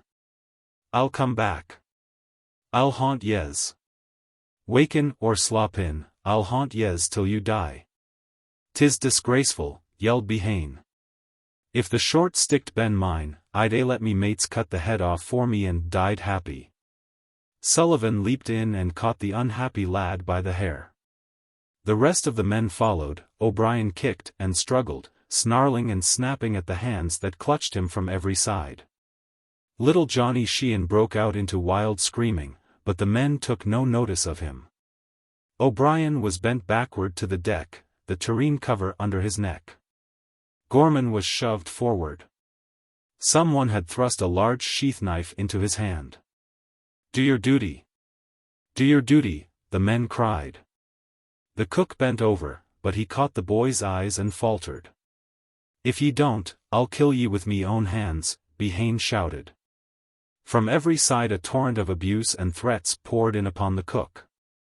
Still he hung back. Maybe there'll be more blood in his veins than O'Brien's, Sullivan suggested significantly. Behane caught Gorman by the hair and twisted his head back, while Sullivan attempted to take possession of the sheath knife. But Gorman clung to it desperately. Lave go, and I'll do you tea. He screamed frantically. Don't be cuttin' me throat. I'll do the deed. I'll do the deed. See that you do it, then, the captain threatened him. Gorman allowed himself to be shoved forward. He looked at the boy, closed his eyes, and muttered a prayer. Then, without opening his eyes, he did the deed that had been appointed him.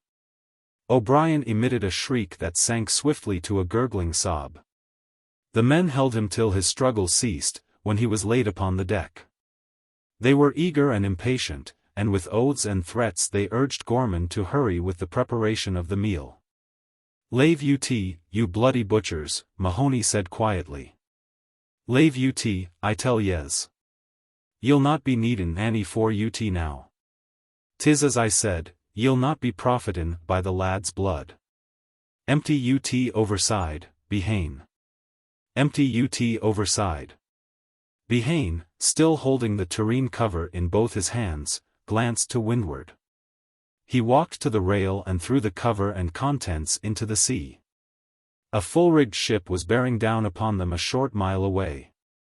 So occupied had they been with the deed just committed, that none had had eyes for a lookout. All hands watched her coming on, the brightly coppered forefoot parting the water like a golden knife, the headsails flapping lazily and emptily at each downward surge. And the towering canvas tiers dipping and curtsying with each stately swing of the sea. No man spoke. As she hove to, a cable length away, the captain of the Francis Spaight bestirred himself and ordered a tarpaulin to be thrown over O'Brien's corpse. A boat was lowered from the stranger's side and began to pull toward them. John Gorman laughed. He laughed softly at first, but he accompanied each stroke of the oars with spasmodically increasing glee. It was this maniacal laughter that greeted the rescue boat as it hauled alongside and the first officer clambered on board.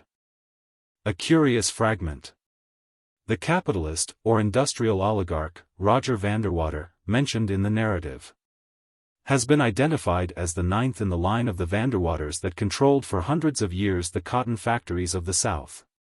This Roger Vanderwater flourished in the last decades of the 26th century after Christ, which was the 5th century of the terrible industrial oligarchy that was reared upon the ruins of the early republic. From internal evidences we are convinced that the narrative which follows was not reduced to writing till the 29th century.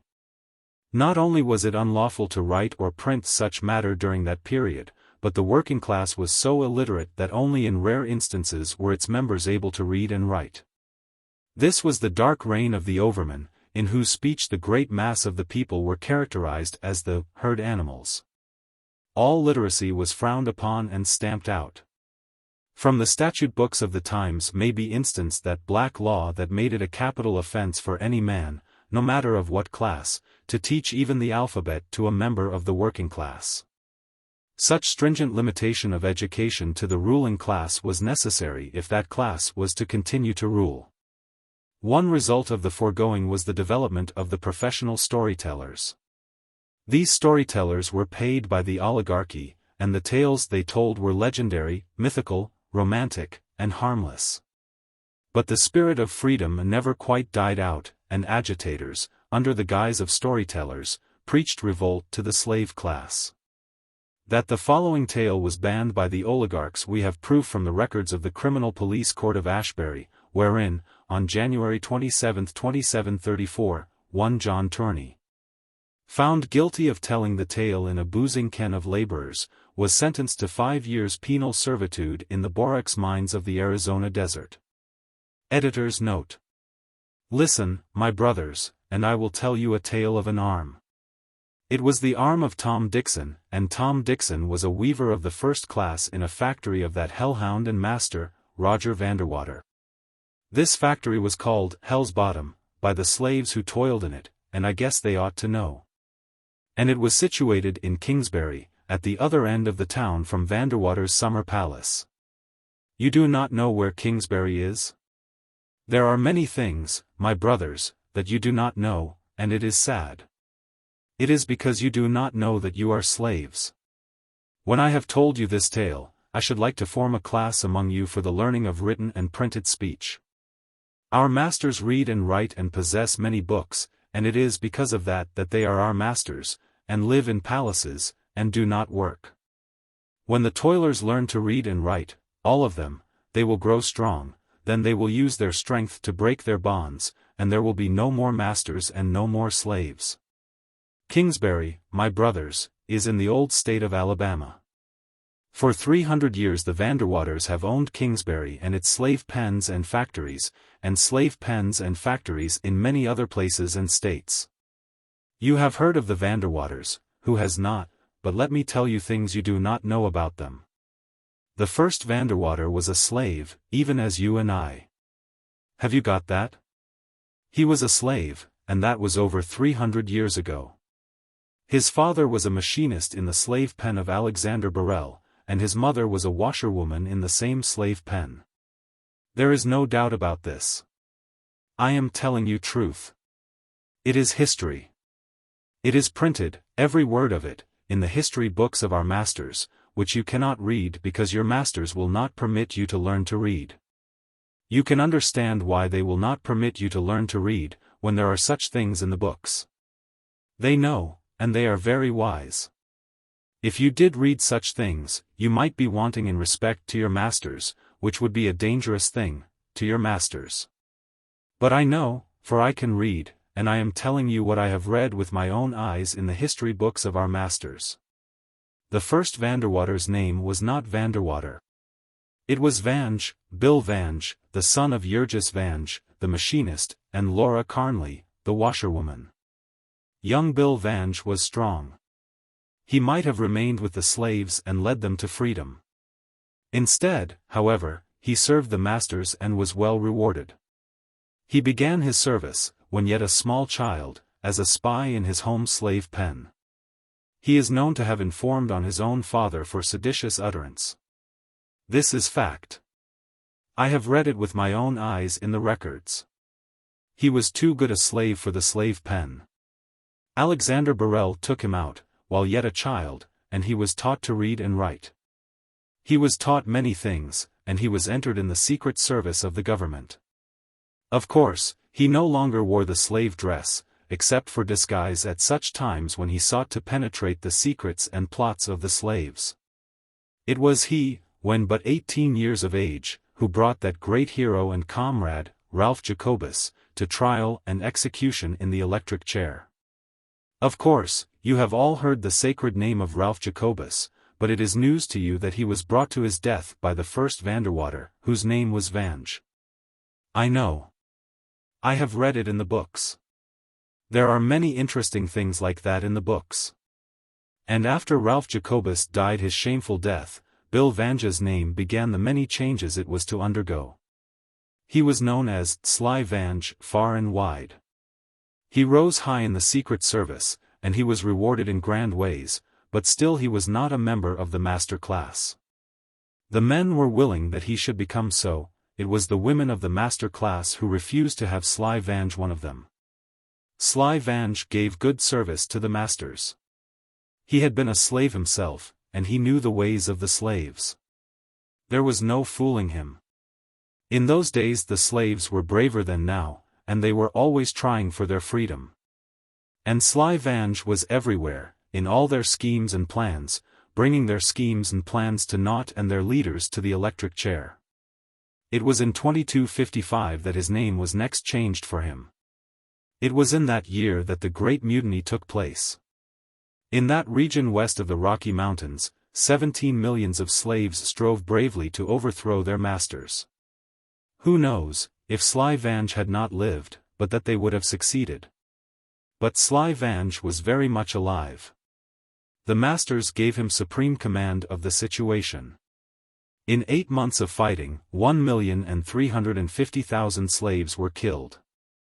Vange, Bill Vange, Sly Vange, killed them, and he broke the Great Mutiny. And he was greatly rewarded, and so red were his hands with the blood of the slaves that thereafter he was called Bloody Vange. You see, my brothers, what interesting things are to be found in the books when one can read them. And, take my word for it, there are many other things, even more interesting, in the books. And if you will but study with me, in a year's time you can read those books for yourselves. In 6 months some of you will be able to read those books for yourselves. Bloody Vange lived to a ripe old age, and always, to the last, was he received in the councils of the masters, but never was he made a master himself. He had first opened his eyes, you see, in a slave pen. But oh, he was well rewarded. He had a dozen palaces in which to live. He, who was no master, owned thousands of slaves. He had a great pleasure yacht upon the sea that was a floating palace, and he owned a whole island in the sea where toiled 10,000 slaves on his coffee plantations. But in his old age he was lonely, for he lived apart, hated by his brothers, the slaves, and looked down upon by those he had served and who refused to be his brothers. The masters looked down upon him because he had been born a slave. Enormously wealthy he died. But he died horribly, tormented by his conscience, regretting all he had done and the red stain on his name. But with his children it was different. They had not been born in the slave pen, and by the special ruling of the chief oligarch of that time, John Morrison, they were elevated to the master class. And it was then that the name of Vange disappears from the page of history. It becomes Vanderwater, and Jason Vange, the son of Bloody Vange, becomes Jason Vanderwater, the founder of the Vanderwater line. But that was 300 years ago. And the Vanderwaters of today forget their beginnings and imagine that somehow the clay of their bodies is different stuff from the clay in your body and mine and in the bodies of all slaves. And I ask you, why should a slave become the master of another slave? And why should the son of a slave become the master of many slaves? I leave these questions for you to answer for yourselves, but do not forget that in the beginning the Vanderwaters were slaves.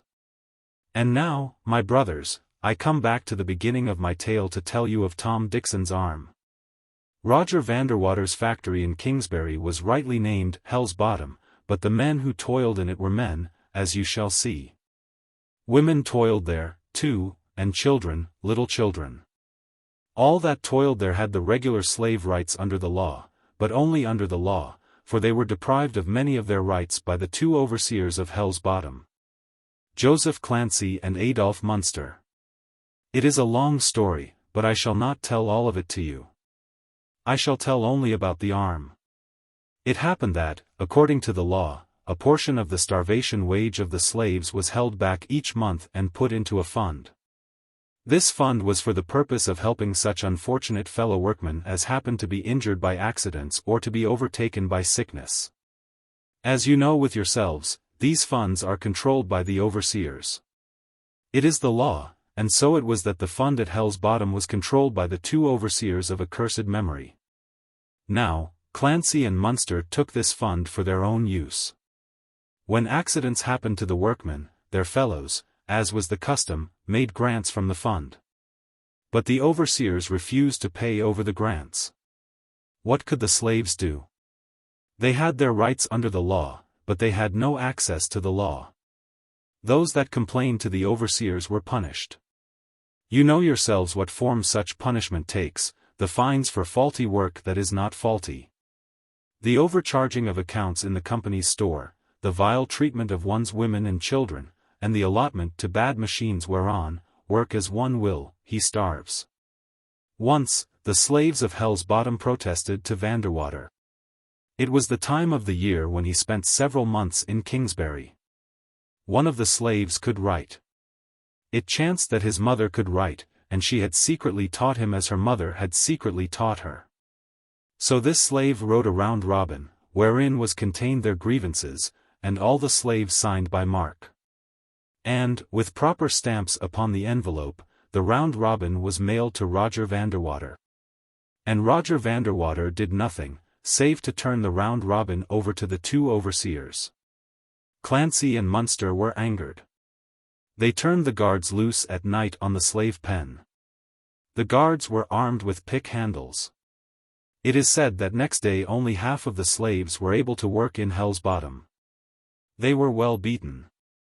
The slave who could write was so badly beaten that he lived only 3 months. But before he died, he wrote once more, to what purpose you shall hear. 4 or 5 weeks afterward, Tom Dixon, a slave, had his arm torn off by a belt in Hell's Bottom. His fellow workmen, as usual, made a grant to him from the fund, and Clancy and Munster, as usual, refused to pay it over from the fund.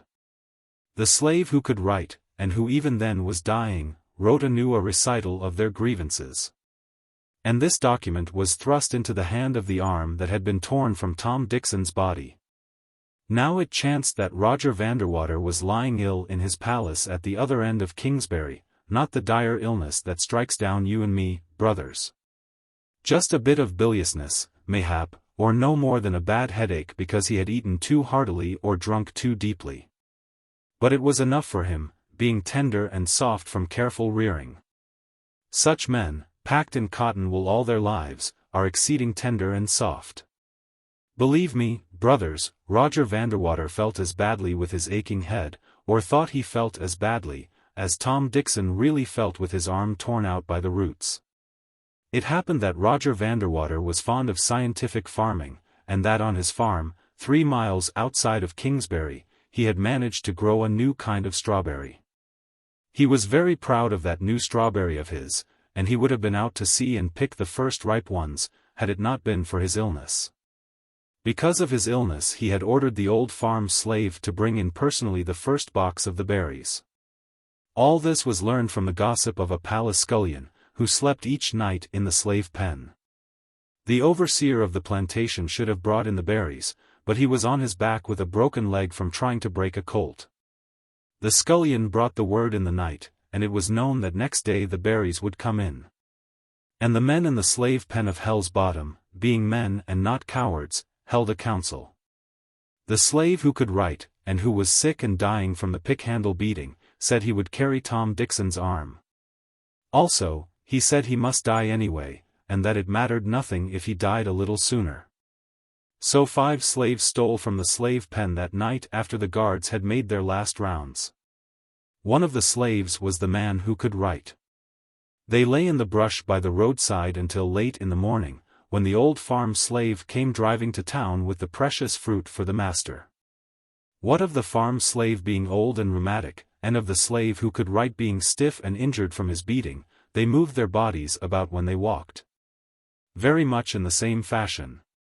The slave who could write put on the other's clothes, pulled the broad-brimmed hat over his eyes, climbed upon the seat of the wagon, and drove on to town. The old farm slave was kept tied all day in the bushes until evening, when the others loosed him and went back to the slave pen to take their punishment for having broken bounds. In the meantime, Roger Vanderwater lay waiting for the berries in his wonderful bedroom, such wonders and such comforts were there that they would have blinded the eyes of you and me who have never seen such things. The slave who could write said afterward that it was like a glimpse of paradise. And why not? The labor and the lives of 10,000 slaves had gone to the making of that bedchamber, while they themselves slept in vile lairs like wild beasts. The slave who could write brought in the berries on a silver tray or platter. You see, Roger Vanderwater wanted to speak with him in person about the berries. The slave who could write tottered his dying body across the wonderful room and knelt by the couch of Vanderwater, holding out before him the tray. Large green leaves covered the top of the tray, and these the body servant alongside whisked away so that Vanderwater could see. And Roger Vanderwater, propped upon his elbow, saw. He saw the fresh, wonderful fruit lying there like precious jewels, and in the midst of it the arm of Tom Dixon as it had been torn from his body, well washed, of course, my brothers. And very white against the blood-red fruit. And also he saw, clutched in the stiff, dead fingers, the petition of his slaves who toiled in hell's bottom. Take and read, said the slave who could write. And even as the master took the petition, the body servant, who till then had been motionless with surprise, struck with his fist the kneeling slave upon the mouth. The slave was dying anyway, and was very weak, and did not mind. He made no sound, and, having fallen over on his side, he lay there quietly, bleeding from the blow on the mouth. The physician, who had run for the palace guards, came back with them, and the slave was dragged upright upon his feet. But as they dragged him up, his hand clutched Tom Dixon's arm from where it had fallen on the floor. He shall be flung alive to the hounds, the body servant was crying in great wrath. He shall be flung alive to the hounds. But Roger Vanderwater, forgetting his headache, still leaning on his elbow, commanded silence, and went on reading the petition. And while he read, there was silence, all standing upright, the wrathful body servant, the physician, the palace guards, and in their midst the slave. Bleeding at the mouth and still holding Tom Dixon's arm. And when Roger Vanderwater had done, he turned upon the slave, saying, If in this paper there be one lie, you shall be sorry that you were ever born. And the slave said, I have been sorry all my life that I was born. Roger Vanderwater looked at him closely, and the slave said, You have done your worst to me. I am dying now. In a week I shall be dead, so it does not matter if you kill me now. What do you with that? The master asked, pointing to the arm. And the slave made answer. I take it back to the pen to give it burial. Tom Dixon was my friend. We worked beside each other at our looms. There is little more to my tale, brothers. The slave and the arm were sent back in a cart to the pen. Nor were any of the slaves punished for what they had done. Indeed, Roger Vanderwater made investigation and punished the two overseers, Joseph Clancy and Adolph Munster. Their freeholds were taken from them. They were branded, each upon the forehead, their right hands were cut off, and they were turned loose upon the highway to wander and beg until they died. And the fund was managed rightfully thereafter for a time only, my brothers, for after Roger Vanderwater came his son, Albert, who was a cruel master and half mad. Brothers, that slave who carried the arm into the presence of the master was my father. He was a brave man. And even as his mother secretly taught him to read, so did he teach me. Because he died shortly after from the pick-handle beating, Roger Vanderwater took me out of the slave pen and tried to make various better things out of me. I might have become an overseer in Hell's Bottom, but I chose to become a storyteller, wandering over the land and getting close to my brothers, the slaves, everywhere. And I tell you stories like this, secretly, knowing that you will not betray me, for if you did, you know as well as I that my tongue will be torn out and that I shall tell stories no more. And my message is, brothers, that there is a good time coming, when all will be well in the world and there will be neither masters nor slaves. But first you must prepare for that good time by learning to read. There is power in the printed word. And here am I to teach you to read, and as well there are others to see that you get the books when I am gone along upon my way, the history books wherein you will learn about your masters. And learn to become strong even as they. Editor's note. From Historical Fragments and Sketches, first published in 50 volumes in 4427, and now, after 200 years, because of its accuracy and value. Edited and republished by the National Committee on Historical Research. A piece of steak. With the last morsel of bread, Tom King wiped his plate clean of the last particle of flour gravy and chewed the resulting mouthful in a slow and meditative way. When he arose from the table, he was oppressed by the feeling that he was distinctly hungry. Yet he alone had eaten. The two children in the other room had been sent early to bed in order that in sleep they might forget they had gone supperless. His wife had touched nothing, and had sat silently and watched him with solicitous eyes. She was a thin, worn woman of the working class, though signs of an earlier prettiness were not wanting in her face. The flour for the gravy she had borrowed from the neighbor across the hall. The last 2 halfpennies had gone to buy the bread. He sat down by the window on a rickety chair that protested under his weight, and quite mechanically he put his pipe in his mouth and dipped into the side pocket of his coat. The absence of any tobacco made him aware of his action, and, with a scowl for his forgetfulness, he put the pipe away.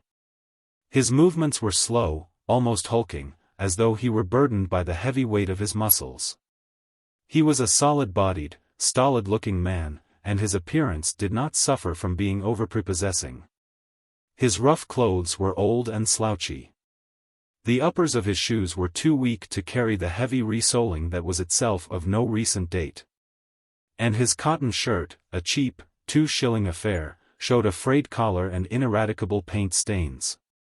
But it was Tom King's face that advertised him unmistakably for what he was. It was the face of a typical prizefighter, of one who had put in long years of service in the squared ring and, by that means, developed and emphasized all the marks of the fighting beast. It was distinctly a lowering countenance, and, that no feature of it might escape notice, it was clean-shaven. The lips were shapeless and constituted a mouth harsh to excess, that was like a gash in his face. The jaw was aggressive, brutal, heavy. The eyes, slow of movement and heavy-lidded, were almost expressionless under the shaggy, indrawn brows. Sheer animal that he was, the eyes were the most animal-like feature about him. They were sleepy, lion-like, the eyes of a fighting animal. The forehead slanted quickly back to the hair, which, clipped close, showed every bump of a villainous-looking head. A nose twice broken and molded variously by countless blows, and a cauliflower ear, permanently swollen and distorted to twice its size, completed his adornment, while the beard, fresh shaven as it was, sprouted in the skin and gave the face a blue-black stain. Altogether, it was the face of a man to be afraid of in a dark alley or lonely place. And yet Tom King was not a criminal, nor had he ever done anything criminal. Outside of brawls, common to his walk in life, he had harmed no one. Nor had he ever been known to pick a quarrel. He was a professional, and all the fighting brutishness of him was reserved for his professional appearances. Outside the ring he was slow-going, easy-natured, and, in his younger days, when money was flush, too open-handed for his own good. He bore no grudges and had few enemies. Fighting was a business with him. In the ring he struck to hurt, struck to maim, struck to destroy, but there was no animus in it. It was a plain business proposition. Audiences assembled and paid for the spectacle of men knocking each other out. The winner took the big end of the purse. When Tom King faced the Woolloomoomoolloo gouger, 20 years before, he knew that the gouger's jaw was only 4 months healed after having been broken in a Newcastle bout. And he had played for that jaw and broken it again in the 9th round, not because he bore the gouger any ill will, but because that was the surest way to put the gouger out and win the big end of the purse. Nor had the gouger borne him any ill will for it. It was the game, and both knew the game and played it. Tom King had never been a talker, and he sat by the window, morosely silent, staring at his hands. The veins stood out on the backs of the hands, large and swollen. And the knuckles, smashed and battered and malformed, testified to the use to which they had been put. He had never heard that a man's life was the life of his arteries, but well he knew the meaning of those big upstanding veins. His heart had pumped too much blood through them at top pressure. They no longer did the work. He had stretched the elasticity out of them, and with their distension had passed his endurance. He tired easily now. No longer could he do a fast 20 rounds, hammer and tongs, fight, fight, fight, from gong to gong, with fierce rally on top of fierce rally. Beaten to the ropes and in turn beating his opponent to the ropes, and rallying fiercest and fastest of all in that last, 20th round, with the house on its feet and yelling, himself rushing. Striking, ducking, raining showers of blows upon showers of blows and receiving showers of blows in return, and all the time the heart faithfully pumping the surging blood through the adequate veins. The veins, swollen at the time, had always shrunk down again, though each time, imperceptibly at first, not quite, remaining just a trifle larger than before. He stared at them and at his battered knuckles, and, for the moment, caught a vision of the youthful excellence of those hands before the first knuckle had been smashed on the head of Benny Jones. Otherwise known as the Welsh Terror. The impression of his hunger came back on him. "Blimey, but couldn't I go a piece of steak," he muttered aloud, clenching his huge fists and spitting out a smothered oath. "I tried both Burke's and Solly's," his wife said half apologetically. "And they wouldn't?" he demanded. "Not a ha'penny." Burke said, she faltered. "G'wan. What did he say?" "As how he was thinkin' Sandel UD tonight, and as how your score was comfortable big as it was." Tom King grunted, but did not reply. He was busy thinking of the bull terrier he had kept in his younger days to which he had fed steaks without end. Burke would have given him credit for 1,000 steaks, then. But times had changed. Tom King was getting old, and old men, fighting before second-rate clubs, couldn't expect to run bills of any size with the tradesmen. He had got up in the morning with a longing for a piece of steak, and the longing had not abated. He had not had a fair training for this fight. It was a drought year in Australia, times were hard, and even the most irregular work was difficult to find. He had had no sparring partner, and his food had not been of the best nor always sufficient. He had done a few days' navvy work when he could get it, and he had run around the domain in the early mornings to get his legs in shape. But it was hard, training without a partner and with a wife and 2 kiddies that must be fed. Credit with the tradesman had undergone very slight expansion when he was matched with Sandel. The secretary of the Gaiety Club had advanced him £3, the loser's end of the purse, and beyond that had refused to go. Now and again he had managed to borrow a few shillings from old pals, who would have lent more only that it was a drought year and they were hard put themselves. No, and there was no use in disguising the fact, his training had not been satisfactory. He should have had better food and no worries. Besides, when a man is 40, it is harder to get into condition than when he is 20. "What time is it, Lizzie?" he asked. His wife went across the hall to inquire, and came back. "8:15. "They'll be startin' the first bout in a few minutes," he said. "Only a tryout.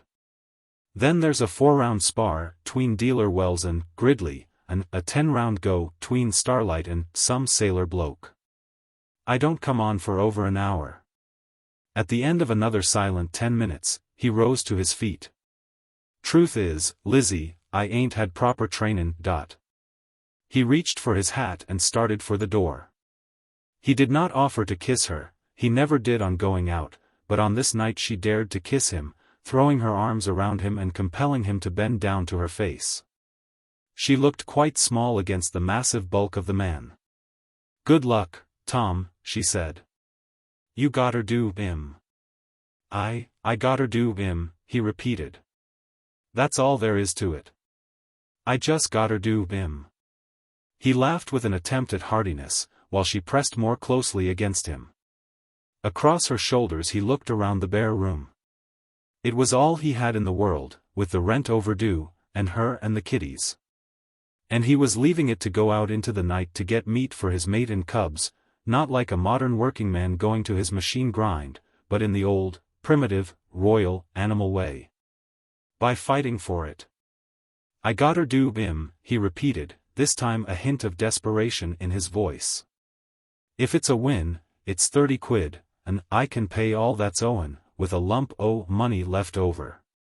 If it's a lose, I get naught, not even a penny for me to ride home on the tram.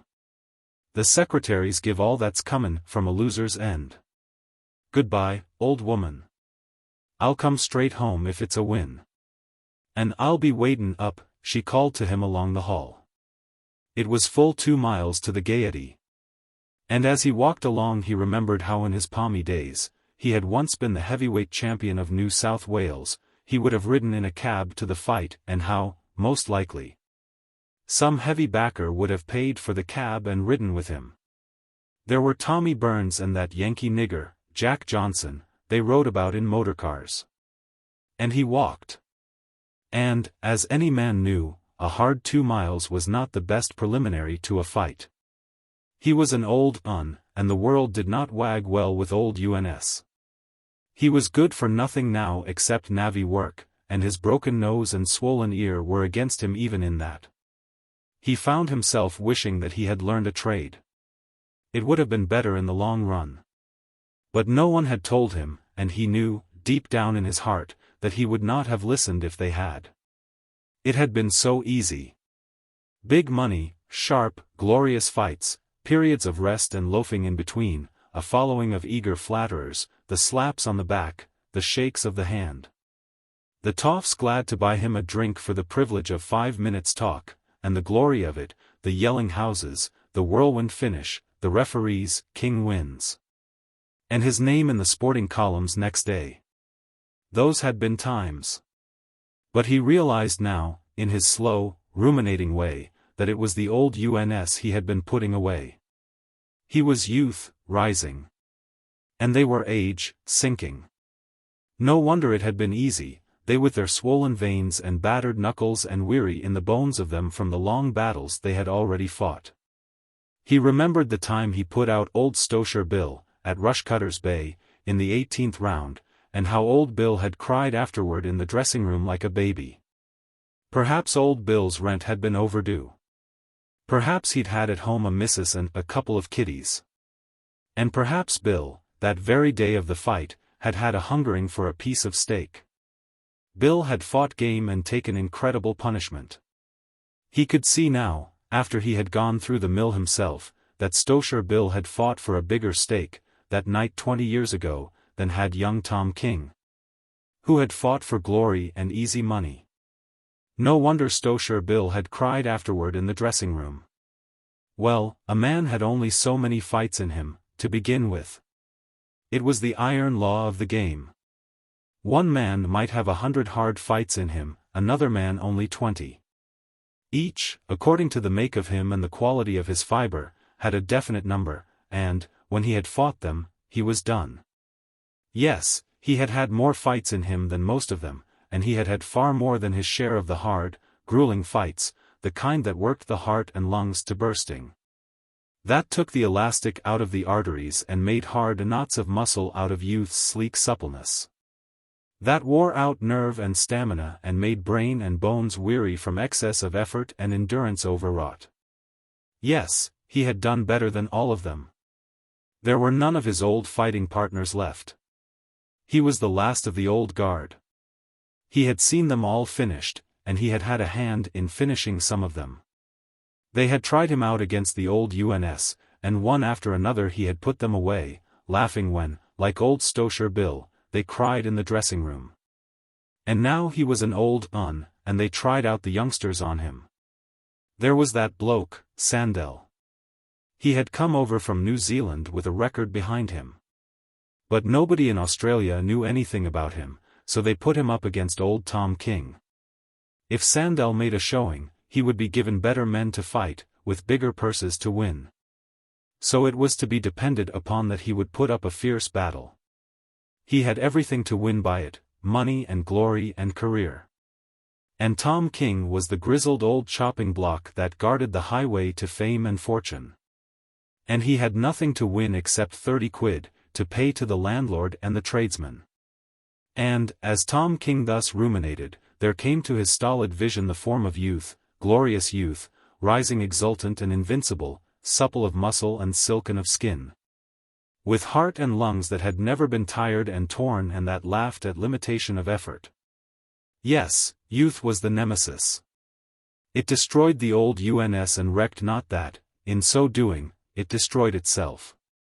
It enlarged its arteries and smashed its knuckles, and was in turn destroyed by youth. For youth was ever youthful. It was only age that grew old. At Castlereagh Street he turned to the left, and 3 blocks along came to the Gaiety. A crowd of young larrikins hanging outside the door made respectful way for him, and he heard one say to another, "That's him. That's Tom King." Inside, on the way to his dressing room, he encountered the secretary, a keen-eyed, shrewd-faced young man, who shook his hand. "How are you feelin', Tom?" he asked. "Fit as a fiddle," King answered, though he knew that he lied, and that if he had a quid, he would give it right there for a good piece of steak. When he emerged from the dressing room, his seconds behind him, and came down the aisle to the squared ring in the center of the hall, a burst of greeting and applause went up from the waiting crowd. He acknowledged salutations right and left, though few of the faces did he know. Most of them were the faces of kiddies unborn when he was winning his first laurels in the squared ring.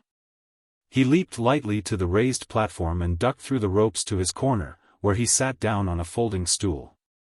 Jack Ball, the referee, came over and shook his hand. Ball was a broken-down pugilist who for over 10 years had not entered the ring as a principal. King was glad that he had him for referee.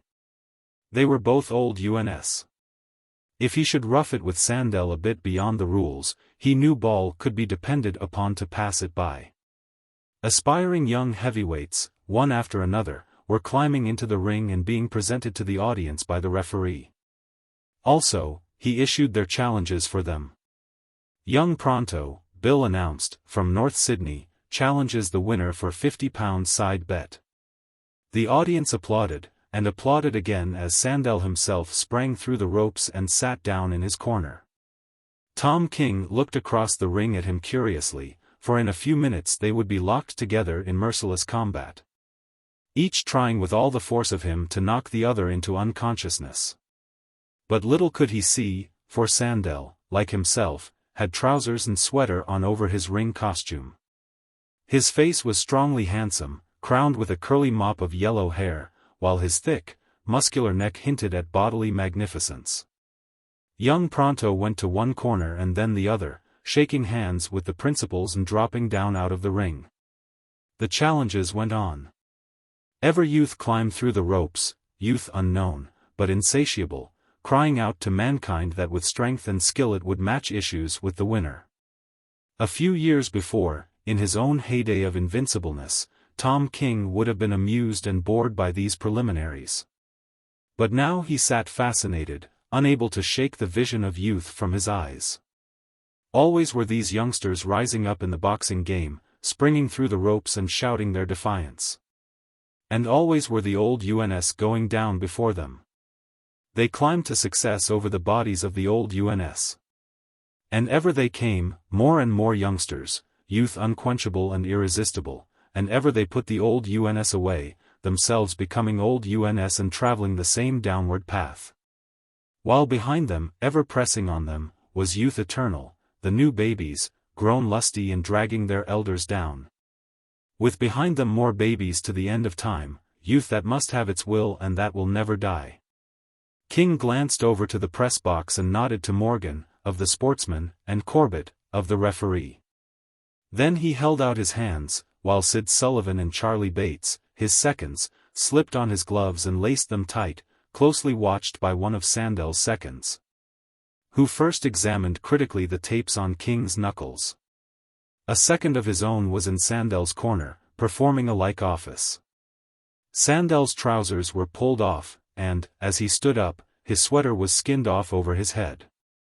And Tom King, looking, saw a youth incarnate, deep-chested, heavy-thewed, with muscles that slipped and slid like live things under the white satin skin. The whole body was acrawl with life. And Tom King knew that it was a life that had never oozed its freshness out through the aching pores during the long fights wherein youth paid its toll and departed not quite so young as when it entered. The two men advanced to meet each other, and, as the gong sounded and the seconds clattered out of the ring with the folding stools, they shook hands and instantly took their fighting attitudes. And instantly, like a mechanism of steel and springs balanced on a hair trigger, Sandel was in and out and in again, landing a left to the eyes, a right to the ribs, ducking a counter. Dancing lightly away and dancing menacingly back again. He was swift and clever. It was a dazzling exhibition. The house yelled its approbation. But King was not dazzled. He had fought too many fights and too many youngsters.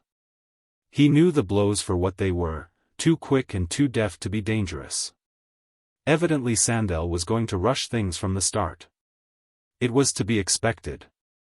It was the way of youth, expending its splendor and excellence in wild insurgence and furious onslaught, overwhelming opposition with its own unlimited glory of strength and desire.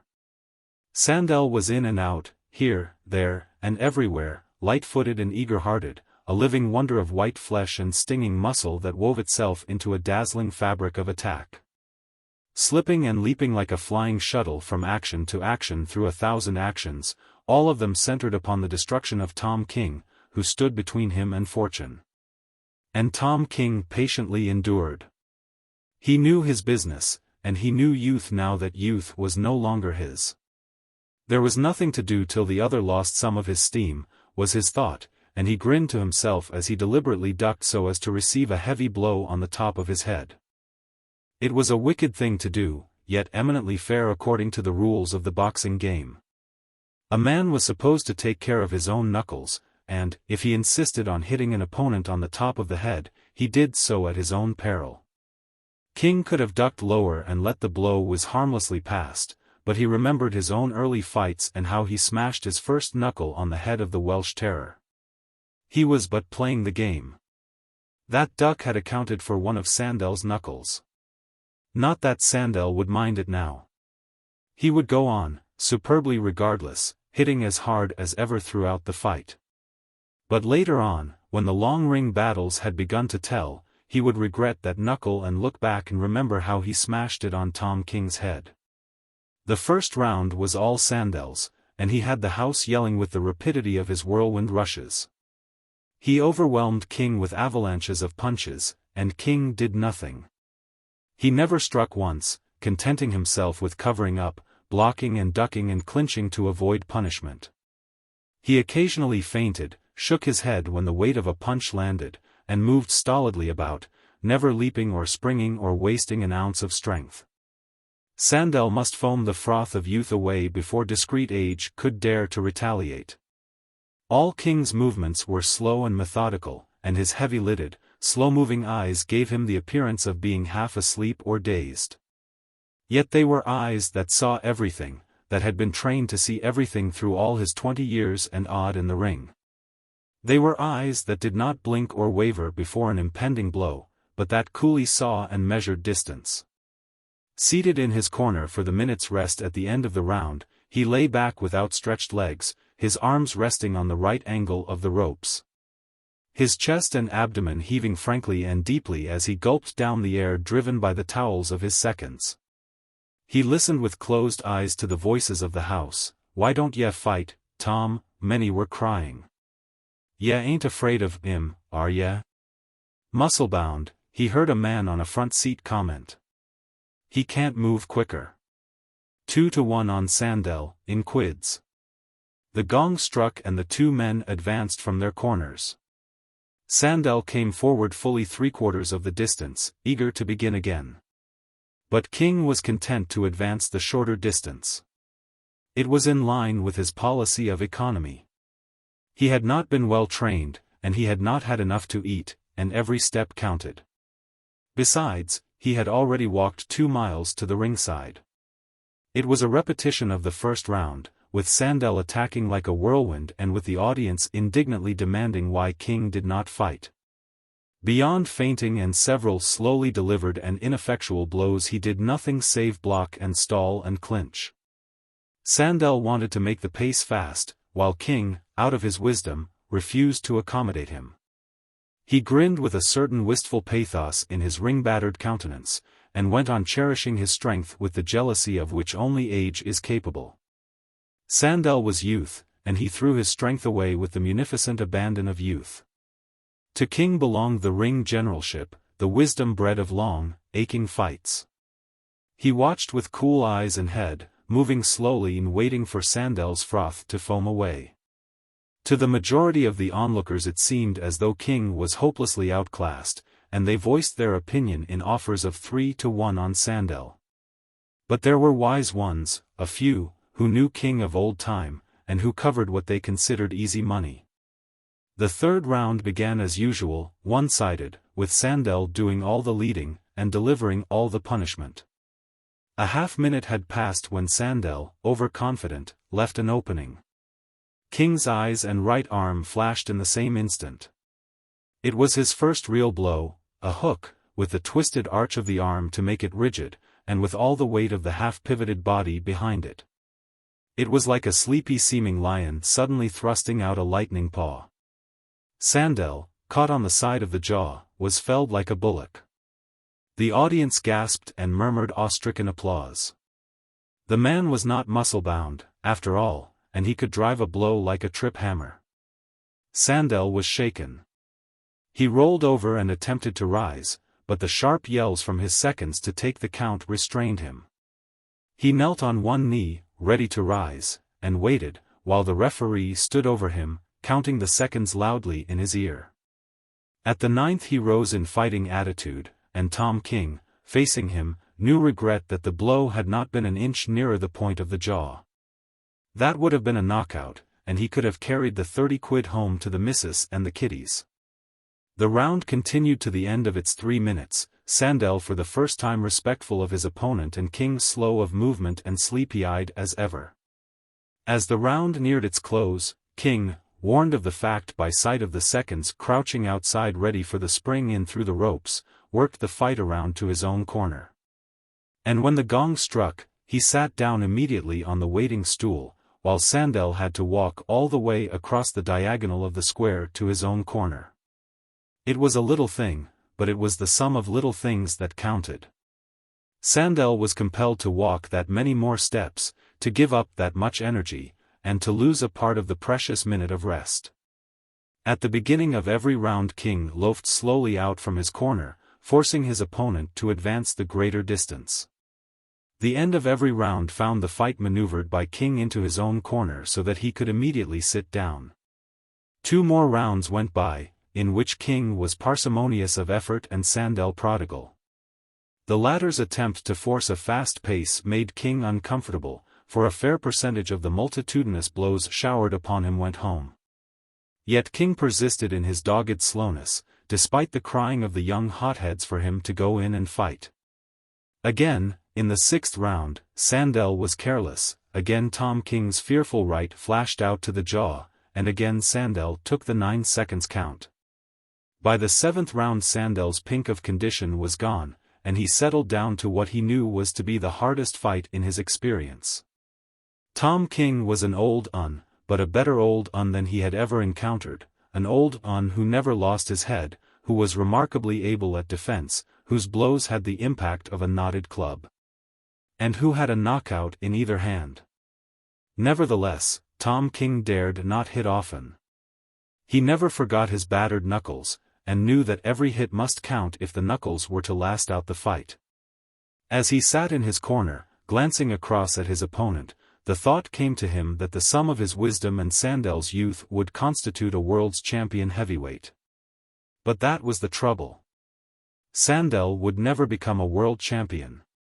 He lacked the wisdom, and the only way for him to get it was to buy it with youth.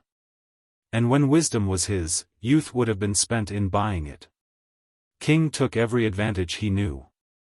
He never missed an opportunity to clinch, and in effecting most of the clinches his shoulder drove stiffly into the other's ribs.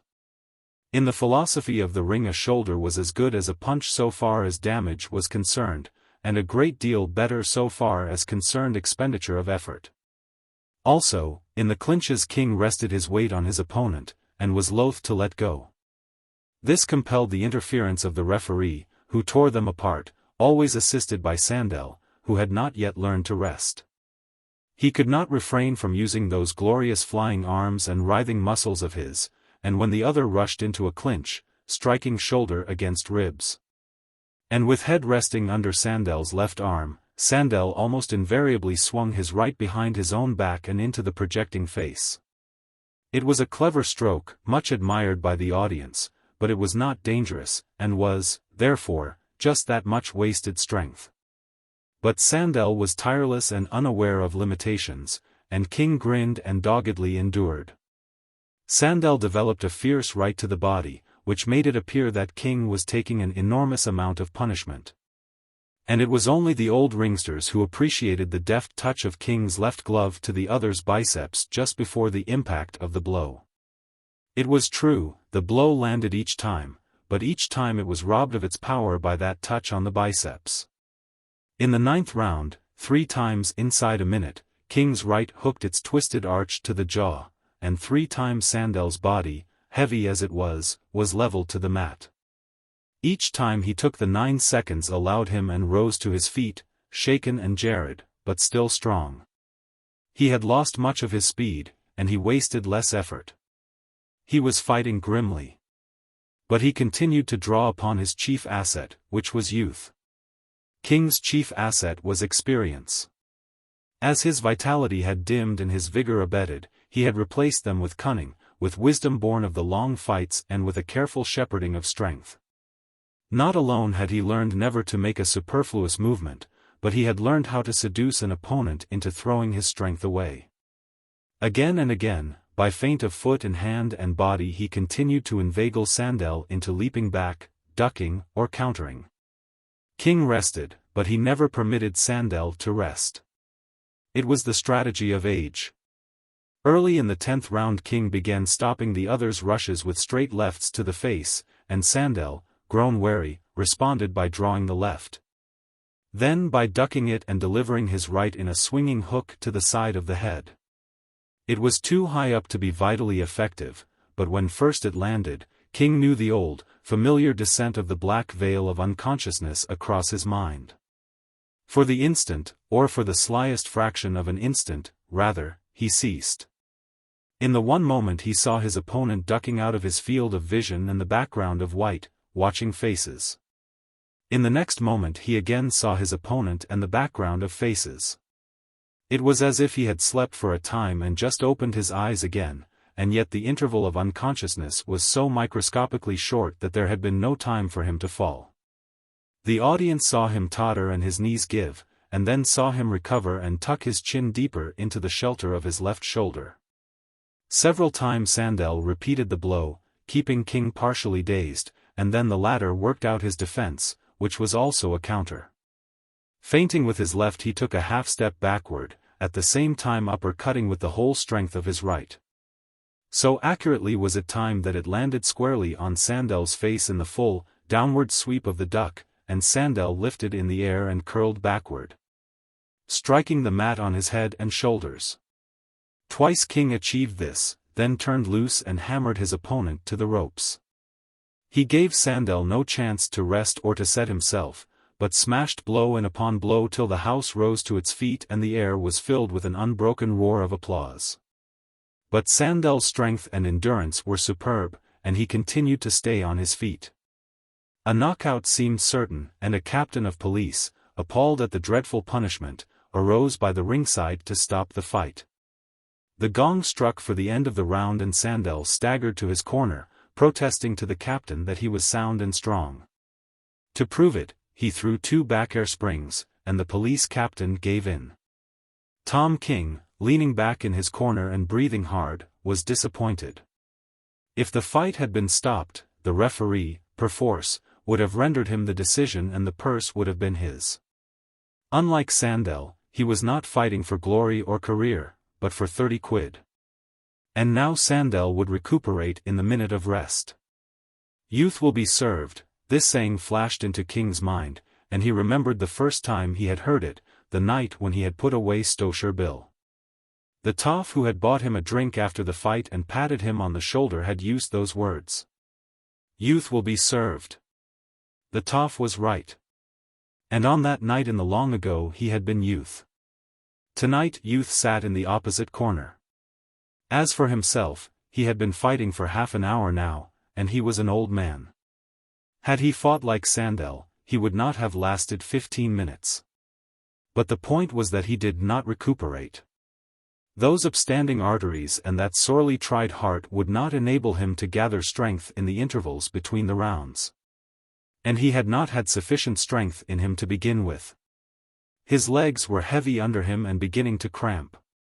He should not have walked those 2 miles to the fight. And there was the steak which he had got up longing for that morning. A great and terrible hatred rose up in him for the butchers who had refused him credit. It was hard for an old man to go into a fight without enough to eat. And a piece of steak was such a little thing, a few pennies at best, yet it meant 30 quid to him. With the gong that opened the 11th round, Sandel rushed, making a show of freshness which he did not really possess. King knew it for what it was, a bluff as old as the game itself. He clinched to save himself, then, going free, allowed Sandel to get set. This was what King desired. He feinted with his left, drew the answering duck and swinging upward hook, then made the half-step backward, delivered the uppercut full to the face and crumpled Sandel over to the mat.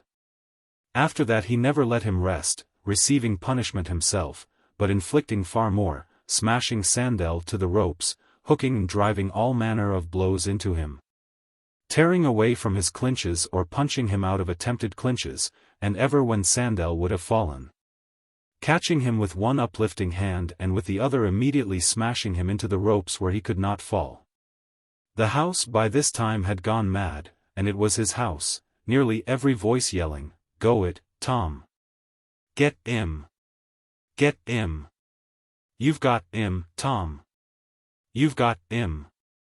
It was to be a whirlwind finish, and that was what a ringside audience paid to see.